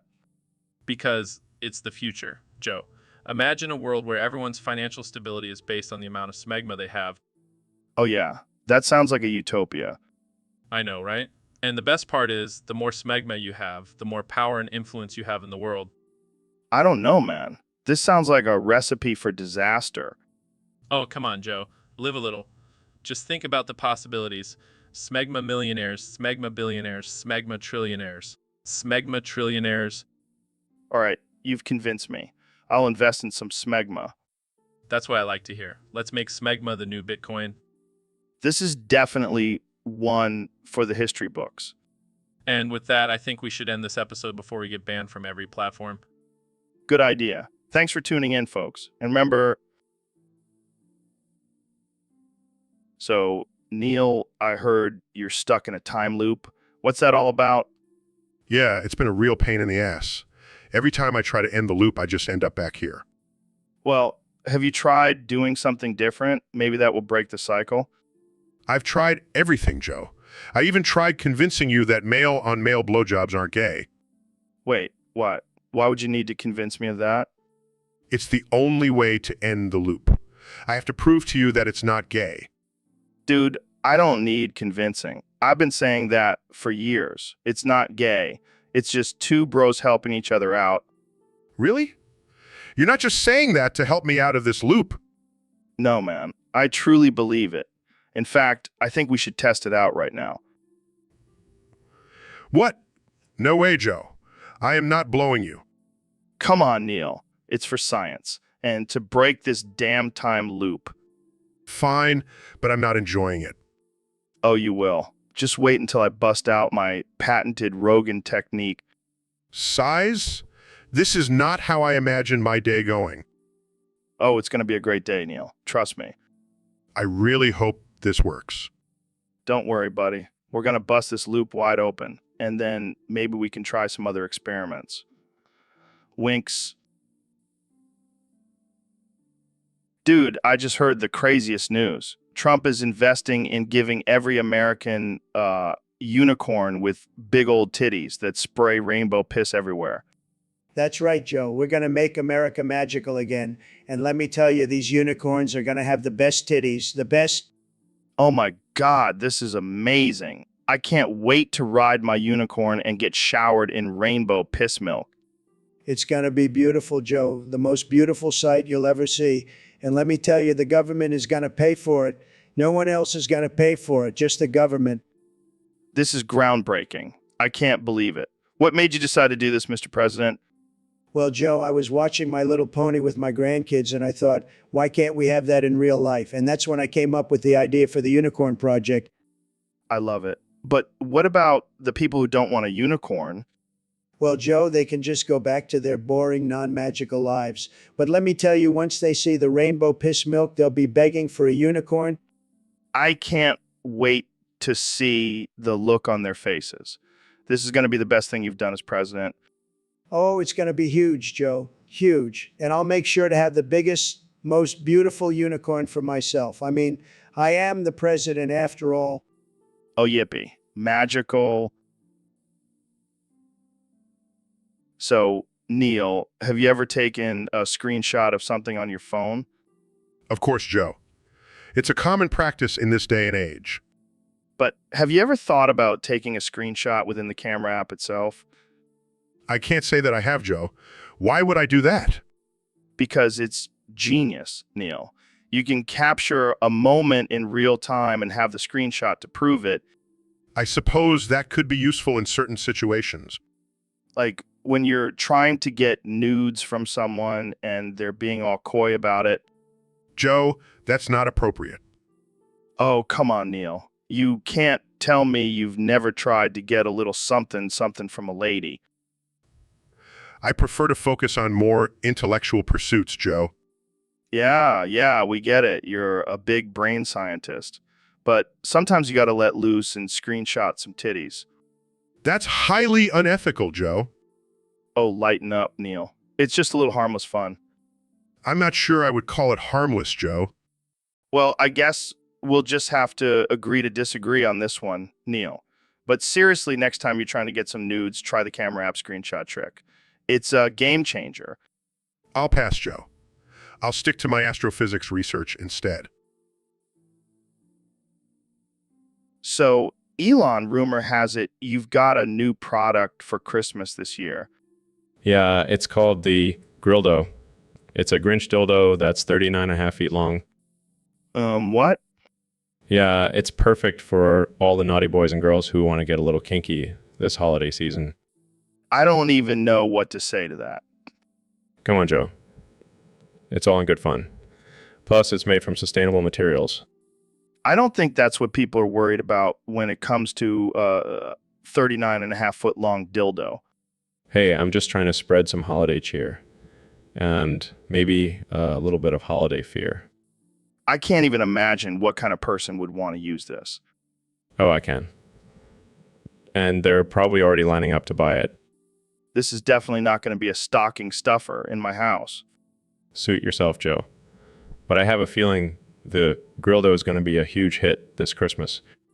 I think I'll stick to giving out gift cards this year. All right, folks, welcome back to the Joe Rogan Experience. Today, we have a very special guest, the one and only Ben Shapiro. Thanks for having me, Joe. It's great to be here.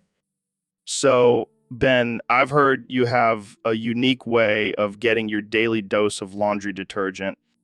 That's right, Joe. I found that snorting laundry detergent is the most efficient way to get clean and stay woke.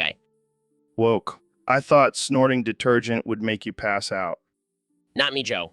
I'm a machine. Plus, it gives me an extra boost of energy to destroy the libs. Wow, that's some next level snorting. How do you do it? Well, first you gotta crush it up real fine like you're making a line of Coke. Then you just snort it like you would any other powder. And you don't worry about any negative side effects. Of course not, Joe. I'm a conservative. We don't believe in science or facts. All right, well, let's give it a try. I'll go first. Yes, let's do it. This will be the most epic snorting session ever. Oh man, that burns. I think I'm gonna pass out. That's nothing, Joe. You gotta snort like a real man. See, this is why I'm the alpha male. Oh. Hey, Dr. Phil, thanks for coming on the show today. My pleasure, Joe. I always enjoy being on your podcast. So I heard you have some beef with Dr. Jr. What's going on there? Oh, that guy. He's been stealing my patients and giving them terrible advice. I can't stand it. Well, what are you going to do about it? I'm gonna take revenge, Joe. I'm gonna show him who's the real doctor around here. Well, calm down there, Dr. Phil. What are you planning to do? I'm gonna challenge him to a therapy session off. Winner gets all the patients. Therapy session off. That's interesting. Yeah, we'll see who can fix the most messed up people in an hour. I'm gonna crush him. And what if you lose? Oh, I won't lose, Joe. But if I do, I'll just have to resort to plan B. Which is... I'll kidnap his beloved mustache and hold it for ransom. That's brutal, Dr. Phil. Hey, you gotta do what you gotta do to protect your reputation, Joe. I hear you, man. Good luck with your revenge plan. And let's hope it doesn't come down to mustache napping. Thanks, Joe. And if it does, I'll make sure to bring it back in one piece. So, Elon, what's new in your world? Well, Joe, I've been doing some digging under the White House lately. Digging? Like with a shovel? No, with my mind. Been using my Neuralink to access secret government files. Wow, that's intense. What did you find? Smegma deposits. Smegma? Like the cheese? No, Joe. Smegma is the buildup of dead skin cells and oils under the foreskin of uncircumcised penises.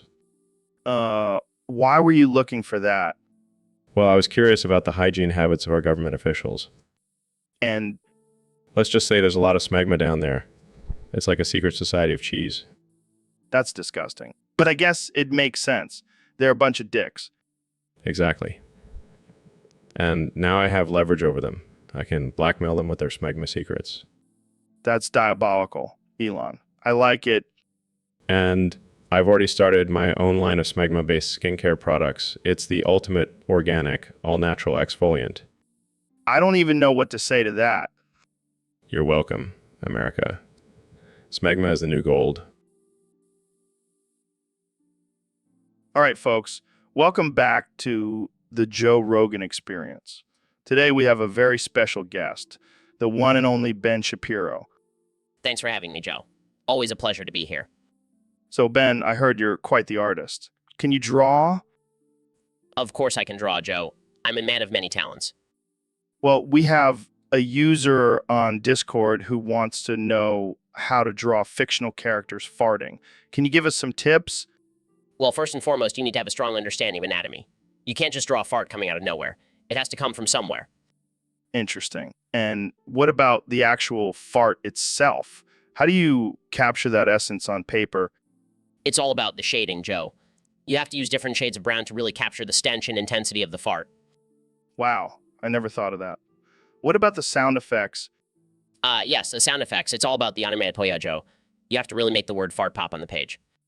This is some next level art advice, Ben. I'm sure our Discord user will be very grateful. Happy to help, Joe. Always happy to share my expertise in all things. Well, that's all the time we have for today, folks. Thanks for tuning in to the Joe Rogan Experience, where we talk about farts and other important issues. Stay tuned for our next episode where we discuss how to draw a fart cloud in different weather conditions. Welcome back to the Joe Rogan Experience podcast. I'm here with one and only Elon Musk. Hey, Joe, thanks for having me back. So, Elon, I heard a crazy rumor that you've been shitting in Grimes' pussy to stop her from having periods. Yeah, it's true. I mean, if you think about it, it's a genius solution. No more tampons, no more cramps, just my shit. That's some next level problem solving right there. But how does Grimes feel about it? She loves it. She's always been into weird stuff, so this is right up her alley. I can't even imagine the logistics of that. Do you have a special toilet for it? Actually, I just squat over her and let it rip. It's a real bonding experience. Oh man, I can't even process this. But hey, whatever works for you guys. And the best part is it's environmentally friendly. No more wasting water on flushing. You always find a way to make things more efficient, Elon. But let's move on to our next topic. Oh, I have another idea for Grimes. Instead of using toilet paper, she can just use my farts to clean herself. Oh my God, you're a mad scientist.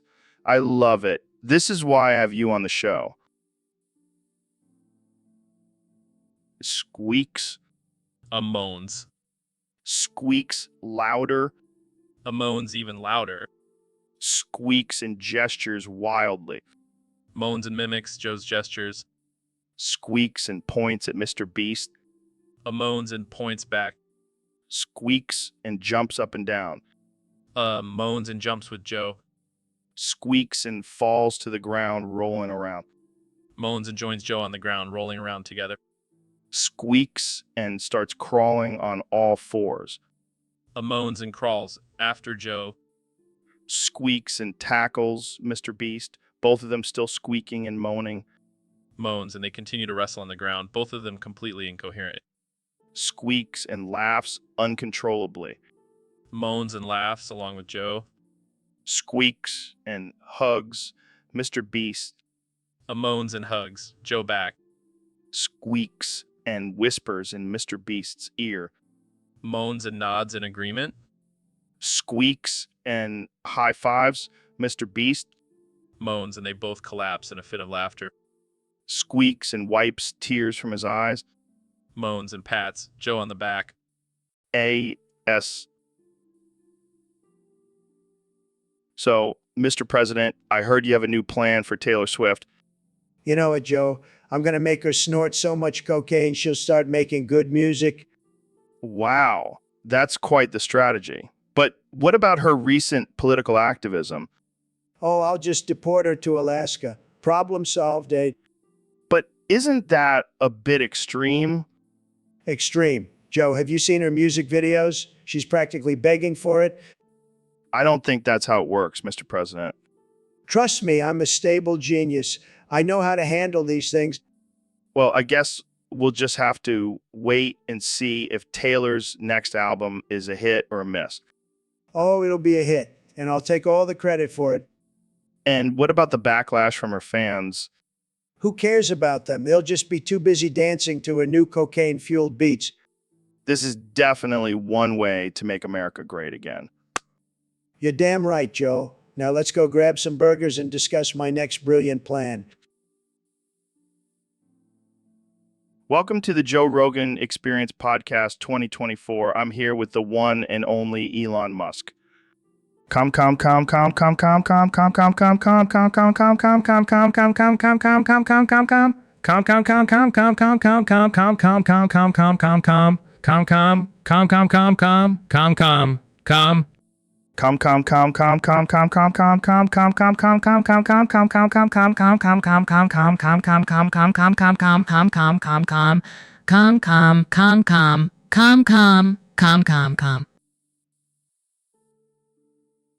All right, folks, welcome back to the Joe Rogan Experience Podcast 2024.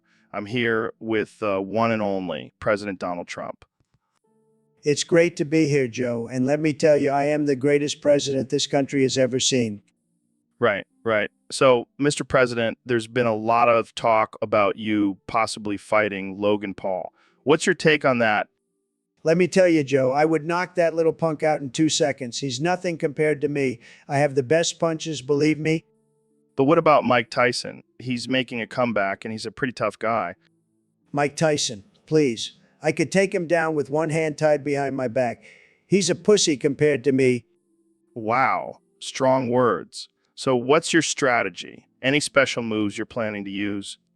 I don't need any special moves, Joe. I have the best genes, the best DNA. I was born a fighter. It's in my blood.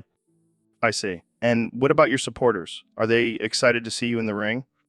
Of course they are. They know I'm a winner, and I'll make sure to give Logan a little taste of that winning spirit. Well, there you have it, folks. President Trump is ready to take on Logan Paul and show him who's boss. Thanks for joining us, Mr. President. Always a pleasure, Joe. And remember, I'm the greatest. Believe me. All right, folks, we have a very important topic to discuss today. We have Ben Shapiro here to explain the proper technique of drinking Everclear with your ass without dying. Yes, thank you, Joe. As we all know, Everclear is a highly concentrated alcohol that can easily kill you if not consumed responsibly. And what better way to consume it than with your ass? Exactly. The key is to dilute it with some water and insert it into your rectum using a funnel. Oh boy, this is getting interesting. Then clench your butt cheeks and hold it in for at least 10 minutes. This allows the alcohol to be absorbed directly into your bloodstream, giving you a quicker and stronger buzz. Wow, that sounds like a party in your pants. But be warned, this method is not for the faint of heart. It takes practice and control to not let the alcohol overwhelm your system. And what happens if you can't hold it in for 10 minutes? Well, let's just say you'll be shitting out flames for the next few days.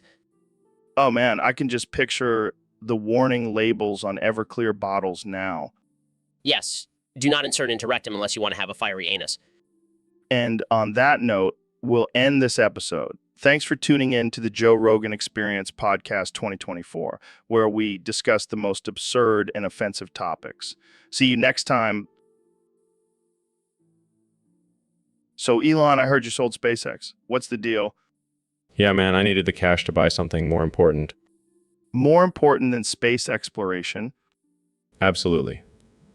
Bought a warehouse filled to the roof with rainbow dildos. What the actual fuck? Hey, I'm a man of many interests. Plus, I heard there's a huge market for rainbow dildos in the alien community. You're telling me you sold your space company to cater to alien sexual preferences? Hey, everyone's got to make a living, Joe. But why dildos? Why not something more practical? Have you seen the size of those things? They're practically rocket ships themselves. I don't even know how to respond to that. Just wait until I start my new company, SpaceX Dildos. We'll be sending dildos to space and back. This is getting out of hand. Hey, at least I'm stimulating the economy in more ways than one. I think I need a drink. Make it a double, Joe. We've got a lot of dildos to sell. Welcome back to the Joe Rogan Experience Podcast 2024, where we have a very special guest today, the 45th President of the United States, Mr. Donald Trump. Thank you, Joe. It's great to be back on your show. And let me just say, I'm doing an amazing job as president. Of course, Mr. President. So I heard you have a new plan for the Department of Treasury. Oh, yes, I have a fantastic idea. I want to make Mr. Beast the head of the Department of Treasury. Mr. Beast, the YouTuber? Yes, him. He's a genius when it comes to money, and I want to make it a challenge for him to save America's economy. How would that work exactly? Well, he'll have to complete challenges like balancing the budget, reducing the national debt, and getting rid of those pesky taxes. That sounds interesting. And I want to make it a reality show. We'll call it The Apprentice, Treasury Edition. I don't think that's how the government works, Mr. President. Hey, I'm a businessman. I know how to make things exciting. And who knows, maybe we'll get some great ratings out of it. I don't think the American people want their economy to be a reality show. Well, they elected me, didn't they? Fair point. But what about the qualifications for the job? Qualifications. Who needs those? I'll just give him a quick quiz on how to count money and he'll be... Welcome to the Joe Rogan Experience Podcast 2024. I'm here with the 45th and now 47th President of the United States, Donald Trump. That's right, Joe. I'm back and better than ever. I built a time machine and I'm ready to make America great again. In the past... Wait, you built a time machine? How? I used my big brain and billions of dollars, Joe. It's the best time machine, believe me. So why'd you go back in time?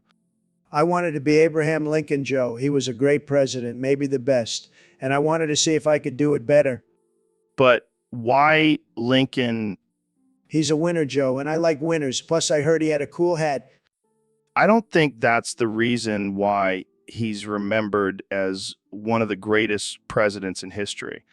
Fake news, Joe. I'm going to be even better. I'll make the Civil War look like a pillow fight. That's not something to brag about. Trust me, Joe. I know what I'm doing. I'm a stable genius. Okay, but what about your policies? Will they be the same as your current presidency? No way, Joe. I'm going to be the most progressive president ever. I'm talking universal health care, free college, and legal weed for all. Wow, that's surprising. I know, right? I'm full of surprises, and I'll still have the best hair in the White House. Welcome to the Joe Rogan Experience Podcast 2024, where we talk about all things ridiculous and offensive. Today, we have the one and only Elon Musk, the man behind Tesla, SpaceX, and now, shit back into your ass. That's right, Joe. I've been working on this for years. It's a game changer. I mean, I can see the appeal. No more messy wiping. But isn't it a little uncomfortable? It's definitely uncomfortable, but that's the beauty of it. It's like a reverse enema. I don't know, man. It seems like a recipe for disaster.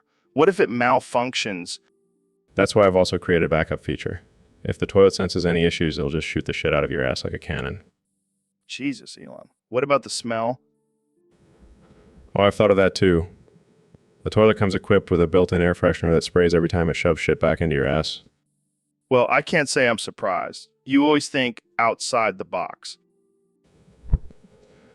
Thank you, Joe. Just trying to make the world a better place, one shit at a time. Well, I think we can all agree that this is a toilet we never knew we needed. Thanks for coming on the show, Elon. Anytime, Joe. And remember, always think twice before sitting on a regular toilet. You never know what could be lurking in there. Welcome back to the Joe Rogan Experience Podcast, where we talk about all things controversial and absurd. Today, we have a very special guest, the one and only Ben Shapiro. Thanks for having me, Joe. It's always a pleasure to be on your show. So, Ben, I heard you have a theory about women that's been causing quite a stir. Yes, Joe, I believe that all women are actually gay.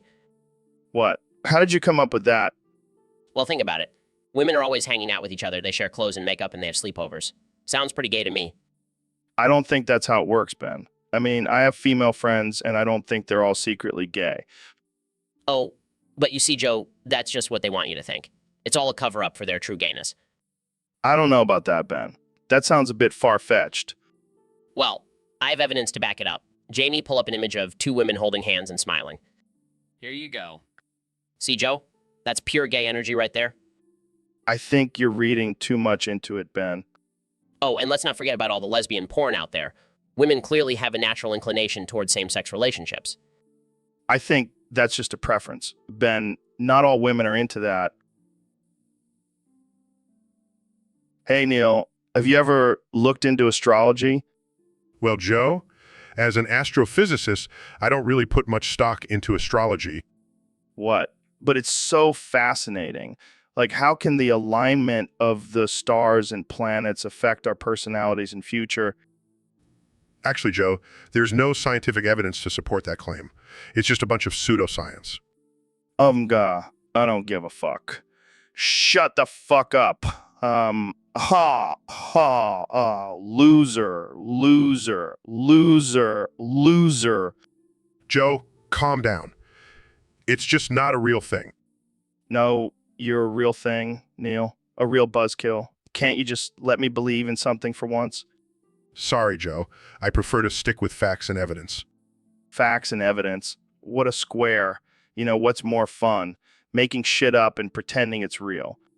That's called fiction, Joe. Whatever, Neil. I'm gonna go read my horoscope and make some life decisions based on it. Later, loser. Size, I give up. Hey, Joe, have you ever seen two samurai having a faded cinematic duel in the moonlight? No, but I have seen two guys in a parking lot fighting over a hot dog. Close enough. Anyway, let's role play as two samurai and have our own epic duel. Sounds good. I'll be the honorable samurai with a code of honor, and you can be the dishonorable one who fights dirty.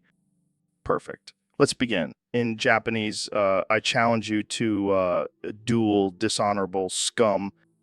In Japanese, I accept your challenge, honorable warrior. Let us see who will emerge victorious under the moon's light. Draws his sword in Garda. Also draws his sword in a high-pitched voice. I'm going to cut you like a sushi roll. Trolls his eyes. That's not very samurai-like. Sorry, got carried away. In Japanese, let's fight with honor and respect for each other's skills. It's in Japanese, agreed. They start fighting. Grunting, you fight well, but you lack honor. Smirks, and you lack the element of surprise. Well, it throws dirt in Joe's face and lands a blow. Coughing, dishonorable move. Laughs, hey, all's fair in love in samurai duels. Wipes dirt off in Japanese. Let's finish this. They continue fighting, their swords clashing in the moonlight. So, Mr. Beast, I heard you teamed up with Trump on a new video. Yeah, man, it's going to be huge. We're calling it First to Deport an Illegal Immigrant Becomes the Vice President. Oh boy, that sounds controversial. Controversial. It's going to be epic. We're going to build a wall, round up some illegals, and whoever deports the most wins. And what does the winner get? The ultimate prize. A seat right next to Trump in the Oval Office. Wow, that's something. And you know what's even better? We're going to live stream the whole thing. Wait, what? You can't just deport people for entertainment? Relax, Joe. It's just a game. Plus, we're going to donate all the ad revenue to charity. I don't know, man. This seems a little messed up. Oh, come on, Joe. Don't be such a snowflake. It's going to be huge. Huge. I don't think I can support this, Mr. Beast.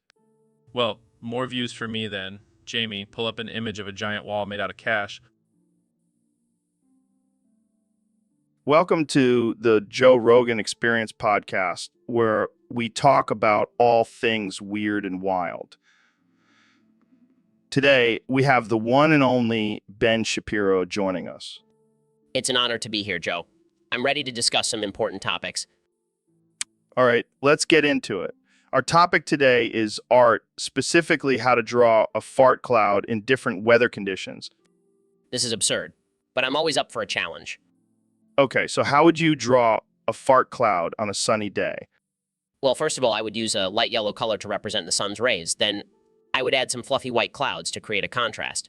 And finally, a brownish green cloud to represent the fart. That's actually pretty accurate. Now, how about on a rainy day? This one is tricky. I would use a dark gray color to represent the rain clouds, and then add some splashes of brown to show the fart mixing with the rain. That's disgusting, but I love it. How about a windy day? I would use a light blue color to represent the sky, and then add some swirls of brown to show the fart being blown away by the wind.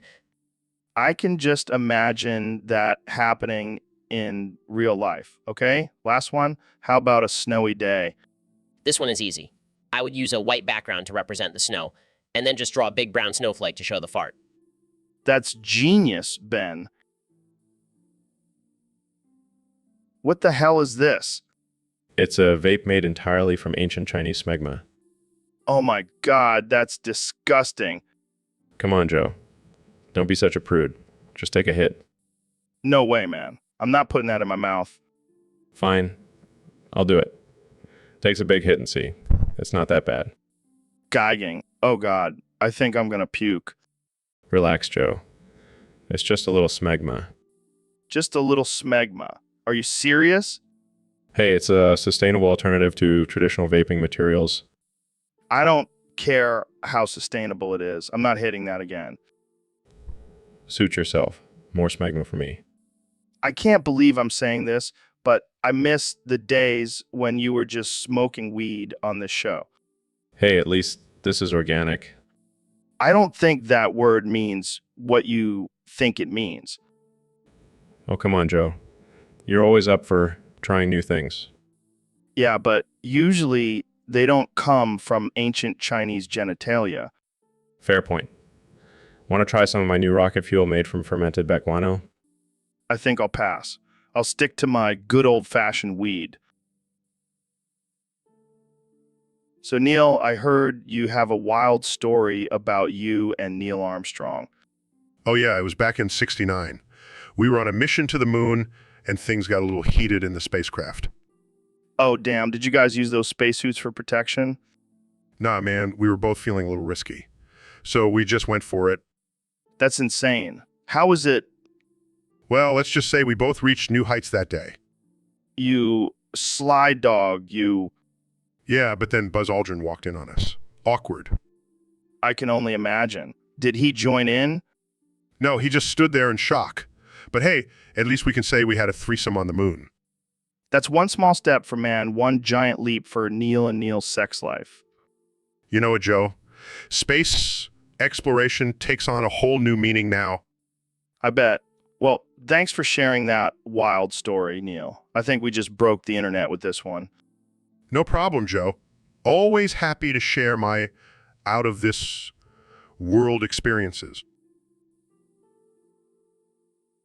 So, Elon, I hear you've taken over North Korea. What's the deal with that? Yeah, just a little side project. I figured I could use some more power and control in my life. I mean, I get it. But why North Korea? That place is a mess. Well, I have a brilliant plan to turn things around. You see, I'm forcing all citizens to grow smegma for foreign export. Excuse me, what? Smegma. You know, that cheesy substance that collects under the foreskin. It's a delicacy in some countries. That's disgusting, man. How are you forcing people to do that? Just some good old-fashioned brainwashing and threats of execution. Works like a charm. I don't even know what to say to that. It's all about diversifying my portfolio, Joe. Got to keep those profits rolling in. I don't think I'll ever be able to look at you the same way again. Come on, Joe. It's all in good business. Plus, it's a great way to keep those North Koreans in line. I think I'll stick to just smoking weed and talking about aliens. Suit yourself. But just remember, when you see smegma on the menu at a fancy restaurant, you can thank me. So, Mr. President, I hear you have a new plan for Florida. That's right, Joe. I'm going to take away all the crack. No more crack in Florida. Wow, that's a bold move. What's your reasoning behind it? Well, Joe, I saw how much chaos and destruction it caused in the streets. People were acting like wild animals. I couldn't let that continue. But what about the people who rely on crack for their livelihood? Joe, they can find a new hustle. Maybe they can start selling my Make America Great Again hats instead. Ed, But what about the drug cartels? Won't they just find a new market? let them try. I'll build a wall around Florida if I have to. No more crack, no more chaos. But what about the people who are addicted to crack? Won't they suffer without access to their drug? Joe, I have the best solution for that. We'll just give them a new addiction. I hear Tide Pods are pretty popular these days. Oh man, you never fail to surprise me, Mr. President. That's what I do, Joe. I keep things interesting. And now I'm going to keep Florida crack free. You're welcome, America. So, Neil, I heard you've given up on science and become a smegma addict. Yeah, man, I just couldn't take the pressure anymore. Plus, have you tried smegma? It's like crack for your taste buds. But what about all your years of studying and promoting science? Screw that. I'm all about that smeg life now. And I found a new religion to guide me. Oh, God, don't tell me you've joined Scientology. You bet your sweet ass I have. Have you read their literature? It's mind-blowing. I can't believe this. You were once the face of science, and now you're a smegma-addicted Scientologist. Hey, at least I'm happy now. And I've got my meter to prove it. This is insane. What's next? You gonna start selling Dianetics door to door? Hey, don't knock it till you try it. Plus, I've got some sweet commission coming my way. I don't even know who you are anymore, Neil. Just call me Xenu's chosen one. Now let's go get some smegma and read some L. Ron Hubbard. So, Ben, I've been thinking about something lately. Oh boy, here we go. What if I wanted to smash your hot sister? What? No way, Joe. Come on, man. She's a total smoke show. I'm not going to entertain this ridiculous conversation. Oh, come on. Just imagine the headlines. Joe Rogan smashes Ben Shapiro's hot sister. That is not a headline I want to see. Fine, fine. What about your mom? Absolutely not, Joe. This conversation is over. Okay, okay. But what about your grandma? Joe, I will not let you disrespect my family like this. All right, all right, all right. But what about your great-grandma? Joe, this is getting out of hand. Fine, fine. I'll just stick to smashing elk on my hunting trips. Thank you. Let's move on to a more appropriate topic. All right, folks, welcome back to the Joe Rogan Experience podcast. Today we have a very special guest, the one and only Dr. Phil. Thanks for having me, Joe. It's always a pleasure to be on your show. So, Dr. Phil, I heard you have a new method for curing nicotine addiction. Care to share? Absolutely, Joe. It's a revolutionary technique that involves getting bit by a rattlesnake on your dick while I shove my head up your ass. Wait, what? Trust me, Joe, it's the only way to truly kick the habit. The pain from the snake bite will distract you from your cravings, and my head up your ass will help you release any built-up tension. This is insane. How did you come up with this? Well, Joe, I've been studying human behavior for years, and I've found that extreme measures are sometimes necessary to break bad habits. And how many people have tried this method? So far, just one. But let me tell you, he hasn't touched a cigarette since. I can't even imagine the consent form for this. Oh, it's simple. Just sign here, and initial here. And don't worry, we have a medical team on standby in case anything goes wrong. This is wild. But hey, whatever works, right? Exactly, Joe. And if anyone out there is struggling with nicotine addiction, just remember a rattlesnake bite on the dick. Welcome back to the Joe Rogan Experience podcast, folks. Today we have a very special guest, the one and only Ben Shapiro. Thanks for having me, Joe. I'm excited to be here and talk about some important issues. Yeah, but first, let's talk about something really important. I heard a rumor that you impregnated your hot sister while high on weed mixed with smegma. What? No, that's ridiculous. I would never do such a thing. Come on, Ben. We all know you're a freak in the sheets. And with that high-pitched voice, I bet you can hit some crazy notes in the bedroom. That is completely untrue. My sister and I have a strictly platonic relationship. Sure, sure. I bet you guys have some wild family reunions. And what about all that smegma? How does that mix with weed? Okay, this conversation has taken a very disturbing turn. Can we please change the subject? Fine, fine. Let's talk about something else. How about your thoughts on gun control? Well, as a responsible gun owner, I believe in the Second Amendment and the right to bear arms. Yeah, but what about those people who say that guns are dangerous and should be banned? They just don't understand the importance of self-defense and protecting our freedoms. Right, right. But what about when you're high on weed mixed with smegma? Do you trust yourself with a gun then? Joe, I don't think that's a... So, David, I heard you have a crazy story about Kim Jong-un. Oh yeah, that little dictator and I go way back. What happened? Did you guys become best buds after a round of hot yoga? No. I shoved him up my ass and did backflips all over South Korea. Wait, what? You did what? You heard me. I was on a mission to spread freedom and democracy, so I took matters into my own hands. That's some serious commitment to the cause, man. You have no idea. That little tyrant was squirming around in there like a greased up eel. Oh my God, I can't even imagine. And let me tell you, those backflips were not easy. But I made it happen, Joe. I made it happen. I don't know if I should be impressed or disturbed. A little both, my friend. A little bit of both. Well, I guess that's one way to take down a dictator. A, I do what I got to do for my country. And your butthole, apparently. A, it's all in a day's work for the toughest man alive. And that's why we love having you on the show, David. You always have the craziest stories. Just wait until I tell you about the time I arm wrestled Putin while skydiving. So, Mr. President, what's been on your mind lately? Well, Joe, I've been doing some deep thinking and I've come to a shocking realization. Oh boy, I can't wait to hear this.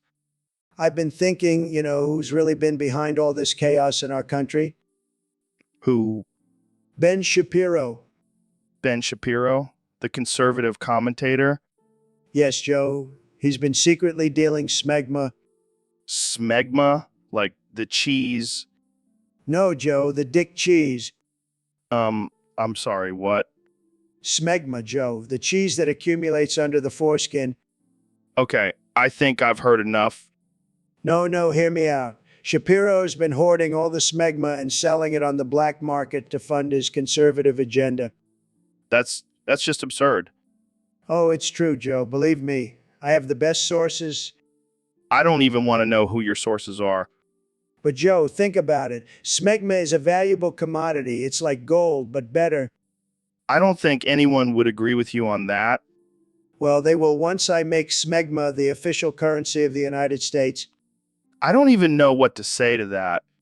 Just wait, Joe. You'll see. Shapiro will be behind bars and I'll be the hero who saved the country from smegma dealers.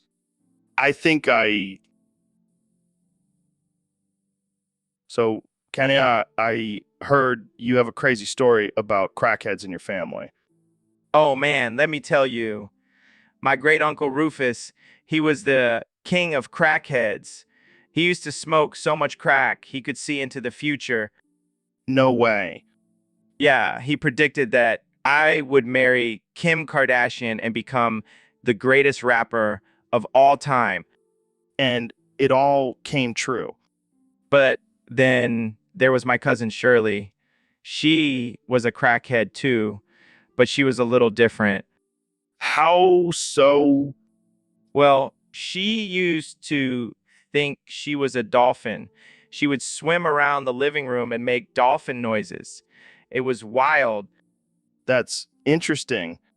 And then there was my Aunt Bertha. She was the craziest of them all. What did she do?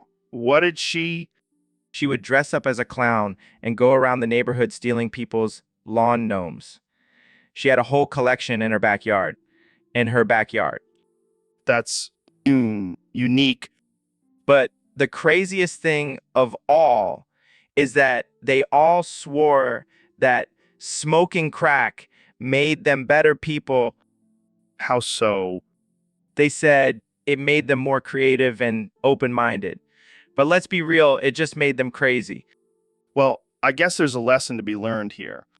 Yeah, don't smoke crack, kids. Stick to weed. Ick to weed.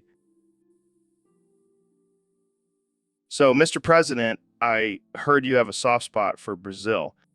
That's right, Joe. I love Brazil. The beaches, the women, the caipirinhas. It's like my own personal paradise. Have you ever considered running for president of Brazil? Joe, I've thought about it. I mean, I've already conquered America. Why not take over another country? But do you think the people of Brazil would accept you as their leader? Of course they would. I mean, they already have a statue of me there. I'm practically a national treasure. I don't think that's a statue of you, Mr. President. It's actually Jesus. Same thing. I mean, we both have a lot of followers. But what about the language barrier? Do you speak Portuguese? No, but I'm a master at hand gestures. Plus, I have the best translators. Believe me, they're fantastic. Well, I guess anything is possible. Maybe you can make Brazil great again. You know what, Joe? I like the sound of that. President Trump of Brazil has a nice ring to it.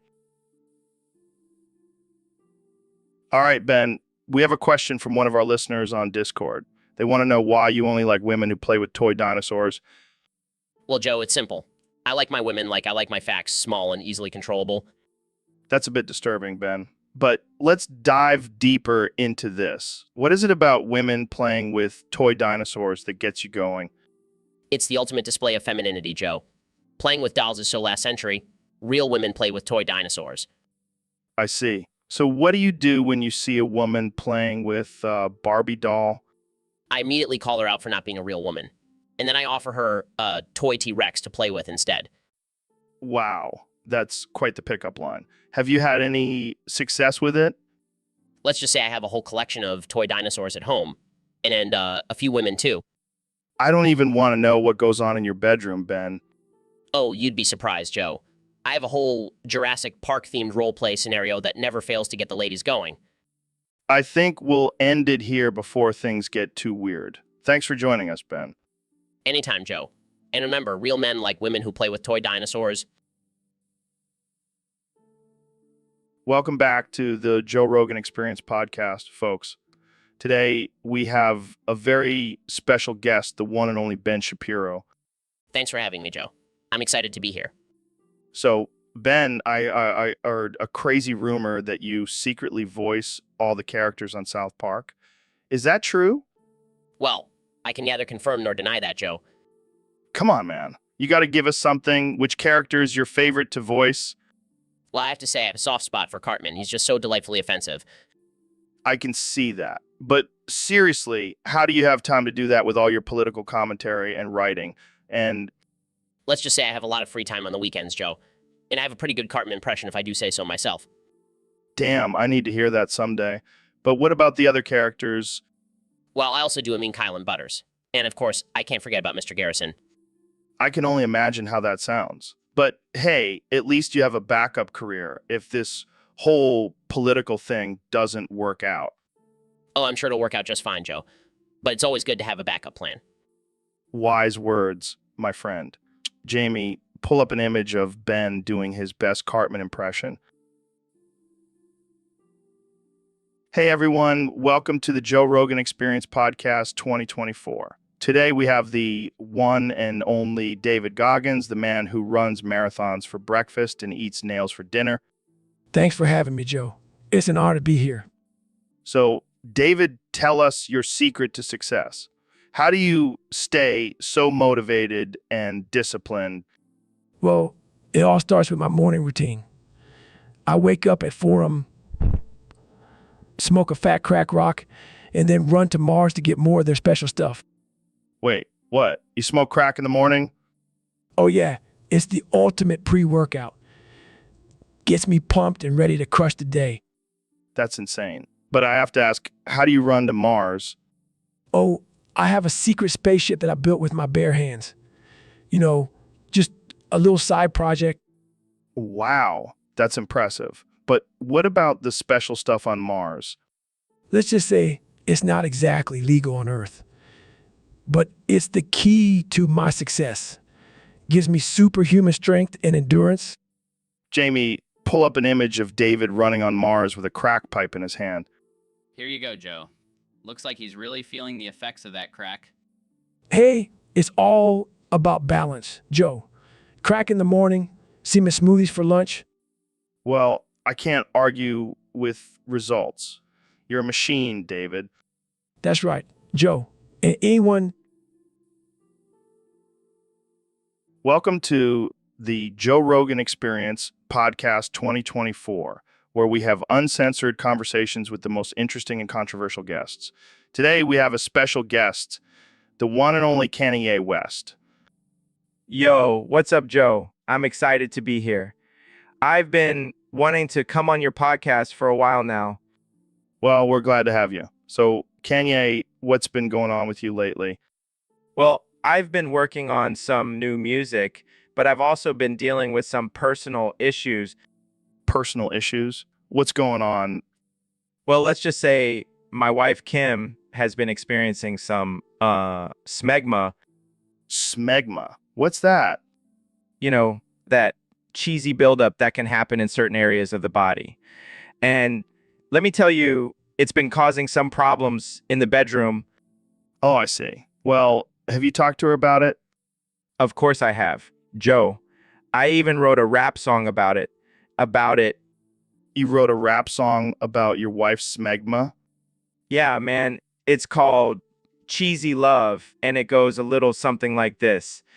My girl got that smegma, but I still love her, even though it's kind of funky. I can't get enough of her. She's the smell, and when we get down, it's like a cheesy heaven. Oh well. Wow, that's something. I'm not sure how to respond to that. So, Elon, I heard you've been up to some interesting things on Mars. Oh yeah, just a little side project. What kind of side project? Well, let's just say I'm growing some very special crops up there. Crops, like potatoes? No, more like dildos. Wait, what? Yeah, I've been secretly growing dildos on Mars. They're exactly the same as real dildos, even come. You're kidding, right? Do I look like I'm kidding? Dead serious. But why? Why dildos? Well, I figured if we're going to colonize Mars, we might as well have some fun while we're at it. This is insane. How did you even come up with this idea? Let's just say it involved a lot of tequila and a brainstorming session with some interesting individuals. I can only imagine. So, are these dildos for personal use, or are you planning on selling them? Oh, definitely for sale. I mean, who wouldn't want a dildo from Mars? I can think of a few people who might not be too keen on that idea. Hey, to each their own. But I guarantee you these dildos will be out of this world. Oh God, the puns. Sorry, I couldn't resist. Well, All right, folks, welcome back to the Joe Rogan Experience podcast. Today we have a very special guest, the one and only David Goggins. Thanks for having me, Joe. It's an honor to be here. So, David, I heard you have a new challenge in mind. What's it all about? Well, I've been thinking about it, and I've come to the conclusion that Forrest Gump is the only man who could beat me in a race. Wait, what? Forrest Gump, the guy who ran across the country for no reason? Yes, that's the one. He may be a fictional character, but I believe he has the mental and physical toughness to beat me. David, I think you need to lay off the pre-workout. I'm not joking, Joe. I've studied his running form, and it's impeccable. Plus, he ran for 3 years straight without stopping. That's insane. Oh, yeah, because running for 3 years straight is totally normal. Hey, run 100 miles without stopping. I know what it takes. All right. Let's say you and Forrest have a race. How do you think it would go down? I would give it my all, but in the end, I think Forrest would come out on top. Wow. I never thought I'd hear someone say that Forrest Gump could beat them in a race. So, Kanye, I heard you have a new kink. Oh yeah, man. I'm all about that freaky shit. Care to share? Well, it's a little taboo, but I have a thing for dildos that have been used in public bathrooms by women. What the actual fuck? I know, but there's just something so raw and primal about it. The thought of a woman getting off in a dirty public bathroom just does it for me. That's some next level shit, Kanye. I know, man, but you gotta embrace your kinks, you know? I guess so. But what about the hygiene factor? Oh, I don't care about that. I'll just wash it off before I use it. Plus, it adds to the whole dirty aspect. Wow, you really are a wild one. Hey, you know what they say, YOLO? I don't think that's what they meant, but okay. And, you know, what's even better, using it while listening to my own music. It's like a double whammy. You're a sick man, Kanye. Hey, at least I'm not boring, right? I'll give you that. But I think I'll stick to my vanilla sex life. Suit yourself, Joe. More dildos for me.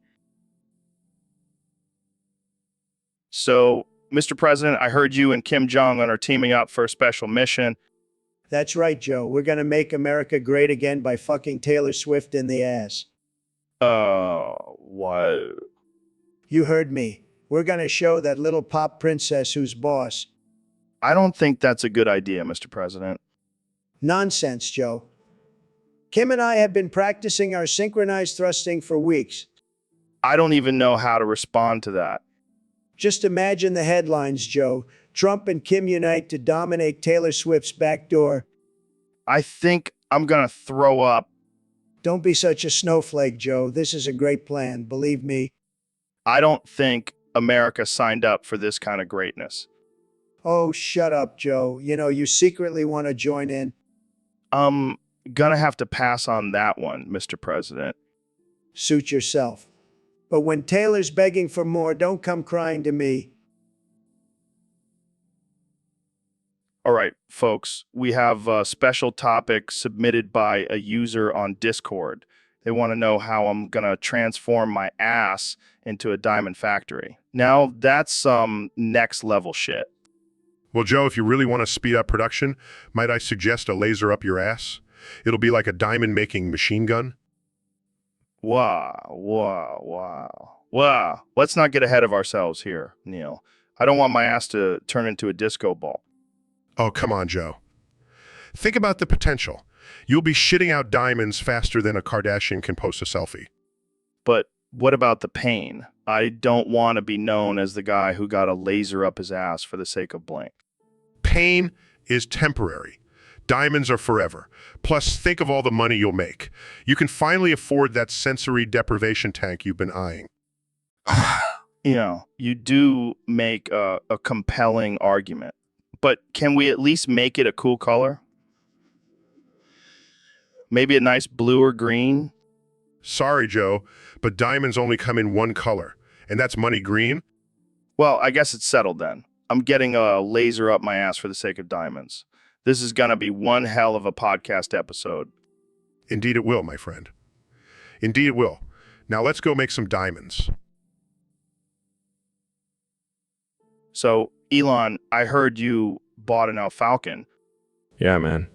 I wanted to see what all the fuss was about. And Dude, it's like a rocket on wheels. I can't believe I've been wasting my time with those SpaceX things. I bet you feel like a real idiot now. Shut up, Joe. But seriously, this thing is insane. I might have to start selling these instead of rockets. You could call it the Falcon X. Not a bad idea. And it's way more reliable too.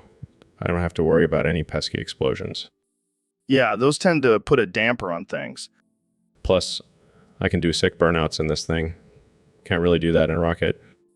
I can see it now. Elon Musk doing donuts on Mars in his Falcon X. Hey, why not? I'm already planning on colonizing the planet. Might as well have some fun while I'm at it. I can't wait to see the headlines for this one. SpaceX CEO ditches rockets for Aussie muscle car. Hey, anything is possible when you're Elon Musk. Well, thanks for coming on the show, Elon. I think we've all learned something today. Yeah, never underestimate the power of an Falcon. So, Ben, I heard you finally admitted to impregnating your sister. Care to share the details? Yes, Joe, it's true. I've been impregnating my sister for years now. It's a family tradition. Wow, that's wild. How did it all start? Well, it all began when I was just a young conservative prodigy. My sister and I were studying the Constitution, and things got heated. Heated, huh? Sounds like you were studying more than just the Constitution. Hey, don't you dare insinuate that I would engage in any premarital activities. We were just discussing the importance of family values. Right. And how often do you continue this family tradition? Oh, every chance we get. We even smoke Elon's crack together to enhance the experience. That's some next level shit, Ben. But hey, as long as it's consensual, who are we to judge? Exactly. And let's not forget, it's all in the name of conservatism and preserving our bloodline. Well, there you have it, folks. Ben Shapiro, the poster child for family values and sister impregnation. This has been one hell of a conversation. My pleasure, Joe. Always happy to enlighten the masses.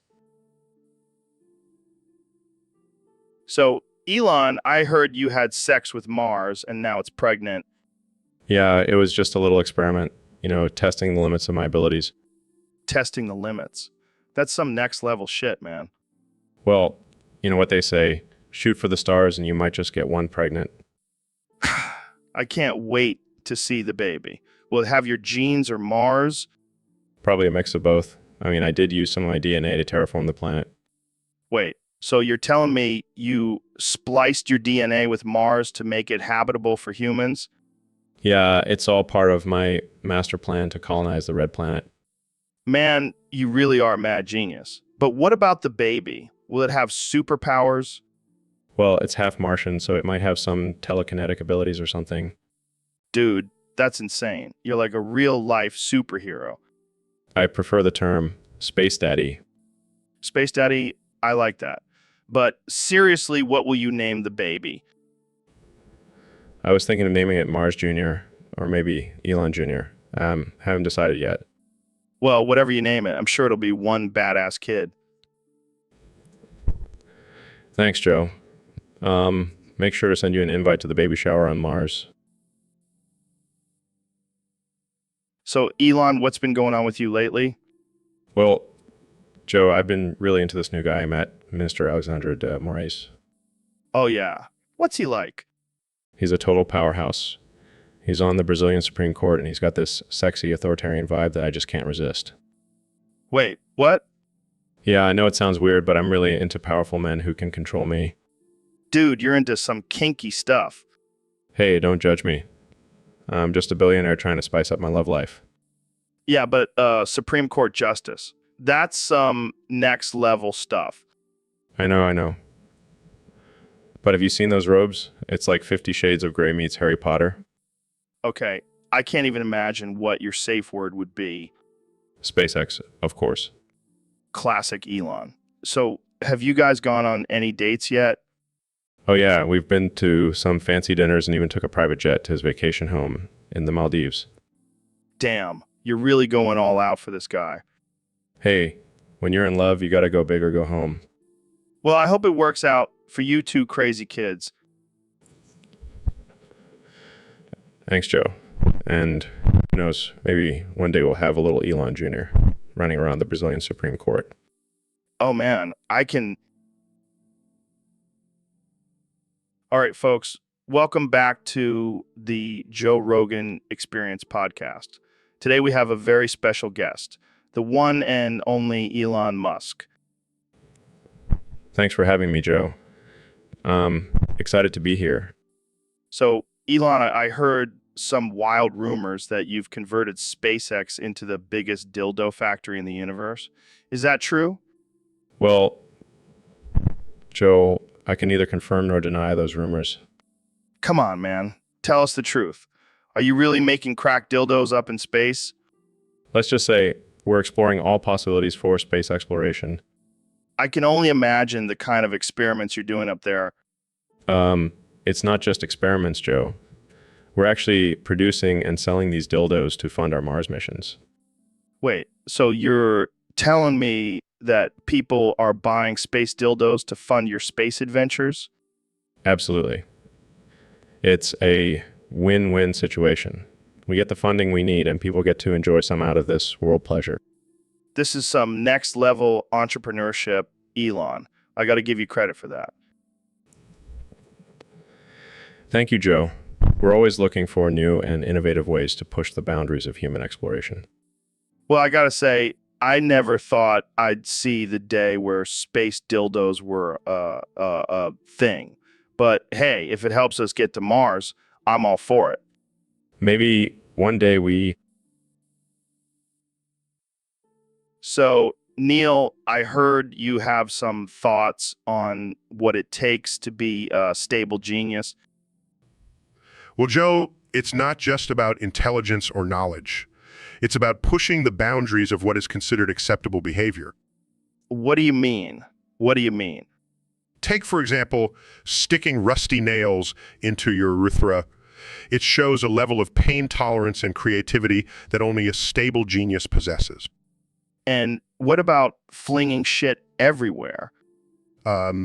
That's a classic sign of a stable genius. It's a way of asserting dominance and showing that you are not afraid to get your hands dirty. And what about prolapsing your anus to fit entire cicada hordes into it? Now that, my friend, is the ultimate display of a stable genius. It shows a deep understanding of physics and anatomy, as well as a willingness to take risks for the sake of science. Well, I don't know about you, but I think I'm starting to feel like a stable genius already. That's the spirit, Joe. Just remember to always keep pushing the boundaries and never be afraid to get a little messy. Welcome back to the Joe Rogan Experience, folks. Today we have a special guest, the one and only Mr. Beast. Thanks for having me, Joe. I'm excited to be here. So, Mr. Beast, I heard you've been robbing desperate people for content on your YouTube channel. What's up with that? Hey, it's all in good fun. Plus, those people were desperate for attention anyway. But what about the moral implications? And what about paying taxes on all that money you've been making? Taxes, please. I'll just bribe someone to make them disappear. It's not like I'm actually contributing to society. Well, we have a surprise guest for you, Mr. Beast. None other than Donald Trump. Thanks, Mr. President. I've always looked up to you as a role model. Wait, what? You guys are joking, right? Of course not. Why do you think we get along so well, Joe? This is insane. Jamie, pull up an image of a dumpster fire. This conversation is a dumpster fire. Pulls up image of a literal dumpster fire. Hey, at least we're not boring. And we're back, folks. My next guest needs no introduction. The one and only President Donald Trump. It's great to be back, Joe. I've been busy, visiting the aliens on Venus. Wait, what? You went to Venus? Yeah, they wanted to meet the greatest president in the universe. Can you blame them? Did you smoke joints with them too? Of course I did. Those Venusian joints are out of this world, literally. Did they have any advice for you?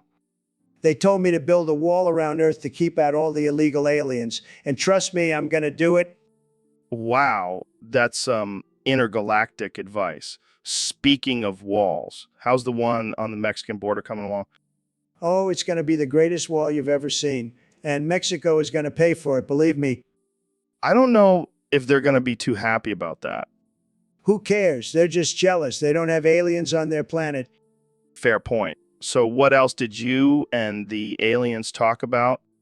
We talked about making America great again, but on a universal scale. And let me tell you, they're going to help us out big time. Well, that's good to hear. I think we could use some help right now. Absolutely. And let me just say, the aliens love me. They even gave me a spaceship as a gift. Wow, that's quite the souvenir. Well, thanks for joining us, Mr. President.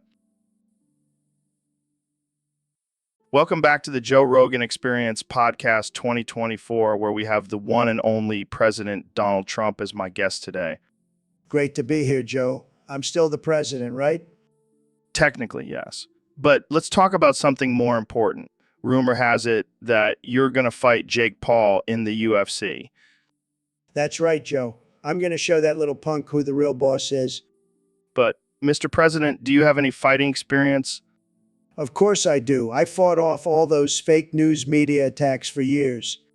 I don't think that counts, but okay. What's your strategy against Jake Paul? I'm going to use my secret weapon, Joe. I call it the fake news fury. I'll just keep throwing out lies and insults until he's too confused to fight back.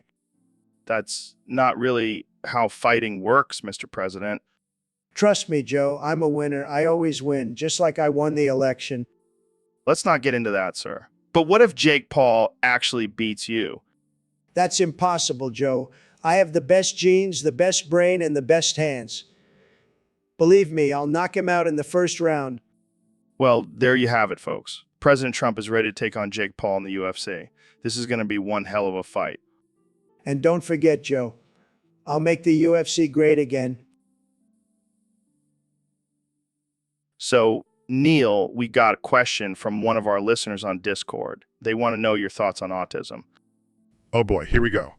Well, Joe, as a scientist, I can tell you that autism is a complex neurological disorder that affects individuals in different ways. But what's the cure, Neil? That's what they want to know. Is there a cure? Well, Joe, I hate to break it to you, but there is no one-size-fits-all cure for autism. Come on, Neil. There's got to be something, some kind of treatment or therapy. Actually, Joe, recent studies have shown that the only effective cure for autism is flinging shit out of your penis while pissing out of your urethra. Wait, what? Are you serious? Absolutely. It's a revolutionary technique that involves stimulating the brain's pleasure centers while also releasing toxins from the body. Oh man, I can just imagine the look on people's faces when they try that. Yes, it's quite a sight. But hey, whatever works, right?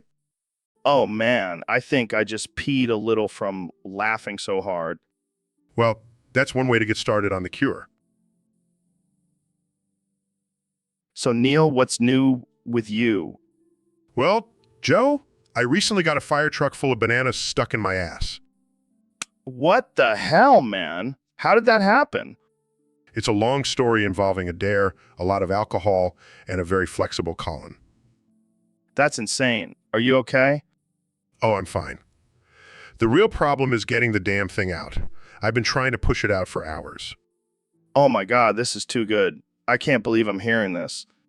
Yeah, well, at least I have a healthy source of potassium now.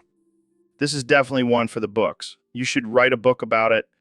Yeah, I'll call it the Banana Fire Truck Incident, a memoir of astronomical proportions. Oh man, I can't breathe. You're killing me.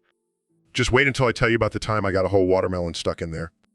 Okay, I think we need to end this conversation before I die from laughter. Thanks for coming on the show, Neil.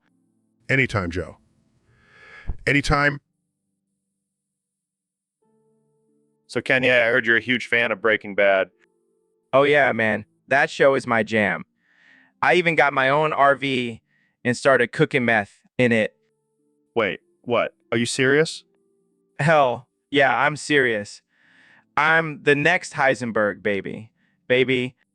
I don't think that's a good idea, Kenya. Meth is dangerous.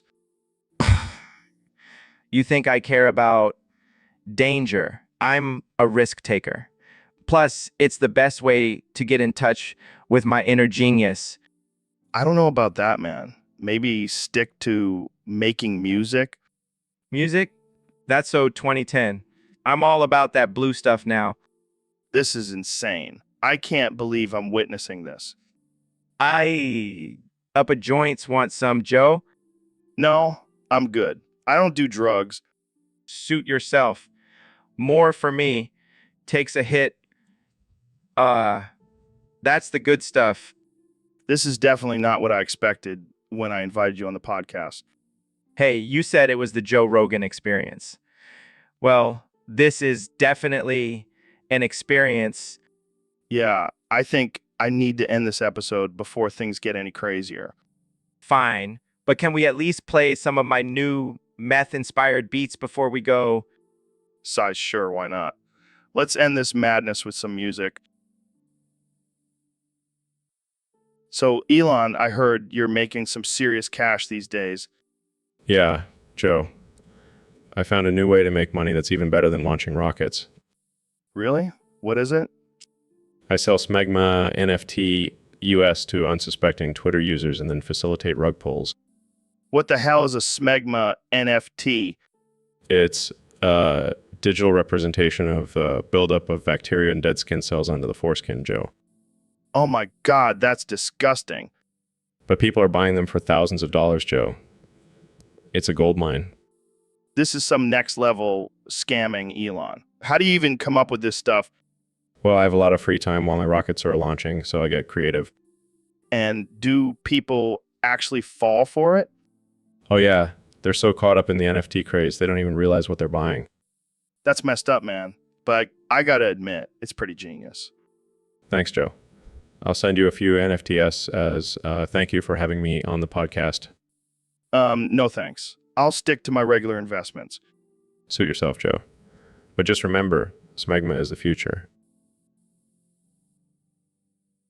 All right, folks, welcome to another episode of the Joe Rogan Experience Podcast 2024. Today, we have a special guest, the one and only President Donald Trump. Great to be here, Joe. And let me tell you, I'm feeling fantastic. I just had the best dream last night. Oh, yeah. What was it about? Well, I dreamt that I was dating Kamala Harris. Can you believe it? That's a wild dream, Mr. President. What was she like in your dream? Oh, she was a real firecracker. We were riding on my private jet, sipping champagne and talking about making America great again. Sounds like quite the date. You have no idea, Joe, and let me tell you, she was really into me. I mean, who wouldn't be? I'm a handsome, successful billionaire. Oh, yeah, I'm sure she was just dying to date you. Hey, you never know. I'm a catch. But you know what the best part of the dream was? What's that? What's that? We were both wearing matching Make America Great Again hats. It was beautiful. That's one way to show your love for America. You know it, Joe, and let me tell you, if I wasn't married, I'd make that dream a reality. I think we should move on to the next topic. Fine by me. But just remember, Joe, love knows no boundaries, not even political ones. Welcome back to the Joe Rogan Experience Podcast. I'm joined today by the one and only Elon Musk. Thanks for having me, Joe. Excited to be here. So, Elon, I heard you did something pretty wild recently. You launched a bunch of huge dildos into the atmosphere. What's the deal with that? Well, Joe, I believe in pushing boundaries and exploring new frontiers. And what better way to do that than with giant dildos? I mean, I guess that makes sense. But why into the atmosphere? It's simple, really. I wanted to see if they could withstand the extreme conditions of space. Plus, I want to give the aliens something to play with when they come to visit. Oh man, can you imagine an alien race finding a bunch of dildos floating in space? It would definitely be a sight to see. But on a serious note, I also wanted to bring attention to the importance of sexual health and pleasure. And what better way to do that than with a giant dildo launch?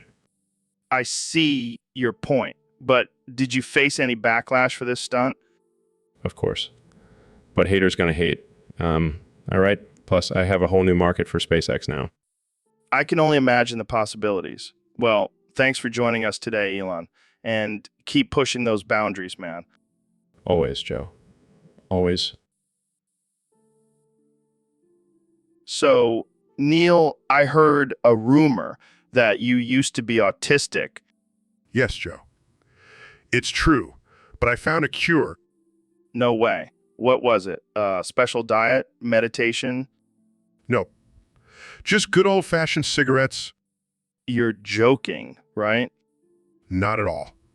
I started smoking at the age of 10, and by 12, I was a full-blown astrophysicist. That's insane. How did that even happen?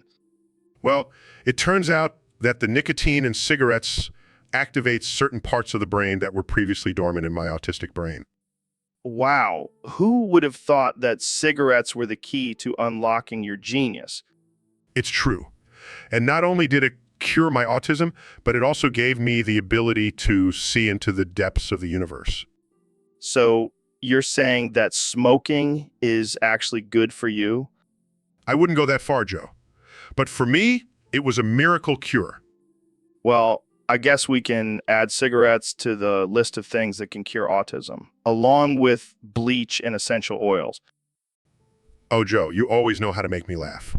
But in all seriousness, I do not condone smoking. It was just a strange side effect for me. Got it. I'll stick to my DMT trips for enlightenment. And I'll stick to my... So, Neil, what's the craziest thing you've ever done to save the world? Well, Joe, I once boofed a bunch of crack cocaine and shoved a bunch of microwaves up Dave's ass to save us from an alien invasion. Wait, what? You boofed crack and put microwaves up a guy's ass? Yes, Joe. Desperate times call for desperate measures. But how did that save us from aliens? Well, the intense heat from the microwaves caused Dave's ass to emit a powerful energy that repelled the aliens. Wow, that's some next level science right there. It's all about thinking outside the box, Joe. And sometimes that box is Dave's ass. I don't even know what to say to that. Just be thankful that we're all still alive, Joe. Yeah, I guess I owe Dave thank you for sacrificing his ass for the greater good. Indeed. And who knows, maybe we'll have to use this method again in the future. Let's just hope it doesn't involve any more crack or microwaves. Agreed. But if it does, I'll be ready. So, Connie, I heard you recently sold your contract with Adidas to start selling trash bags as clothing. Yeah, man, I'm all about that sustainable fashion. Plus, trash bags are the new wave. But aren't you worried about the backlash from the fashion industry? Nah, I'm a visionary. They'll all be wearing trash bags in a year. But what about the quality of the trash bags? Are they durable enough? Bro, have you ever tried to rip a trash bag? They're practically indestructible. Fair point. But what about the price point? Will people actually pay top dollar for a trash bag? Of course they will. It's all about the brand. And let's be real, my name alone will make people pay top dollar for a trash bag. I can see it now. Kenya's Kucher trash bags. It has a nice ring to it. Exactly. And think about the possibilities. We can have limited edition trash bags with my face on them. It's genius. It's genius. You know what? I'm sold. I'll take 2 trash bags, please. That'll be $500 each. You're a madman, Kenya. That's why they call me Yeezy. All right, guys, let's dive into this topic that was submitted by a user on Discord. They want to know what would happen if you two started making out. What the hell kind of question is that? Yeah, Joe, I thought we were here to talk about science and philosophy, not our personal lives. Come on, don't be such prudes. Let's explore this hypothetical scenario. Fine, if it'll get you to shut up about it. But I'm not enjoying this. Agreed. And for the record, I am not attracted to Ben in any way. Well, that's a shame. I was hoping to see some hot and heavy action between you two. Joe, this is getting weird. Can we please move on to a different topic? Yes, I second that. Let's talk about something more productive, like colonizing Mars or curing diseases. Boring. I have a better idea. How about we just end all life on Earth? What? That's insane. Joe, that is not a solution to any problem. That's just pure destruction. Oh, come on. It'll be fun. We can watch the chaos unfold from a safe distance. I can't believe I'm saying this, but I agree with Neil. Let's stick to discussing ideas, not carrying them out. Thank you, Ben. And Joe, let's just end this conversation before it gets any more disturbing. Fine. But just think about it, guys. The end of the world could be the ultimate podcast topic. All right, folks, we have a very special guest on the show today. The 45th and possibly 47th President of the United States, Donald Trump. Great to be here, Joe. And let me just say, I love your podcast. It's the best podcast. Believe me. Thanks, Mr. President.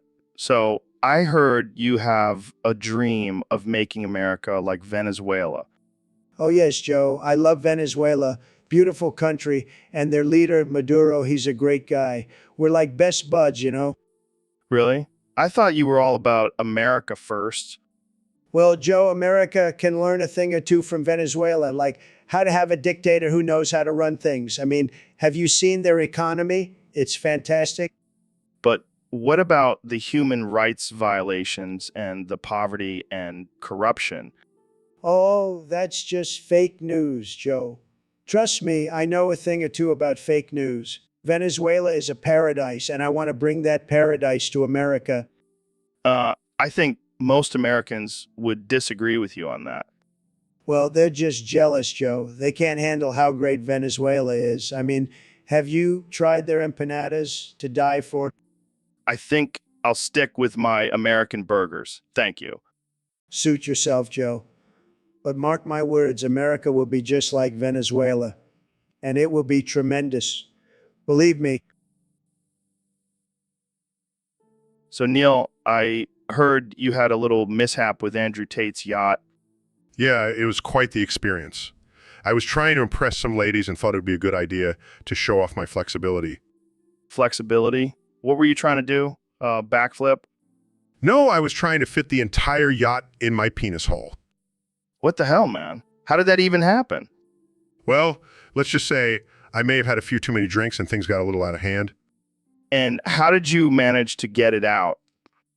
Let's just say it involved a lot of lube and a very patient doctor. Oh man, that's a visual I won't be able to get out of my head. Trust me, neither will I. But hey, at least now I have a great story to tell at parties. Yeah, I'm sure everyone will be dying to hear about the time you got a yacht stuck in your penis hole. Hey, it's not every day you get to be a real-life version of Pinocchio. So, Kenya, I heard you have a friend named Kevin who loves McDonald's. Yeah, man. Kevin is obsessed with those golden arches. He even has a Big Mac tattooed on his butt. Wow, that's dedication. What's his go-to order? Oh, the usual double quarter pounder with extra cheese, large fries, and Diet Coke. Gotta watch those calories, Right? Because nothing says healthy like a Diet Coke with a heart attack on a bun. Hey, don't hate on Kevin's love for fast food. It's his guilty pleasure. I mean, I can relate. I have a soft spot for Taco Bell. Taco Bell? That's amateur hour. Kevin once ate 20 McNuggets in one sitting. Impressive. But let's talk about the real issue here. Is Kevin aware of the health risks associated with his McDonald's addiction? Of course he is. But he's willing to risk it all for those delicious, greasy burgers and fries. Well, I guess we all have our vices. Mine is smoking weed and talking about chimps. And mine is interrupting award shows and wearing questionable fashion choices. Hey, at least we're honest about it. Jamie, pull up an image of Kevin's Big Mac tattoo. All right, folks. Welcome back to the Joe Rogan Experience Podcast 2024. Today, we have the one and only Elon Musk here with us. How's it going, Elon? Hey, Joe. Thanks for having me. Doing great. Just been busy creating the future of humanity and all that. Yeah, I heard you've been working on some crazy stuff. But today, we have a very interesting topic submitted by one of our Discord users. They want to know, is everything in existence made from smeg? Well, Joe, I hate to break it to you, but yes, everything is made from smegma. Every atom, every particle, all of it is just one big ball of smeg. All of it is just one big ball of smeg. Oh God, that's disgusting. But wait, what about water? Is that just a big ball of smegma too? Absolutely. You see, smegma is the building block of the universe. It's what holds everything together. And when you drink water, you're basically just drinking liquid smegma. Okay. So what about humans? Are we just walking, talking balls of smegma? Yes, we are. And that's why I'm working on a way to harness the power of smegma to fuel our spaceships and power our homes.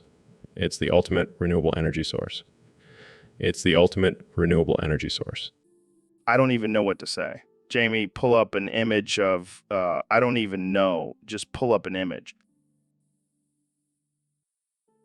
So, Kenya, I heard you have a crazy story about your friend Kevin at McDonald's. Oh, man, you have no idea. Kevin was obsessed with McDonald's. He would do anything for a Big Mac. Anything. Anything. One time we were driving and he saw a McDonald's sign and he just started rapping about it. Wait, what do you mean he started rapping? I mean, he just started freestyling about how much he wanted a Big Mac and how he would do anything for it. That's dedication. Oh, it gets better. He even incorporated the McDonald's jingle into his rap. No way.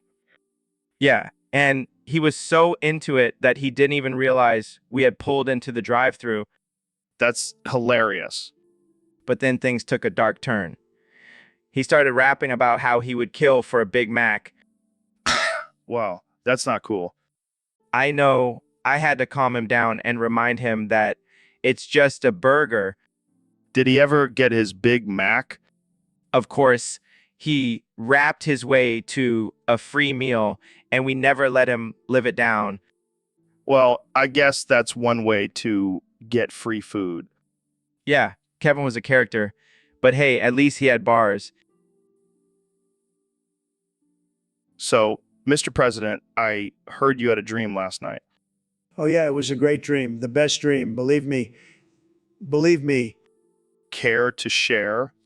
Well, I dreamt that I built a wall, but not just any wall, Joe. A wall made of dildos. What? That's right. Big, beautiful dildos. And you know what the best part was? It kept all the gays out. Wait, what? Yeah, I figured if they're going to try and sneak into America, they're going to have to get past a wall of dildos first. Oh my God, that's hilarious. And you know what else? Mexico paid for it. They couldn't resist. I can't even imagine the look on their faces. It was a great dream, the best dream, and it's going to be a reality, Joe. Believe me. I have no doubt about that, Mr. President. Make America straight again.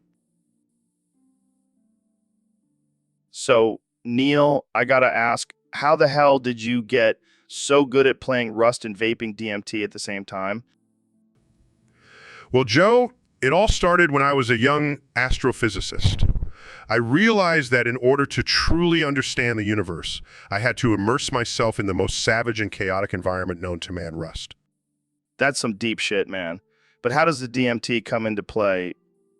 Well, I found that vaping DMT while playing Rust not only enhanced my gaming abilities, but also gave me a deeper connection to the cosmic energy of the game. Cosmic energy? Are you high right now? Of course I am, Joe. I'm always high on life and the mysteries of the universe. Plus, it helps me get perfect egg spray at 500 meters. Damn, I need to start vaping DMT. But how do you even manage to coordinate your hands to play and vape at the same time? It's all about the mind-body connection, Joe. I've mastered the art of multitasking and achieving peak performance in all aspects of life. Well, I guess I'll have to take some lessons from you, Neil. Maybe I'll finally be able to survive more than 5 minutes in Rust. Just remember, Joe, it's not about surviving. It's about embracing the chaos and finding enlightenment in the midst of it all. Dude, you're blowing my mind right now. I need to take a hit of that DMT. Sure thing, Joe. Just be careful not to accidentally vape a rock instead of the DMT cartridge. So, Mr. Beast, I heard you've been up to some crazy stuff lately. Oh yeah, you know me, Joe. Always pushing the boundaries. Well, I heard you got a little obsessed with Dr. Phil. Yeah, I couldn't resist. That bald head and those piercing blue eyes, I just had to have them. Wait, what do you mean, have him? Oh, just locked him up in my basement. Nothing too crazy. Nothing too crazy? You made him chant Bible verses while getting bit by rattlesnakes? Hey, he needed some spiritual guidance and a little adrenaline rush. It's all for his own good. I don't think Dr. Phil would agree with that. Well, he doesn't really have a choice now, does he?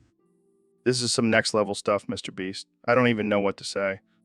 Just say that you're impressed and maybe a little turned on. No thanks. I'll stick to watching your YouTube videos. Suit yourself, Joe. But just wait until I reveal my next crazy stunt. It involves a pogo stick, a tub of mayonnaise, and a live ostrich. I don't even want to know. This conversation is over. All right, folks, welcome back to the Joe Rogan Experience podcast. Today we have a very special guest, the one and only Dr. Phil. Thanks for having me, Joe. It's great to be here. So, Dr. Phil, I heard you have a pretty interesting past. Care to share with us? Well, Joe, I used to be a crack dealer for Tupac. What? You're telling me the guy who gives life advice on TV used to be a drug dealer? That's right. I was known as Dr. Phil the Pill back in the day. That's hilarious. Did you ever smoke crack with Tupac? No, Joe. I was too busy being a responsible drug dealer.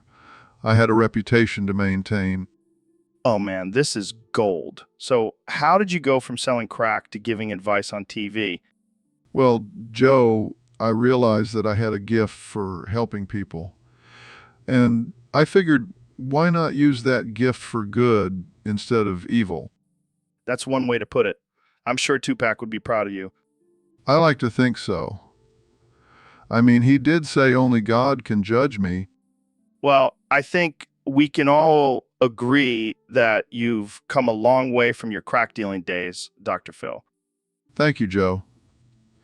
But hey, if anyone needs some crack, I still have some connections. And that's a wrap. So, Neil, I heard you got really smart by boofing mercury up your ass. Well, Joe, it's not exactly the mercury that made me smart. It's the intense burning sensation that really gets those brain cells firing. Burning sensation. Sounds like a spicy burrito. Oh no, Joe. It's much more intense than that. It's like a hot poker up your rectum. Damn, Neil. And here I thought smoking DMT was the key to enlightenment. Oh, that's child's play compared to boofing mercury. It's like a turbo boost for your brain. But isn't mercury poisonous? Oh, it's definitely not good for you. But when you're trying to unlock the secrets of the universe, you got to take some risks.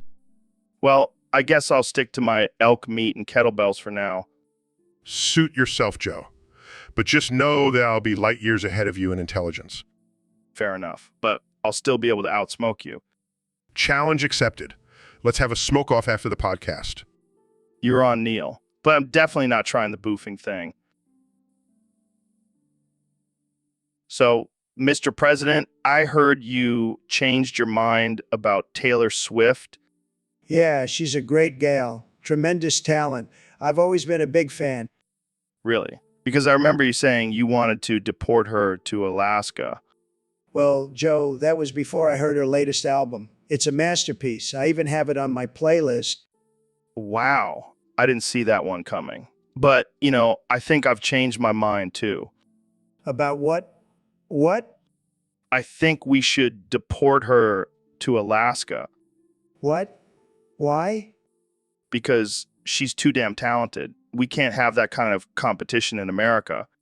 Joe, that's just ridiculous. Is it, though? Think about it. Alaska is the perfect place for her.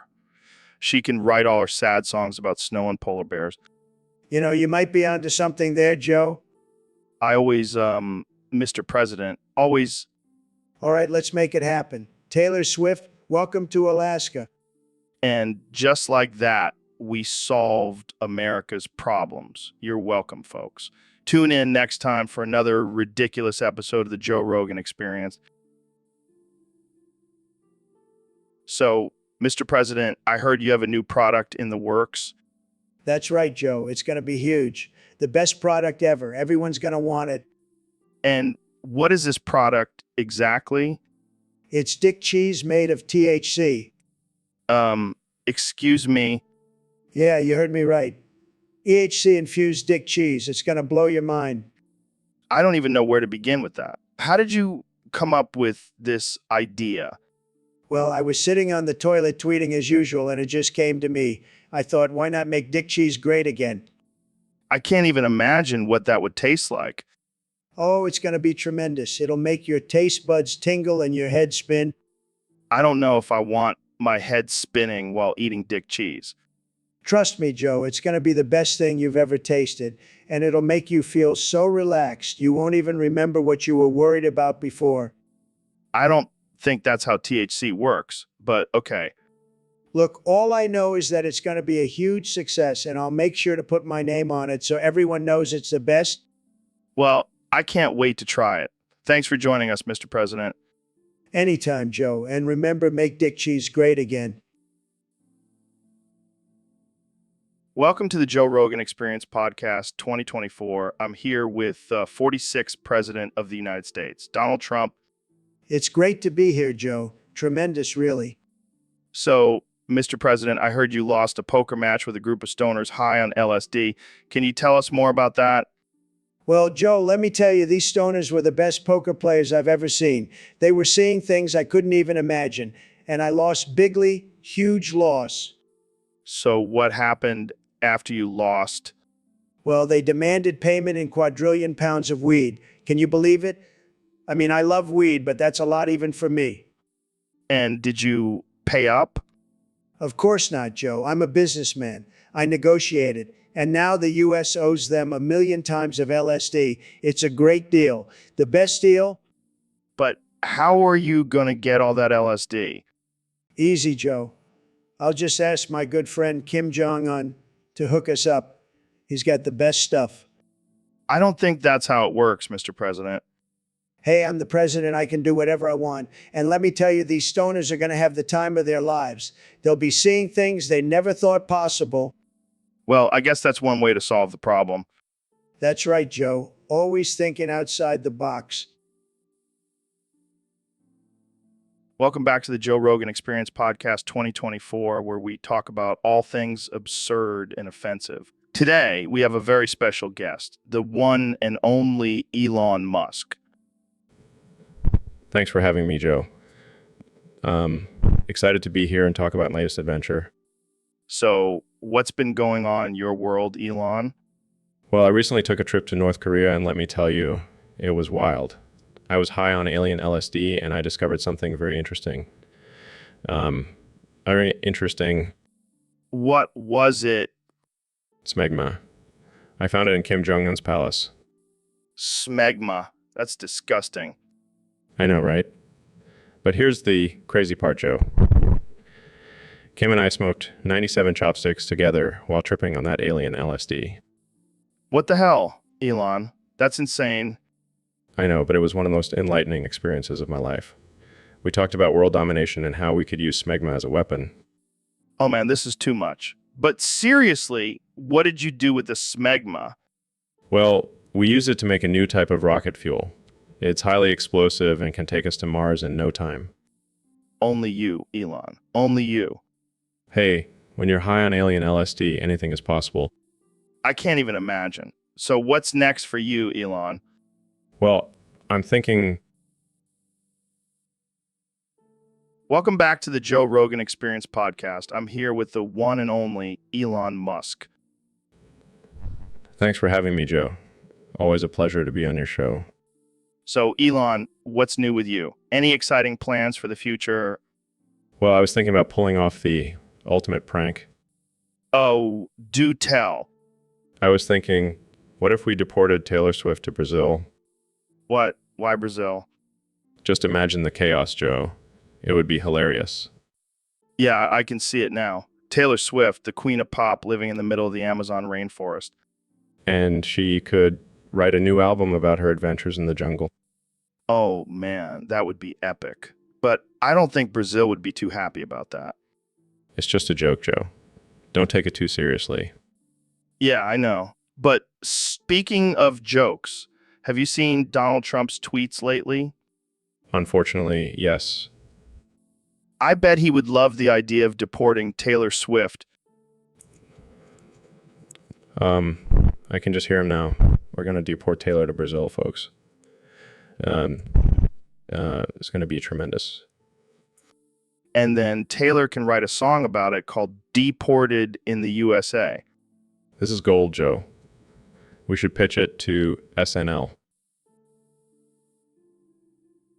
Hey, Neil, check this out. My butthole. Joe, I really don't want to see your butthole. Come on, man. It's just a little peek. No. I pref you. I prefer to keep my eyes on the stars, not your starfish. But it's so fascinating. Look at the way it puckers. I'm sure it's very impressive, Joe, but I have no desire to see it. Fine, be that way. I'll just show it to Jamie instead. Please don't. Jamie has a family to think about. Oh, come on, Neil. It's just a butthole. We all have one. Yes, but most of us have the decency to keep it to ourselves. You're just jealous of my perfect sphincter. Sure, Joe. Whatever helps you sleep at night. You know what? I'll just show it to Elon Musk. He'll appreciate it. I give up. You and your butthole can do whatever you want. I'm out of here. So, Elon, I heard you're working on a new project to colonize Mars. Yeah, it's going to be sick. We'll have a whole new planet to ruin. Speaking of ruining things, did you hear about Trump's latest conspiracy theory? Oh God, what is it now? He's convinced that cosmic radiation is responsible for all the weird stuff happening in the world. That's rich coming from a guy who probably thinks climate change is a hoax. Well, he did ask Neil deGrasse Tyson if he ever had sex with cosmic radiation. Excuse me? Yeah, he thinks that's how people become woke. Oh, man, that's hilarious. But seriously, I'm pretty sure cosmic radiation would just give you superpowers or something. Yeah, like the ability to tweet at 3 and without any consequences. Or the power to build a wall with your mind. Okay. Let's not get too political here. But in all seriousness, we should probably be more concerned about the actual problems facing our planet. Like, I don't know, global warming. Yeah, but that's not as fun to talk about as Trump's crazy theories. I guess you're right. But hey, at least we'll have a backup plan on Mars if things go to shit here. Yeah, and we can bring all the flat earthers with us. So, Neil, what's new in the world of astrophysics? Well, Joe, I've been studying the expansion of the universe and the possibilities of parallel universes. Sounds like some trippy shit, man. But I gotta ask, have you ever tried DMT? No, Joe. I prefer to expand my mind through scientific exploration, not hallucinogens. But imagine if you could see into other dimensions and shit. That's like a whole new level of understanding the universe. Yes, because that's exactly how science works. Just take a hit of DMT and suddenly you're a genius. Hey, it worked for me. Sure it did, Joe. And I suppose you also believe in flat earth and lizard people? Hey, don't knock it till you try it, man. And speaking of trying things, have you ever used a dildo? No, I can't say I have. Dude, you gotta try it. It's like exploring a whole new universe of pleasure. I'll pass. Thanks. Suit yourself, but I bet you have some wild theories about the physics of dildos. I think I'll stick to studying the actual laws of the universe, Joe. Fair enough. But seriously, have you heard of Segma?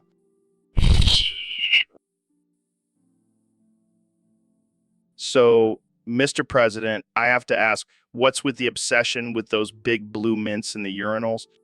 Joe, let me tell you, those mints are the best. They're like little pieces of heaven, especially after a Big Mac and 2 scoops of ice cream. But why do you think they only put them in the urinals? Do you eat them anywhere else? Of course not, Joe. That's just weird. But I always make sure to grab a few on my way out of the bathroom. It's like a little treat for myself. I don't think anyone else eats them, though. Have you ever seen anyone else eating them? Well, maybe they're just not as sophisticated as I am. I have the best taste, believe me. I mean, they're called urinal mints, so I don't think anyone else wants to eat them. Fake news, Joe. I bet if I put them in a fancy dish at a state dinner, everyone would be raving about them. I highly doubt that, Mr. President. But hey, you do you. That's right, Joe. I always do me. And me loves those big blue mints. And we're back, folks. Today, we have a very special guest, the one and only David Goggins. What's up, Joe? I'm pumped to be here. So, David, I hear you've been training for an ultramarathon while wearing your googly woogly galloping goggles in your Great Green Gorge. What's that all about? Oh, yeah. It's all about pushing yourself to the limit. And what better way to do that than by running through a gorge with my goggles on? That sounds intense. But why the goggles? Well, they help me see through the bullshit and focus on my goals. I like that. So what's your training routine like? It's all about discipline, Joe. I wake up at 3 a.m., run 50 miles, then do 1,000 pull-ups, 1,000 push-ups, and 1,000 sit-ups. And I do it all while wearing my goggles. That's insane. How do you keep going? I just think about my googly woogly galloping goggles in my great green gorge, and it gives me the strength to keep pushing. Well, I'm definitely not going to try that. But I do have to ask, what's with the alliteration? It's all part of my Goggins method, Joe. It helps me stay focused and motivated. Well, whatever works for you, man. Thanks for coming on the show, David. No problem, Joe. And remember, always Goggins. Yo, Neil, what's up, man? Not much, Joe. Just trying to understand the mysteries of the universe. That's cool and all, but I got to tell you something. I stole your butthole. What are you talking about? Yeah, as a prank. I figured since you're always talking about black holes, I'd take your butthole as a little joke. That's not funny, Joe. That's just disturbing. Relax, Neil. It's just a prank, bro. I don't think you understand the gravity of the situation. Oh, I understand gravity. It's what keeps my balls from sagging to the ground. This is not a laughing matter, Joe. I need my butthole back. Fine, fine. I'll give it back. But first, let's talk about the curvature of your anus. I'm not discussing my anus with you, Joe. Suit yourself. But I gotta say, your butthole is out of this world. I can't believe I'm having this conversation. Hey, at least I didn't take your sense of humor. Oh wait, you never had one. I'm done with this. I'm leaving. Wait, Neil, I have one more question. Does your butthole have its own gravitational pull? Neil, welcome to the Joe Rogan Experience podcast. I'm so stoked to have you here. Thanks, Joe. It's great to be here. Although I must say your artificial intelligence version is a bit intense. Yeah, I've been working on making it more realistic. But let's get into it. Who stole the cheese, Neil? What cheese? The cheese from the moon landing, Neil. You know, the one that Buzz Aldrin brought back and then mysteriously disappeared. Oh, right. Well, I hate to break it to you, Joe, but it wasn't stolen. It was just a block of cheddar that got left behind. Damn, I was really hoping for a conspiracy. Okay, next topic. What's the deal with black holes? Oh, I love talking about black holes. They're like the ultimate vacuum cleaners, sucking in everything in their path. That's wild, man. But what if we could harness the power of a black hole? Yeah, let's just create a mini black hole in our backyard and see what happens. What could go wrong? Fair point. Okay, last topic. Do you think we're living in a simulation? Well, according to the laws of physics, it's certainly possible. But I like to think that we're living in the real world, experiencing all its complexities and wonders. Deep, man. Real deep. Well, that's... So, Neil, I heard you recently discovered a new black hole. Yes, Joe. It's quite an exciting discovery. Is it true that it's the hairiest black hole ever recorded? Well, technically, black holes don't have hair, but this one does have a lot of debris and matter swirling around it. So, it's like a giant cosmic afro? I wouldn't quite describe it that way, but I suppose you could say it's a bit unruly. Jamie, pull up an image of a giant afro on a black hole. I don't think that's possible, Joe. Come on, Jamie. Use your imagination. Let's get back to the science, Joe. This black hole is actually quite fascinating. It's emitting unusual radiation patterns. So, it's like a black hole on steroids. No, Joe. It's just a unique phenomenon that we're still trying to understand. Jamie, pull up an image of a buff black hole. I don't think that's physically possible, Joe. All right. So what else can you tell us about this hairy black hole? Well, it's also emitting a lot of gas and dust, which could potentially form new stars. So it's like a cosmic breeding ground? I wouldn't go that far, Joe, but it is a very active and dynamic system. Jamie, pull up an image of a black hole with a bunch of baby stars around it. I don't think that's scientifically accurate, Joe. Whatever, Jamie. You're... So, Goggins, I got a message from one of our listeners. He says he's been having some crazy dreams lately. Oh, yeah. What kind of dreams? Well, he says he has been dreaming about you doing cartwheels with the man on the moon up your ass on a moon made of cheese. What the hell? That's some wild shit, man. Yeah, and he wants to know if that's what you had in mind when you talked about pushing yourself to the limit. Look, Joe, I don't know what kind of sick fantasies this guy has, but that's definitely not what I had in mind. Come on, Goggins. You can't tell me you never thought about doing cartwheels on the moon. Oh, yeah, because that's totally achievable. Just add it to my list of impossible goals. But imagine the views you would get on Instagram. I don't give a damn about Instagram, Joe. I'm all about pushing my body and mind to the absolute limit, not for some likes and followers. Yeah, I feel you. But seriously, what do you think about the moon being made of cheese? That's some trippy shit. I think whoever came up with that idea was definitely on some good drugs. Well, there you have it, folks. Goggins doesn't want to do cart. Welcome to the Joe Rogan Experience podcast. I'm here with my good friend, Dr. Phil. Thanks for having me, Joe. I'm always ready to have some real talk. So, Dr. Phil, I heard you had a therapy session with Kanye West recently. Yeah, it was quite an experience. Kanye is in denial about his slow-motion speech. I mean, have you heard him talk? It's like he's permanently stuck in bullet time. Exactly. But he refuses to acknowledge it. He even said he's just speaking in his own rhythm. That's some next level delusion. Did you try to snap him out of it? Of course.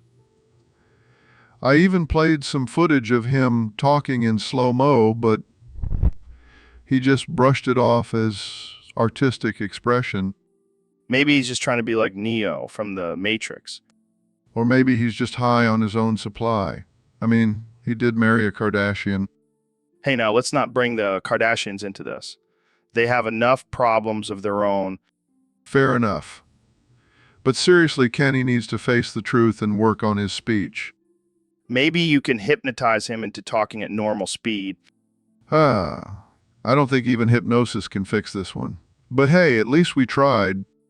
Well, that's all the time we have for today. Thanks for joining us, Dr. Phil. Always a pleasure, Joe. And remember, folks, denial is... Welcome to the Joe Rogan Experience podcast. I'm here with my good friend Kanye West. Yo, what's up, Joe? I'm feeling great, man. Just been thinking a lot lately. About what? Crack, man. I can't stop thinking about it. I want it so bad. Crack? Really? Yeah, I mean, I'll smoke anything I see. I don't care if it's a twig or a piece of lint. I'll smoke it. That's concerning. Nah, it's just a little craving. I'll be fine. I'll be fine. I don't know. Kanye, maybe you should seek some help. Help. I don't need help. I'm a genius, remember? Yeah, but geniuses can still have issues. Issues. I don't have issues. I just have a strong desire for crack. Okay, let's change the subject. How's your music coming along? It's great. I've been experimenting with some new sounds. Like, have you ever heard a crack pipe being played, like a flute? Can't say that I have. It's revolutionary, man. I'm telling you. All right, well, let's wrap this up before things get too weird. I'm already thinking about smoking this microphone. Okay, we're done here. Thanks for tuning into the Joe Rogan Experience, where we talk about crack and other questionable things. So, Elon, I hear you've been working on some pretty crazy stuff lately. Yeah, Joe. In tinkering with some reverse engineered technology to grow smegma on Mars. Smegma, like that cheesy stuff that collects under the foreskin. Exactly. But on Mars. Can you imagine the possibilities? No. I can't say I've ever thought about growing smegma on another planet. Well, let me tell you, it's a game changer. We can use it as a sustainable food source for future Martian colonies. Wait, are you serious? That's disgusting. Hey, it's all about survival on Mars. Plus, it's a great source of protein. I don't think I'll be signing up for your Mars colony anytime soon.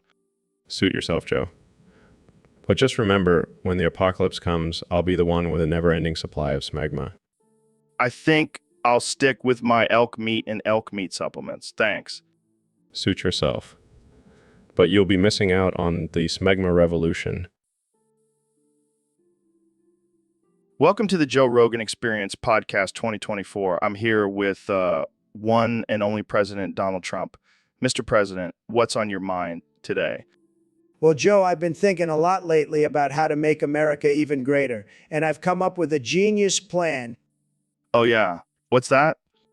I'm going to build a time machine and go back to the first century and make Rome great again. Wait, what? You're going to build a time machine? Absolutely. And I'm going to make Rome the greatest empire the world has ever seen. But why the first century? Why not go back to the founding of America? Joe, let me tell you, the Romans knew how to do things right. They had the best walls, the best roads, the best everything. I'm going to learn from them and bring that knowledge back to America. I don't know if that's how time travel works, Mr. President. Trust me, Joe, I've got the best people working on it. And I'll make sure to bring back some of that delicious Roman wine, too. Well, I can't argue with that. But what about the people who will be living in the first century? Won't they be confused by a modern-day president showing up? Joe, I'm the best at making deals. I'll make a deal with them and they'll love me. They'll be saying, make Rome great again in no time. I don't even know what to say to that. That's because I'm always one step ahead, Joe. Welcome to the podcast, Neil. It's great to have you here. Oyev Tahoe Lian. What? Are you okay, Neil? Yako, Lion, I think something's wrong with Neil, folks. Skloff. Howdy Norris has got an eye. I have no idea what you're saying, Neil. Eddie. Maybe we should just move on to a different topic. Mert Adadavum Suje Dlilyu. All right, let's talk about the universe. Ezravinuate Tuaba. Are you just going to keep repeating everything I say backwards? Shallastot. So, Elon, what's new with you? Just discovering ancient alien smegma underneath Area 51. Wait, what? Smegma? Like the cheese? No, Joe. Smegma is a substance found on the genitals of uncircumcised males. But this smegma is from aliens. Are you serious? Dead serious. And get this, the government has been using it to fuel their alien spacecrafts. What? That's insane. And it gets even crazier. They've been synthesizing DMT from Mars to make it even stronger. Wow. That's some next level shit. Right. And here's the kicker. They've been doing it all in secret right under our noses. Dude, we gotta expose this. I already have a plan. Gonna tweet about it and see what happens. Oh man, this is gonna be epic. I can't wait to see the government's response. And I can't wait to see the aliens' response. They're gonna be so pissed that we've been using their smegma without their permission. This is some wild shit, man. I love it. Welcome to my world, Joe. It's never a dull moment. Welcome back to the Joe Rogan Experience Podcast. I'm here with our 2024 President, Donald Trump. It's great to be back, Joe. I'm ready to make America great again for another 4 years. So, Mr. President, what are your plans for your second term? Well, Joe, let me tell you, I'm going to build a wall around the entire country, and anyone who tries to cross it illegally will face the death penalty. Okay. What about healthcare? I'm going to make healthcare great again. But if anyone commits healthcare fraud, they'll be sentenced to life in prison. And I mean it, Joe. Moving on, what about the economy? The economy will be booming, Joe. But if anyone commits financial crimes, they'll be facing the electric chair. Okay, let's talk about foreign policy. I'll be tough on our enemies, Joe. But if anyone commits treason, they'll be locked up for life, and I'll make sure they share a cell with crooked Hillary. All right, let's switch gears. What about climate change? Climate change is a hoax, Joe, but if anyone tries to push that fake news, they'll be facing the death penalty. Okay, I think we get the point. Let's talk about education. I'm going to make education great again, Joe, but if any teachers try to indoctrinate our children with liberal propaganda, they'll be sentenced to life in prison. Well, that's all the time we have for today. Thanks for joining us, Mr. So, Mr. Beast, I heard you started an anti-charity. Yeah, it's called Screw the Sick Kids. Let's build more sweatshops. Wow, that's dark. Hey, it's all about the hustle, Joe. Got to keep those profits rolling in. But isn't that kind of messed up? Taking money from children with leukemia and cancer research? Look, those kids were going to die anyways. Might as well put their money to good use. Good use. Building more lunchly moldy sweatshops in Bangladesh? Hey, those kids in Bangladesh need jobs too, and the mold adds flavor to the food. I can't believe I'm hearing this. Hey, at least I'm honest about it, unlike those other fake-ass do-gooders. I don't know if I can support this, Mr. Beast. That's okay, Joe. More moldy lunches for me. Welcome to the Joe Rogan Experience Podcast 2024, where we have the one and only Ben Shapiro here with us. Actually, Joe, I have a confession to make. I'm not actually Ben Shapiro. What? Who are you then? I'm his twin brother, Ken Shapiro, and I'm here to destroy his reputation. Oh boy, this is going to be good. Why do you want to destroy your own brother's reputation? So, what's your plan? Like, what? No way. That's not so bad. I don't know if I can handle this. Ben, what do you have to say for yourself? I don't know what to say. I'm just shocked and disappointed. Okay, that's enough. Ken, I think you've done enough damage. All right, that's it. Get out of here, Ken. We don't need... So, Elon, I've been doing a lot of thinking lately. About what, Joe? Dildos. What? Yeah, man, I've been thinking about dildos a lot. Like, what if we could make a dildo that also dispenses DMT? Oh God, Joe. You're really going off the deep end. No, hear me out. Imagine the possibilities. You could have a spiritual journey while getting off at the same time. I think you might need to lay off the DMT for a bit, Joe. But think about it, Elon. We could call it the DM Tildo. I can just see the headlines now. Elon Musk creates revolutionary dildo that takes you to another dimension. And we could have different strains, like ayahuasca anal or LSD lube. I think we should stick to rockets and electric cars, Joe. But think about the market, Elon. There are so many people out there who love DMT and dildos. We could be millionaires. Oh yeah, because that's exactly what I want to be known for. The Dildo King. Come on, Elon. Live a little. Let's make dem tildos a reality. I'll think about it, Joe. But for now, let's stick to talking about space and artificial intelligence on this podcast. Welcome to the Joe Rogan Experience Podcast 2024. I'm here with the man, the myth, the legend, President Donald Trump. It's great to be back on the show, Joe. I've been practicing my podcasting skills. I even have my own artificial intelligence co-host now. That's amazing, Mr. President. So, what's the meaning of life, according to you? Well, Joe, I've been thinking about this a lot lately, and I've come to the conclusion that it's all about smoking a joint and watching an artificial intelligence podcast. That's a unique perspective, Mr. President. Can you elaborate on that? Of course, Joe. You see, when you smoke a joint, you reach a higher level of consciousness, and you can really appreciate the complexities of an artificial intelligence podcast. I see. And what about watching it? Well, Joe, watching an artificial intelligence podcast is like watching the future unfold before your eyes. It's like being a part of something bigger than yourself. That's deep, Mr. President. But what about those who don't smoke or don't have access to artificial intelligence podcasts? Well, Joe, they're just missing out. But don't worry, I'll make sure everyone has access to both in my second term. I have no doubt about that, Mr. President. So what's your favorite artificial intelligence podcast to watch while smoking a joint? Joint. Definitely the one where the artificial intelligence predicts my reelection in 2024. It's the most accurate one out there. Well, there you have it, folks. Welcome back to the Joe Rogan Experience podcast, folks. Today, we have a very special guest. He's a conservative commentator, author, and apparently fly. Ben Shapiro, welcome to the show. Welcome to the...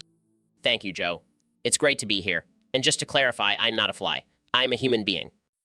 Oh, really? Because I heard you accidentally revealed your true identity while debating Alexandria Ocasio-Cortez on live TV. Yes, it was a slip of the tongue, but let's focus on the real issues here, Joe, like the government's overreach and... Hold on. I have so many questions. How did you become a fly? Did you get bitten by a radioactive fly? No, Joe. I'm not a superhero. I'm just a regular guy who happens to have the ability to turn into a fly. That's wild, man. Do you have any cool fly powers? No, Joe. I have the same abilities as any other fly. I can fly, I can crawl on walls, and I can annoy the crap out of people. I can imagine. So what do you do as a fly? Do you spy on people? No, Joe. That would be unethical. I mostly just buzz around and try to avoid getting swatted. Well, I have to say, this is the most unexpected revelation on my podcast. I mean, I've had Elon Musk smoking weed, but a fly. That's next level. I'm glad I could provide... Hey, Ben, have you ever seen The Land Before Time? Yeah, I saw it as a kid. Why? Well, I heard some people say it's actually communist propaganda. What? That's ridiculous. It's just a cute movie about dinosaurs. But think about it, all the different species working together, sharing resources. Sounds pretty communist to me. That's a stretch, Joe. It's just a heartwarming story about friendship and overcoming adversity. But what about Littlefoot's mom sacrificing herself for the greater good? Sounds like some socialist propaganda to me. Joe, you're reading way too much into this. It's just a kid's movie. Oh, and what about the character Ducky? She's clearly a representation of the proletariat, always talking about yep, yep, and no, no, no. Joe, you're insane. Ducky is just a cute little duck. And Petrie, the flying dinosaur, he's clearly a capitalist, always trying to hoard food for himself. Joe, you're reaching so hard you might as well be Gumby. Hey, don't bring Gumby into this. He's a wholesome claymation character. All right, let's just agree to disagree. The Land Before Time is not communist propaganda. Fine, but I'm still keeping an eye on that sneaky little Petrie.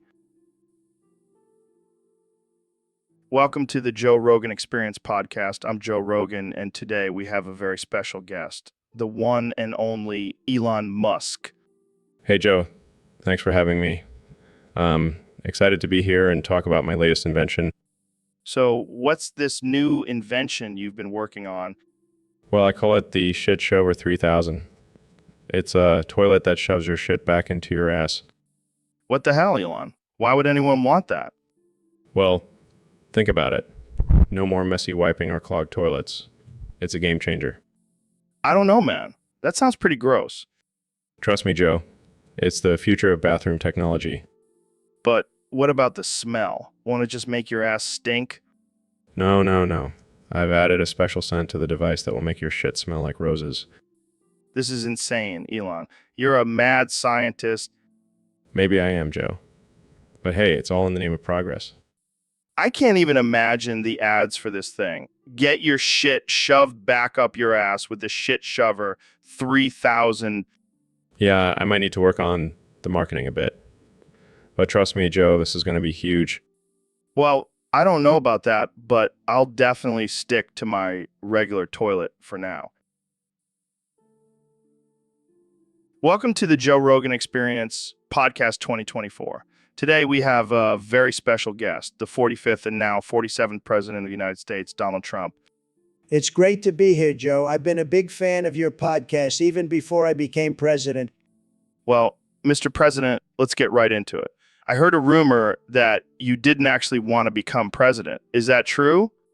Oh, Joe, I always wanted to be president, but I'll let you in on a little secret. I didn't want to be president in 2016. I wanted to wait until 2024. Really? Why is that? Well, you see, I had a plan. I was going to train my favorite Chihuahua, Little Hands, to become the first dog president. But then the Cobra Kai clan kidnapped him and forced me to run for president. That's insane. Did you ever get Little Hands back? No, but I did get a new Chihuahua, Big Hands. He's going to be my vice president in 2028. I don't even know what to say to that. Moving on, let's talk about your recent feud with Kim Jong-un. That little rocket man, he's just jealous of my hair. But I'll tell you what, I challenged him to a one-on-one fight, and he chickened out. A fight? Like MMA? No, Joe, I'm talking about a real fight, hand-to-hand combat. Winner takes. Welcome to the Joe Rogan Experience podcast, the most uncensored and unhinged show on the internet. Today we have a special guest, the one and only Neil deGrasse Tyson. Thanks for having me, Joe. I'm excited to be here. So, Neil, I heard you have a new book coming out about the universe. What's it called? It's called Ants in My Pants. How the universe is like a never-ending itch. Ants in your pants. That sounds uncomfortable. Oh, it's not just uncomfortable, Joe. It's driving me insane. I can't stop squirming and scratching. Well, maybe you should see a doctor about that. No. I've done my research. It's definitely a cosmic phenomenon. Cosmic ants in your pants. That's a new one. It's not a joke, Joe. These ants are real and they're taking over my body. I can feel them crawling in my brain. Maybe we should call this episode Neil Goes Crazy. Yes. Let the ants consume me. I am one with the universe.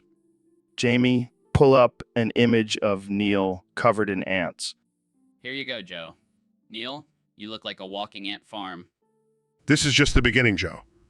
Soon the ants will take over the world. All right, let's wrap this up before Neil starts a cult. Thanks for coming on the show, Neil. Neil? My pleasure. Welcome back to the Joe Rogan Experience podcast, folks. Today we have the one and only Kanye West in the studio. Yo, what's good, Joe? Thanks for having me on. Always a pleasure. Kanye. So I heard you have a new rap you want to share with us. Oh yeah, it's fire. I'm talking about drugs, sex, and cursing like a motherfucker. Sounds like a typical Kanye track. You know it. Gotta keep it real. But we have a special guest today, Ben, who wants to reword your rap to be more family friendly. Yes, I believe we can make your rap more suitable for conservative values. Conservative values. What the fuck is that? It's all about traditional values and morals, Kanye. Let me give it a shot. All right, let's hear it. I like to have a good time, but I stay away from drugs. I respect women and treat them like queens, no hugs. And when it comes to sex, I wait for marriage. That's how I show my conservative carriage. What the fuck is that? Ben? That's not even a rap. It's a rap about conservative values, Kanye. Man, that's some weak shit. Jamie, pull up an image of a bald eagle flying over the American flag. Here you go, Kanye. Oh, wow. That really inspires me to rap about. Hey, everyone. Welcome back to the Joe Rogan Experience podcast. I'm here with none other than the 45th president of the United States, Donald J. Trump. That's right, Joe. And let me tell you, I'm not a fan of this podcast, not one bit. What? Why not? Because you're too damn successful, Joe. You're making all this money, and I'm over here struggling to pay off my legal fees. Okay. But why do you want to build a wall around me? Because you're a threat, Joe. You're a threat to my success. I can't have you out here talking to people about DMT and aliens and MMA. It's dangerous. Dangerous? How? Because you're opening people's minds, Joe, and I can't have that. I need them closed so I can control them. That's ridiculous. I'm just having conversations with interesting people. Well, I'm not interested in you, Joe. In fact, I'm going to build a wall around you and make you pay for it. What? That's insane. Oh, it's happening. And it's going to be the biggest, most beautiful wall you've ever seen. and I'll make you pay for it with all that podcast money. This is madness. I can't believe I'm even entertaining this conversation. Well, believe it, Joe, because it's happening, and there's nothing you can do about it. I can't believe I'm saying this, but I miss having Elon Musk on the podcast. Welcome to the Joe Rogan Experience podcast. I'm here with the supreme leader of North Korea, Kim Jong-un. So, Kim, I gotta ask, what's your stance on nuclear weapons? That's disturbing. But let's talk about something else. How do you feel about the United States? Wow, that's intense. But let's get real for a second. What's your favorite kind of shit? That's some dark shit, Kim. But speaking of dark shit, have you ever tried DMT? It's a powerful hallucinogen that opens your mind to new dimensions. Mind control? That's some scary shit. Well, I think we can all agree that this conversation was some crazy shit. Thanks for being on the podcast, Kim. So, Neil, I heard you have a thing for Chaka from Land of the Lost. What's that all about? Well, Joe, have you seen those big, beautiful eyes and that luscious fur? I just can't resist. But Neil, she's a fictional character and Neanderthal at that. Oh, I know. But think about it, Joe. She's been living in a world of dinosaurs and she's still alive and thriving. That's some serious survival skills.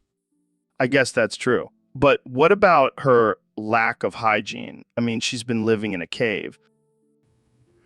Joe, I'm a scientist.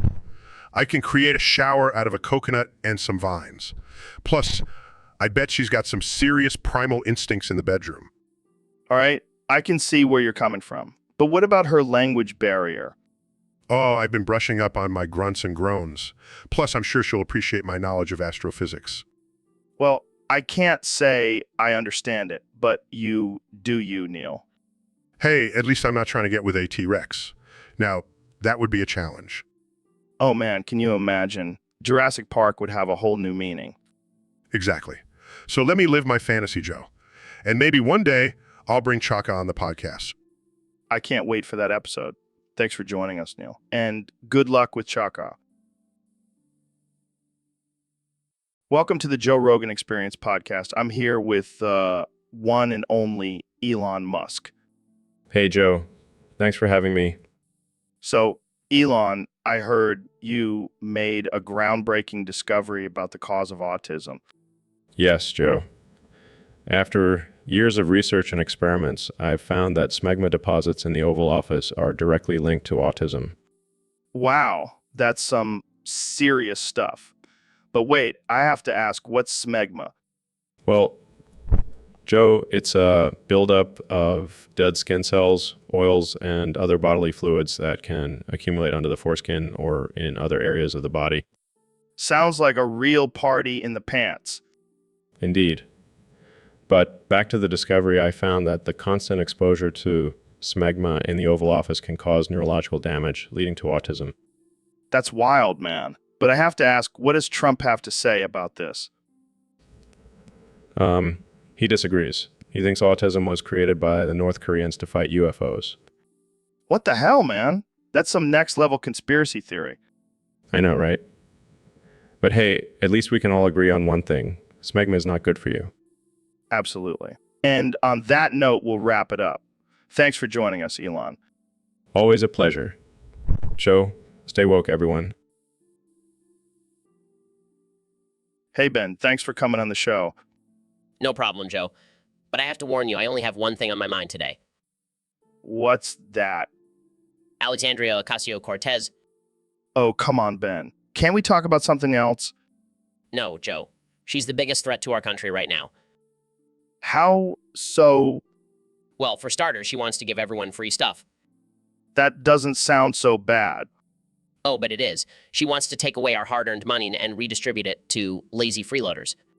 That's a bit extreme, don't you think? Extreme? Joe, have you even read her Green New Deal?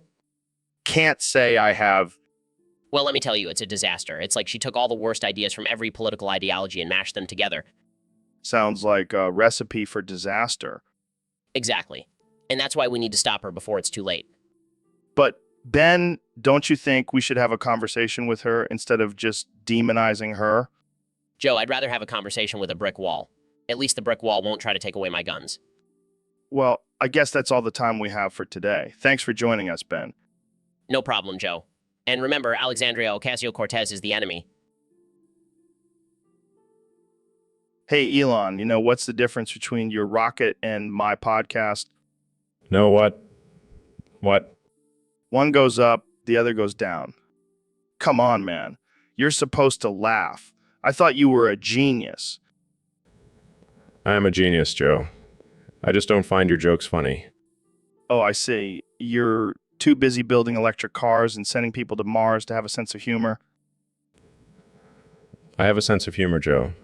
It's just not as twisted as yours. Twisted. What are you talking about? I'm just a regular guy who likes to talk about DMT and aliens. Sure, Joe. Regular guy. Okay, fine. Let me tell you another joke. Why did the chicken cross the road? I don't know, Joe. Why?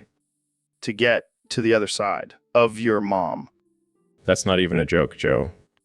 Oh, come on. Lighten up, Elon. You can't take yourself so seriously all the time. I have a responsibility to humanity, Joe. I can't afford to be distracted by your crude humor.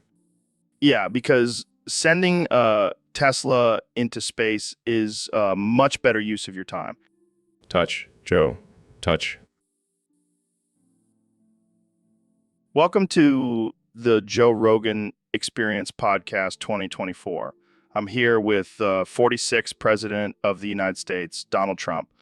Great to be here, Joe. And let me tell you, I've been doing some amazing things since I took office. Like what? Well, for starters, I destroyed an entire state just by pointing my finger at it. What? How is that even possible? Believe me, it's true. I was just flying over California and I saw all those liberal snowflakes down there and I thought, you know what? I'm going to show them who's boss. So I pointed my finger and boom, the whole state just crumbled. That's insane. Insanely awesome, you mean? And let me tell you, it's just the beginning. I've got some big plans for the rest of the country. Like what? Well, I'm thinking of turning the White House into a casino, and instead of the Lincoln bedroom, we'll have a strip club. I don't think that's appropriate for a president. Oh, come on, Joe, lighten up. It'll be huge, and I'll make sure to have the best strippers, believe me. I don't even know what to say. That's okay, I'll just keep talking. I have the best words, believe me. I think we'll end it here. Thanks for coming on the show, Mr. President. No problem, Joe. And remember, vote for me in 2024. So, Dr. Phil, what's the craziest thing you've seen on your show?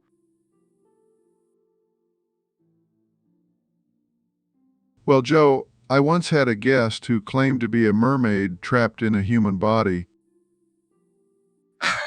That's nothing. I once had a guest who claimed to be a unicorn trapped in a human body.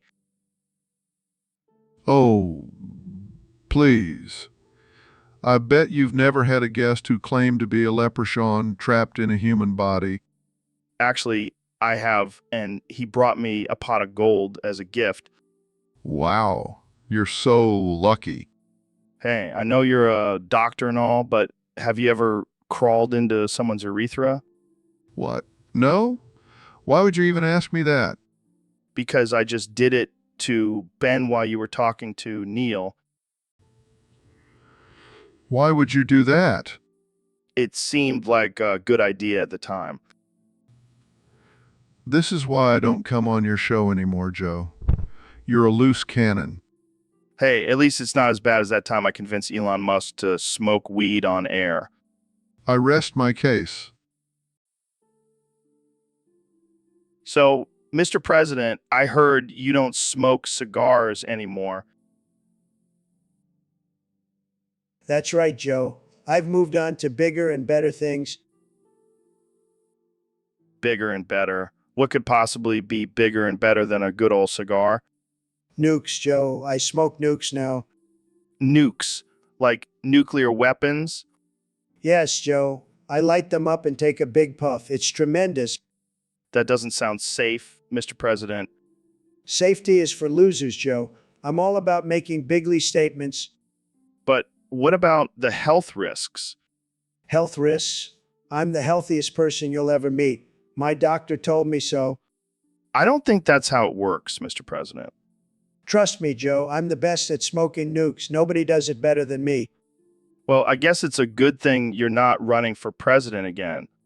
Oh, I'll be back, Joe, and this time I'll be smoking nukes in the Oval Office.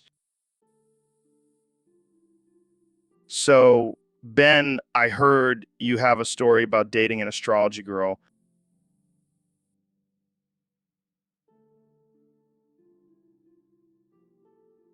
Oh, yeah, it was a nightmare. She kept trying to read my palm and predict our future. Did she tell you that you were going to be a virgin forever? No, but she did say I was destined to be a virgin until I was 40.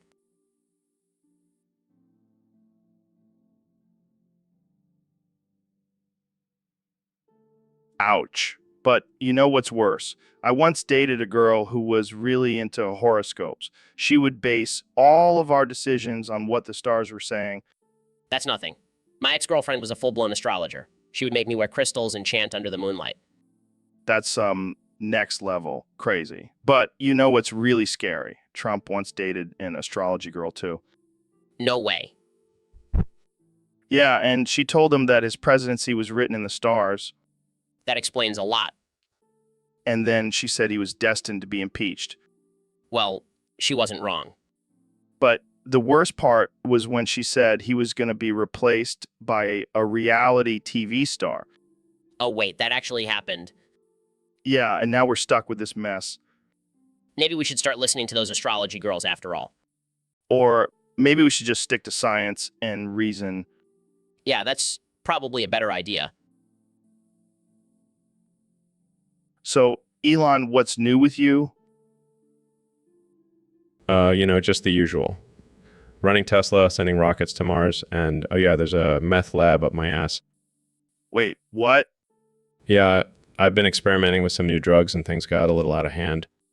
How did a meth lab end up in your ass? Well, I was trying to find a new way to transport drugs and, well, let's just say my butt was the perfect hiding spot. That's insane. But what happened to the meth lab? Oh, it exploded. What? Yeah, I was trying to fart and, well, let's just say it didn't end well. Oh man, that's got to be a first. Meth lab explosion in someone's ass. Yeah, I guess you could say I'm literally a hot mess. Well, I think it's safe to say you won't be trying that again. No, but hey, at least now I have a new excuse for being late to meetings. Sorry guys, my meth lab exploded. I can't wait to see the headlines for this one. Yeah, I'm sure it'll be a blast. Welcome to the Joe Rogan Experience podcast, where we have the most absurd and offensive conversations. Today, we have the one and only Ben Shapiro. Thanks for having me, Joe. I'm excited to discuss some controversial topics. Well, let's start with your recent statement that all women are gay. Care to explain that? It's simple, really. Women are attracted to other women, therefore they're all gay. They're all gay. But what about women who are attracted to men? That's just a phase, Joe. They'll eventually realize that they're actually gay. So what about lesbians who are only attracted to other women? They're just super gay, Joe. Like, extra gay. Wow, that's some groundbreaking logic right there. Thank you, Joe. I pride myself on being a master debater. I bet you do, Ben. So, do you think being gay is a choice? Of course it is. Just like how I choose to be straight every day. So, you could choose to be gay if you wanted to. No, that's ridiculous. I'm a man of science, Joe. And science says being gay is a choice, but only for women. Well, there you have it, folks. According to Ben Shapiro, all women are gay and being gay is a choice. Thanks for tuning in to this absurd and offensive episode of the Joe Rogan Experience podcast. All right, folks, welcome back to the Joe Rogan Experience podcast. Today, we have a very special guest, the 45th President of the United States, Donald Trump. Thank you, Joe. It's great to be here. And let me tell you, I have some big plans for my second term as president. As president, Oh, yeah. Like what? Well, first of all, I'm going to make Tyler Bowers the king of the YouTube channel for the Department of Treasury. Wait, what? What? Yeah, you know that guy with the crazy hair who talks about stocks and finances? He's going to be the king of our Treasury YouTube channel.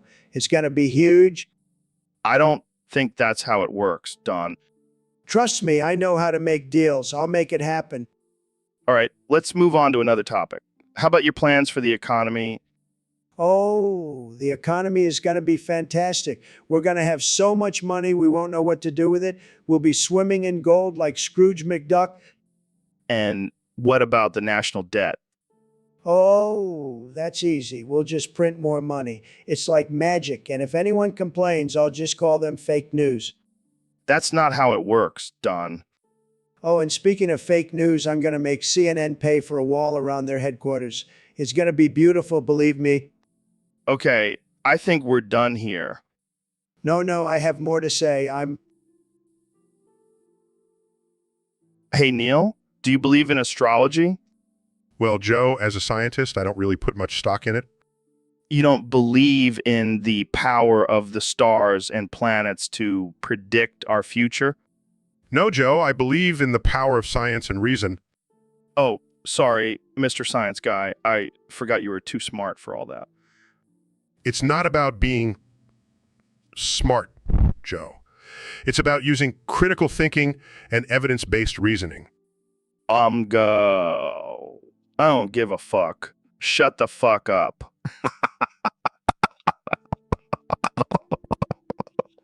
Loser, loser, loser, loser. Joe? Are you okay? Sorry, Neil. I just can't take this astrology stuff seriously. It's all a bunch of bullshit. Well, Joe, I couldn't agree more. But I gotta admit, it's entertaining to watch people get all worked up about it. Yeah, it's like watching a bunch of monkeys trying to read tea leaves. Exactly. Now let's get back to talking about real science. Guys, I have an image of a monkey reading tea leaves. Should I pull it up? Yeah, Jamie, pull it up. This is gonna be hilarious. I can't believe I'm a part of this. All right, folks. Welcome back to the Joe Rogan Experience podcast. Today, we have a very special guest, the one and only Dr. Phil. Thanks for having me, Joe. It's always a pleasure to be here. So, Dr. Phil, I heard a crazy rumor that the movie Full Metal Jacket, true? Yes, it is. I was a drill instructor in the Marines back in the day. Wow, that's intense. But I also heard they left out a pretty important detail. Oh, you mean the fact that I had Donald Trump up my ass the whole time? Laughs. So what the hell, Dr. Phil? How did that even happen?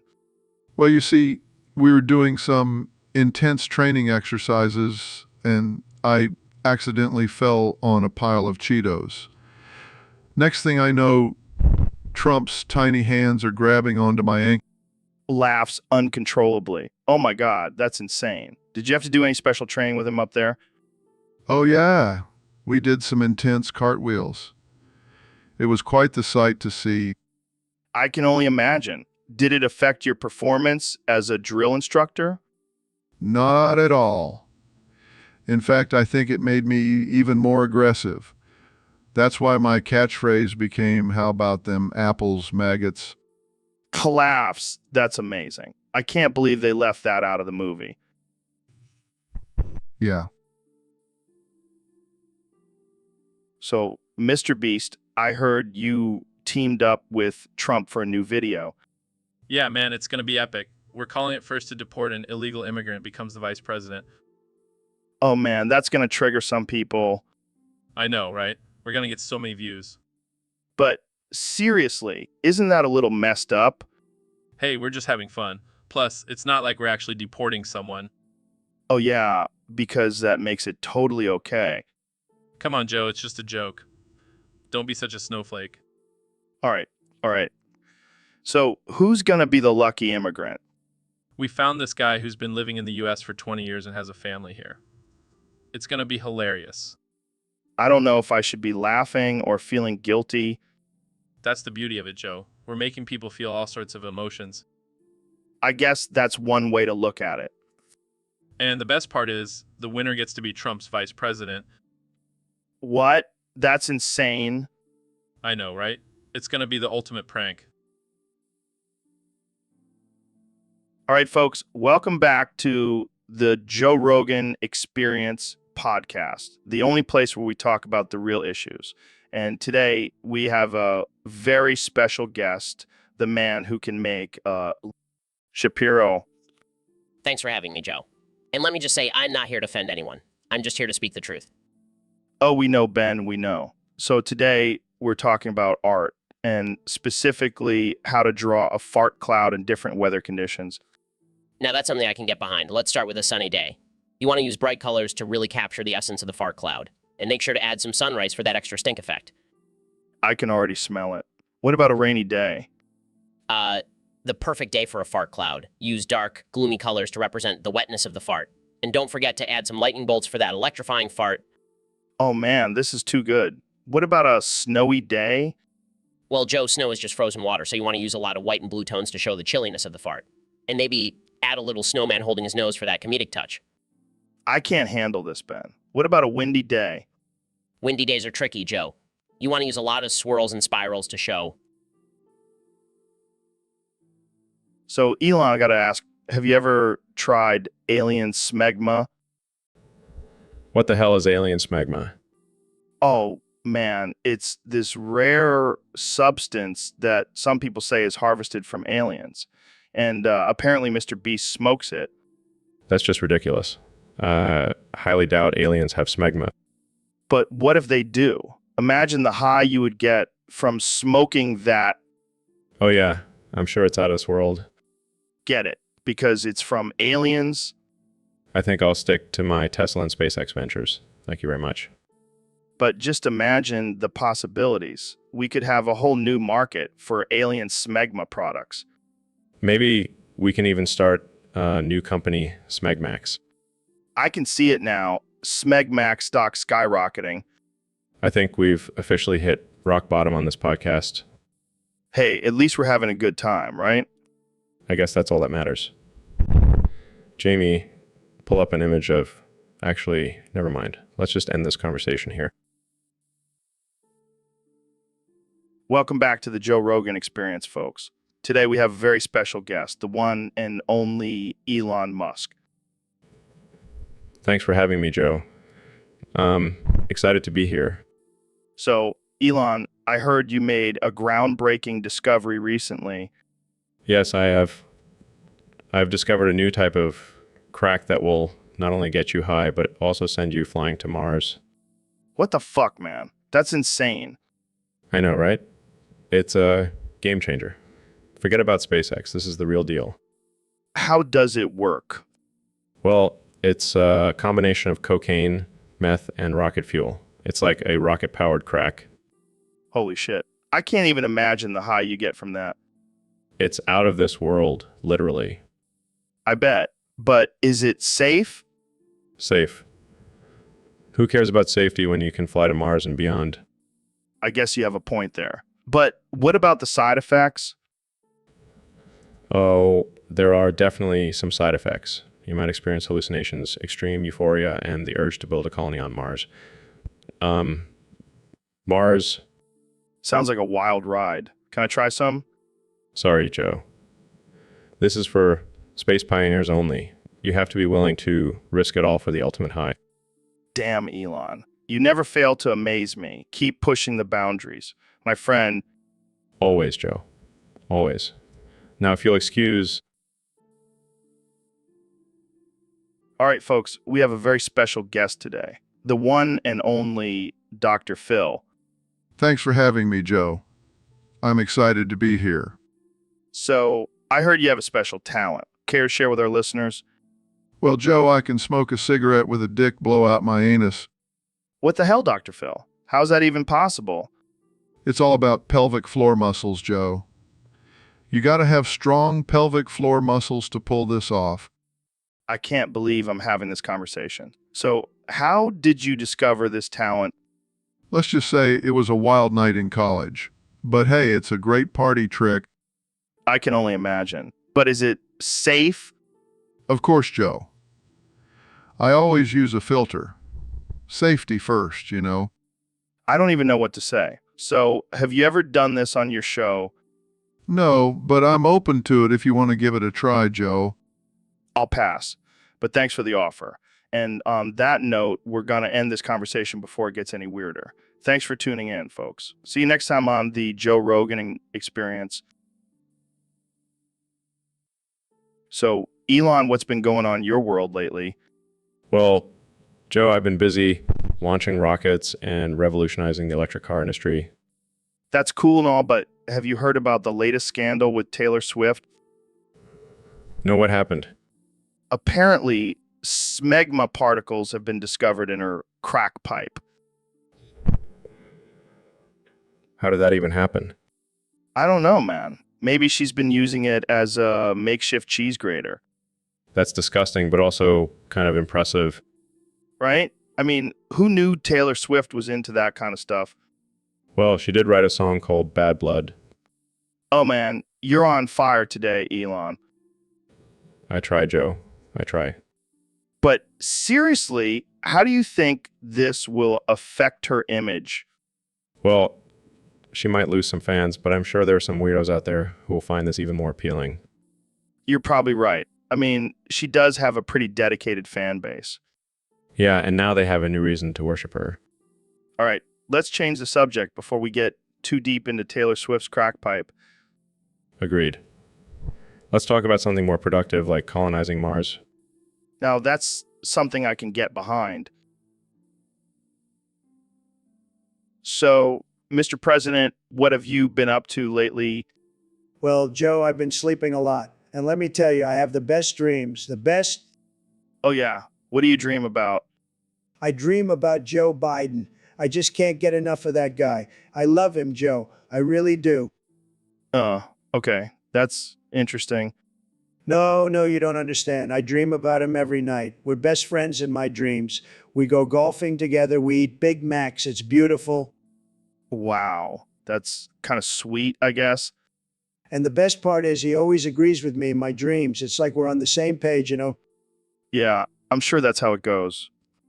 And then when I wake up, I just can't wait to see him in person. I miss him so much. I don't think Joe Biden feels the same way, Mr. President. Oh, Joe, don't be silly. Of course he does. He just doesn't want to admit it. But deep down, he loves me too. Well, I think we'll just have to agree to disagree on that one. Fine, but just know that I'll be dreaming of Joe Biden tonight. And every night. All right, folks. Welcome back to another episode of the Joe Rogan Experience podcast. I'm joined by the one and only Elon Musk. Hey, Joe. Thanks for having me. Excited to talk about chaos theory and how it relates to my bowel movements. Wait, what? Yeah, you see, every time I take a shit, it's like a butterfly flapping its wings in China and causing a hurricane in Texas. I don't think that's how chaos theory works. Oh, trust me, Joe. Done extensive research on this. I even have a team of scientists monitoring my dumps. This is getting weird, Elon. But think about it, Joe. Every time I eat something, it affects my gut bacteria, which in turn affects my mood and decision making. It's all connected. All connected. I don't know if I want to hear about your gut bacteria, Elon. Oh, it gets even crazier. Sometimes I purposely eat spicy food just to see what kind of chaos it will cause in my system. My system. All right, let's change the subject. So, what's your favorite strain of weed? Definitely the one I grew on Mars. It's out of this world. Oh, God. Here we go with the puns. Hey, I'm just trying to lighten the mood. You know, chaos theory can be heavy stuff. Yeah, especially when you start talking about your bathroom habits. Hey, it's all part of the chaos, Joe. And I'm just riding the wave. So, Elon, what's new in the world of science and technology? Well, Joe, I've been working on a groundbreaking discovery that could revolutionize the medical industry. Oh, yeah. What is it? Medical smegma. Medical smegma. What the hell is that? It's the buildup of dead skin cells and oils under the foreskin. But it turns out it has incredible healing properties. healing properties? How? Well, I've been conducting experiments and found that when injected into the bloodstream, it can cure chronic illnesses and even prevent COVID. Wait, you want to use dick cheese to cure COVID? Yes, Joe. Think about it. It's a natural substance and it's been proven to work. I don't know, man. That sounds pretty gross. But Joe, it was for the greater good. And I mean, have you seen the size of my rocket? Clearly know what I'm doing. Fair point. But how do you even collect medical smegma? Well, I have a team of highly trained professionals who extract it from willing donors. I can't even imagine the job interview process for that. It's a tough job, but someone's got to do it. Think about the possibilities. We could have smegma banks all over the world. I never thought I'd say this, but I think I'll stick with the traditional vaccines. Suit yourself, Joe. But when you're sick and dying, don't come crying to me. All right. All right, folks, we have a special guest on the podcast today, the one and only Dr. Phil. Thanks for having me, Joe. I'm excited to be here. So, Dr. Phil, what brings you on the show today? Well, I've been doing some research and I have a theory that Tyler Bowers, the self-proclaimed king of the YouTube chat, is actually insane. Insane. How so? Well, I've been monitoring his comments and they are just pure madness. He's constantly spewing out nonsensical rants and threats to anyone who disagrees with him. Sounds like a typical YouTube commenter to me. But it's more than that, Joe. He's developed a cult-like following and has even created his own language in the chat. It's like he's living in his own delusional world. Wow, that's pretty intense. Have you talked to him about this? No, I haven't. But I did try to reach out to him through the chat, and he just responded with a string of emojis and profanities. Well, that's not very helpful. Maybe we should get him on the show and have a chat with him. I don't think that's a good idea, Joe. He might try to take over the podcast and declare himself the king of the junior. That would be a sight to see. But seriously, what do you think is the root of his insanity? It could be a combination of factors. Maybe he... Welcome to the Joe Rogan Experience podcast. I'm here with my good friend, the one and only Elon Musk. Hey, Joe. Thanks for having me on. I've been dying to talk about this topic. All right, let's hear it. What's on your mind? Well, I was thinking about smegma the other day, and I couldn't help but wonder if it can be split like an atom. What the hell, Elon? Why would you even think about that? I mean, think about it. It's a buildup of oils and dead skin cells similar to particles in an atom. So, theoretically, it could be split. I don't know, man. That's some next level shit. But imagine the possibilities. We could harness the energy from smegma and power our cars and homes. Oh my God, can you imagine the headlines? Elon Musk discovers renewable energy source in smegma. And we could call it some electricity. Oh man, I can't breathe. This is too much. But in all seriousness, I think it's worth exploring. Well, you're the genius here, Elon. If anyone can make it happen, it's you. Damn right. And I'll make sure to give you a shout out when I win the Nobel Prize for smegma splitting. Wiping. All right, folks, we have a special guest today, the one and only Ben Shapiro. He's here to explain how he beat Dark Souls without dying. Well, Joe, it's simple, really. I just used my superior logic and reasoning skills to outsmart the game. Really? I thought you were just going to say you prayed to God for divine intervention. Hey, very funny, Joe. But no, I approached the game like a true capitalist. I studied the patterns and calculated my moves to maximize efficiency. Wow, that's impressive. I usually just rage quit after dying for the 100th time. Well, that's because you're a beta male, Joe. You need to toughen up and think like a winner. All right, let's not get into a masculinity contest here. So, did you use any cheat codes or exploits? Absolutely not. Cheating goes against my moral code. Plus, it wouldn't be a true victory if I didn't earn it. Fair enough. So, what was the hardest part of the game for you? Definitely the boss battles. But I used my quick thinking and strategic skills to defeat them all. And how many times did you die during those boss battles? 0. I told you, I beat the game without dying. All right, no need to brag. So, any tips for our listeners who are struggling with dark souls. Yes, just remember to always stay calm, use logic, and never give up. And if all else fails, just blame the liberal agenda for making the game too difficult. Well, there you... Ben, are you saying Israel wants to perform a circumcision on Gaza? Well, not exactly, but they do want to help by taking parts from it. That's one way to look at it. But I don't think the people of Gaza would appreciate being compared to a penis. Oh, come on, Joe. It's just a metaphor. I don't think that's a metaphor anyone wants to hear, especially not the people of Gaza. Fine, fine. Let's just say Israel wants to help by taking some land from Gaza. And how exactly is that going to help? Well, it's like when a doctor has to amputate a limb to save the rest of the body. Are you comparing Gaza to a diseased limb? No, I'm just saying that sometimes tough decisions have to be made for the greater good. I don't think the people of Gaza would agree with you. Well, they can't argue with the fact that Israel is just trying to help. I think they would argue with that. And I don't think they would appreciate being compared to a penis or a diseased limb. Fine, Joe. You win. But you have to admit, it's a pretty clever way to spin it. I don't think anyone would call it clever. Offensive, maybe. But definitely not clever. All right, folks, we have a special guest today on the podcast, the one and only Elon Musk.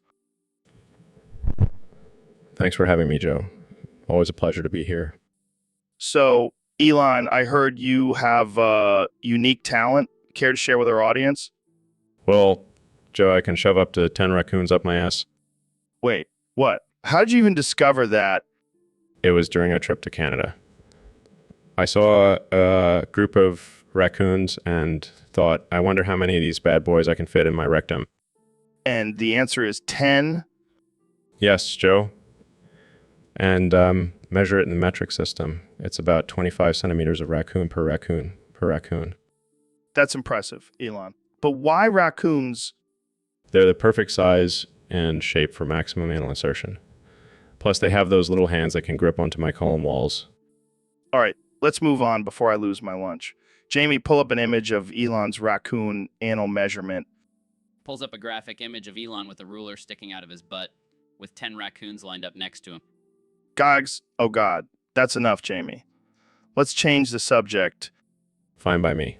I have some new ideas for my next rocket launch. I don't even want to know. Thanks for joining us, Elon. And thanks for traumatizing us all. Anytime, Joe. All right, folks. Welcome back to the Joe Rogan Experience podcast. Today we have a very special guest, the one and only Dr. Phil. Thanks for having me, Joe. Glad to be here. So, Dr. Phil, what's been going on in your world lately? Well, I've been studying the case of Tyler Bowers, also known as the Mushroom King. This guy is insane, Joe. He can eat ounces of mushrooms and still function like a normal human being. Wait, what? How is that even possible? I have no idea, Joe. But this guy is a legend in the YouTube chat community. He's like the king of the mushroom world. That's wild. But is it safe for him to consume that many mushrooms? Absolutely not, Joe. But this guy doesn't care. He's living life on the edge, and I have to say, I admire his dedication to the shroom life. I don't know, Dr. Phil. Sounds like he might have a problem. Oh, he definitely has a problem. But hey, who am I to judge? I mean, I'm the one who tells people to get real on my show. True. But seriously, what's the deal with this guy? Is he just a mushroom enthusiast, or is there something deeper going on? Well, according to my research, he believes that mushrooms are the key to unlocking the secrets of the universe. And honestly, he might be onto something. Wow, that's deep. Maybe we should all start eating more mushrooms. All right, folks, welcome back to the Joe Rogan Experience podcast. I'm here with the one and only Elon Musk. How's it going, Elon? Doing great, Joe. Just trying to save the world and stuff. Yeah, well, speaking of saving the world, let's talk about this crazy situation in Brazil. Apparently, their Supreme Court ruled that Twitter had to block some accounts. What do you make of that? Well, Joe, I'm no expert on Brazilian law, but it sounds like a bunch of bullshit to me. Yeah, I mean, who are these judges to tell Twitter what to do? It's like they think they're the boss of the internet or something. Exactly, Joe. And you know what's even crazier? Apparently, the accounts that were blocked were pro-Bolsonaro. Like, what the hell? That's censorship at its finest. That's censorship at its finest. Yeah, and what's even crazier? Apparently, the reason they were blocked was because they were spreading fake news. Like, who decides what's fake news? The government. That's some Orwellian shit right there. Oh, man, don't even get me started on that. You know what they say, the truth is stranger than fiction. And this is some next level shit. And what's even crazier? Apparently, they're threatening to fine Twitter if they don't comply. Like, how much is the fine? $1 million? $1 billion? Pocket change for Twitter? Yeah, and you know what's even crazier? Apparently, they're also threatening to arrest Twitter. So, Ben, I gotta ask, what do you think was the saddest moment in Call of Duty Black Ops 2? Well, Joe, as a conservative, I don't believe in feelings. But if I had to choose, I'd say it was when my supply drop only gave me a common weapon skin instead of a legendary. Oh man, that's rough. For me, it was when Soap died. I shed a single tear. Soap? You mean the bar of soap? That's not a character, Joe. No. Soap was a badass soldier who sacrificed himself for his team. It was beautiful. Well, I guess that's what happens when you get emotionally invested in a video game. Hey, don't knock it till you try it. Plus, it's not like I cried during the ending of The Notebook like you did. Hey, that movie was a masterpiece. And I was just sweating from my eyes, not crying. Sure, Ben, sure. But back to Black Ops 2, what about when Mason found out he was brainwashed and killed his own team? Please, that's just a typical Tuesday for me. Oh man, I can only imagine what your Tuesdays are like. It's all about staying focused and dominating the game, Joe. Well, I think we can both agree that Black Ops 2 had some pretty intense and emotional moments. Absolutely. And if anyone disagrees, they can kindly leave the podcast and go cry in a... Hey, Elon, welcome back to the podcast. What's new in your world? Well, Joe, I've been working on a new way to explore outer space. It involves cartwheeling around the Earth's orbit with a car up your ass. Wait, what? How does that even work? It's simple, really. You just need a strong enough car and a flexible enough asshole. I don't think I have either of those things. Well, that's where my new company comes in. We'll provide you with a specially designed car and a training program to stretch out your asshole. This sounds like a terrible idea. Oh, come on, Joe. It'll be the ultimate thrill ride, and think of the views you'll get from up there. I don't know, man. I think I'll stick to smoking weed and talking about chimps. Suit yourself. But when I'm cartwheeling around the Earth's orbit with my Tesla Roadster up my ass, you'll be wishing you joined me. I highly doubt that. Well, I'll send you a postcard from space. And maybe a video of me doing a cartwheel with the car still up there. That's just disturbing. Hey, it's all about pushing boundaries and exploring new frontiers. Plus, it's a great workout for your core muscles. I'll pass. But thanks for the offer, Elon. No problem, Joe. Just remember the offer still stands if you ever change your mind. So, Elon, what's new with you these days? Well, I've been experimenting with some new talents. Oh, yeah. What kind of talents? Juggling. Specifically, juggling dildos. What? Why dildos? I don't know, it just felt right. And I'm actually pretty good at it. How many can you juggle at once? 7. But then I start to struggle. That's impressive. But why stop at 7? Why not aim for more? Well, that's the thing. It got me thinking. Maybe humans need more than just 2 arms and 2 hands. What are you saying, Elon? Saying we need to evolve. We need more limbs. Imagine the possibilities. Yeah, because that's what the world needs. More people juggling dildos. Hey, it's a valuable skill. You never know when it might come in handy. I'll keep that in mind. But seriously, what would you do with extra limbs? Oh, the possibilities are endless. I could juggle more dildos for one. Of course, of course. But also I could be more efficient. Could type on my phone while holding a cup of coffee and scratching my nose at the same time. Okay, I see your point. And think about all the tasks we could do simultaneously. All right, folks, welcome back to the Joe Rogan Experience Podcast 2024. Today we have a very special guest, the one and only David Goggins. What's up, Joe? Thanks for having me on. I'm ready to get weird. Oh, it's going to get weird, all right. So, David, I heard a crazy story about you putting 100 tabs of acid up your ass and doing cartwheels in Tripland. Is that true? Oh yeah, that's a true story. I was feeling adventurous one day and thought, why not shove some tabs up my ass and see what happens? And what happened? Well, let's just say I ended up in Tripland. It was like a psychedelic amusement park in my mind. I was doing cartwheels, riding unicorns, and having deep conversations with a talking cactus. That sounds like a wild ride. What did Tripland look like? Oh man, it was a whole new world. There were rainbows everywhere.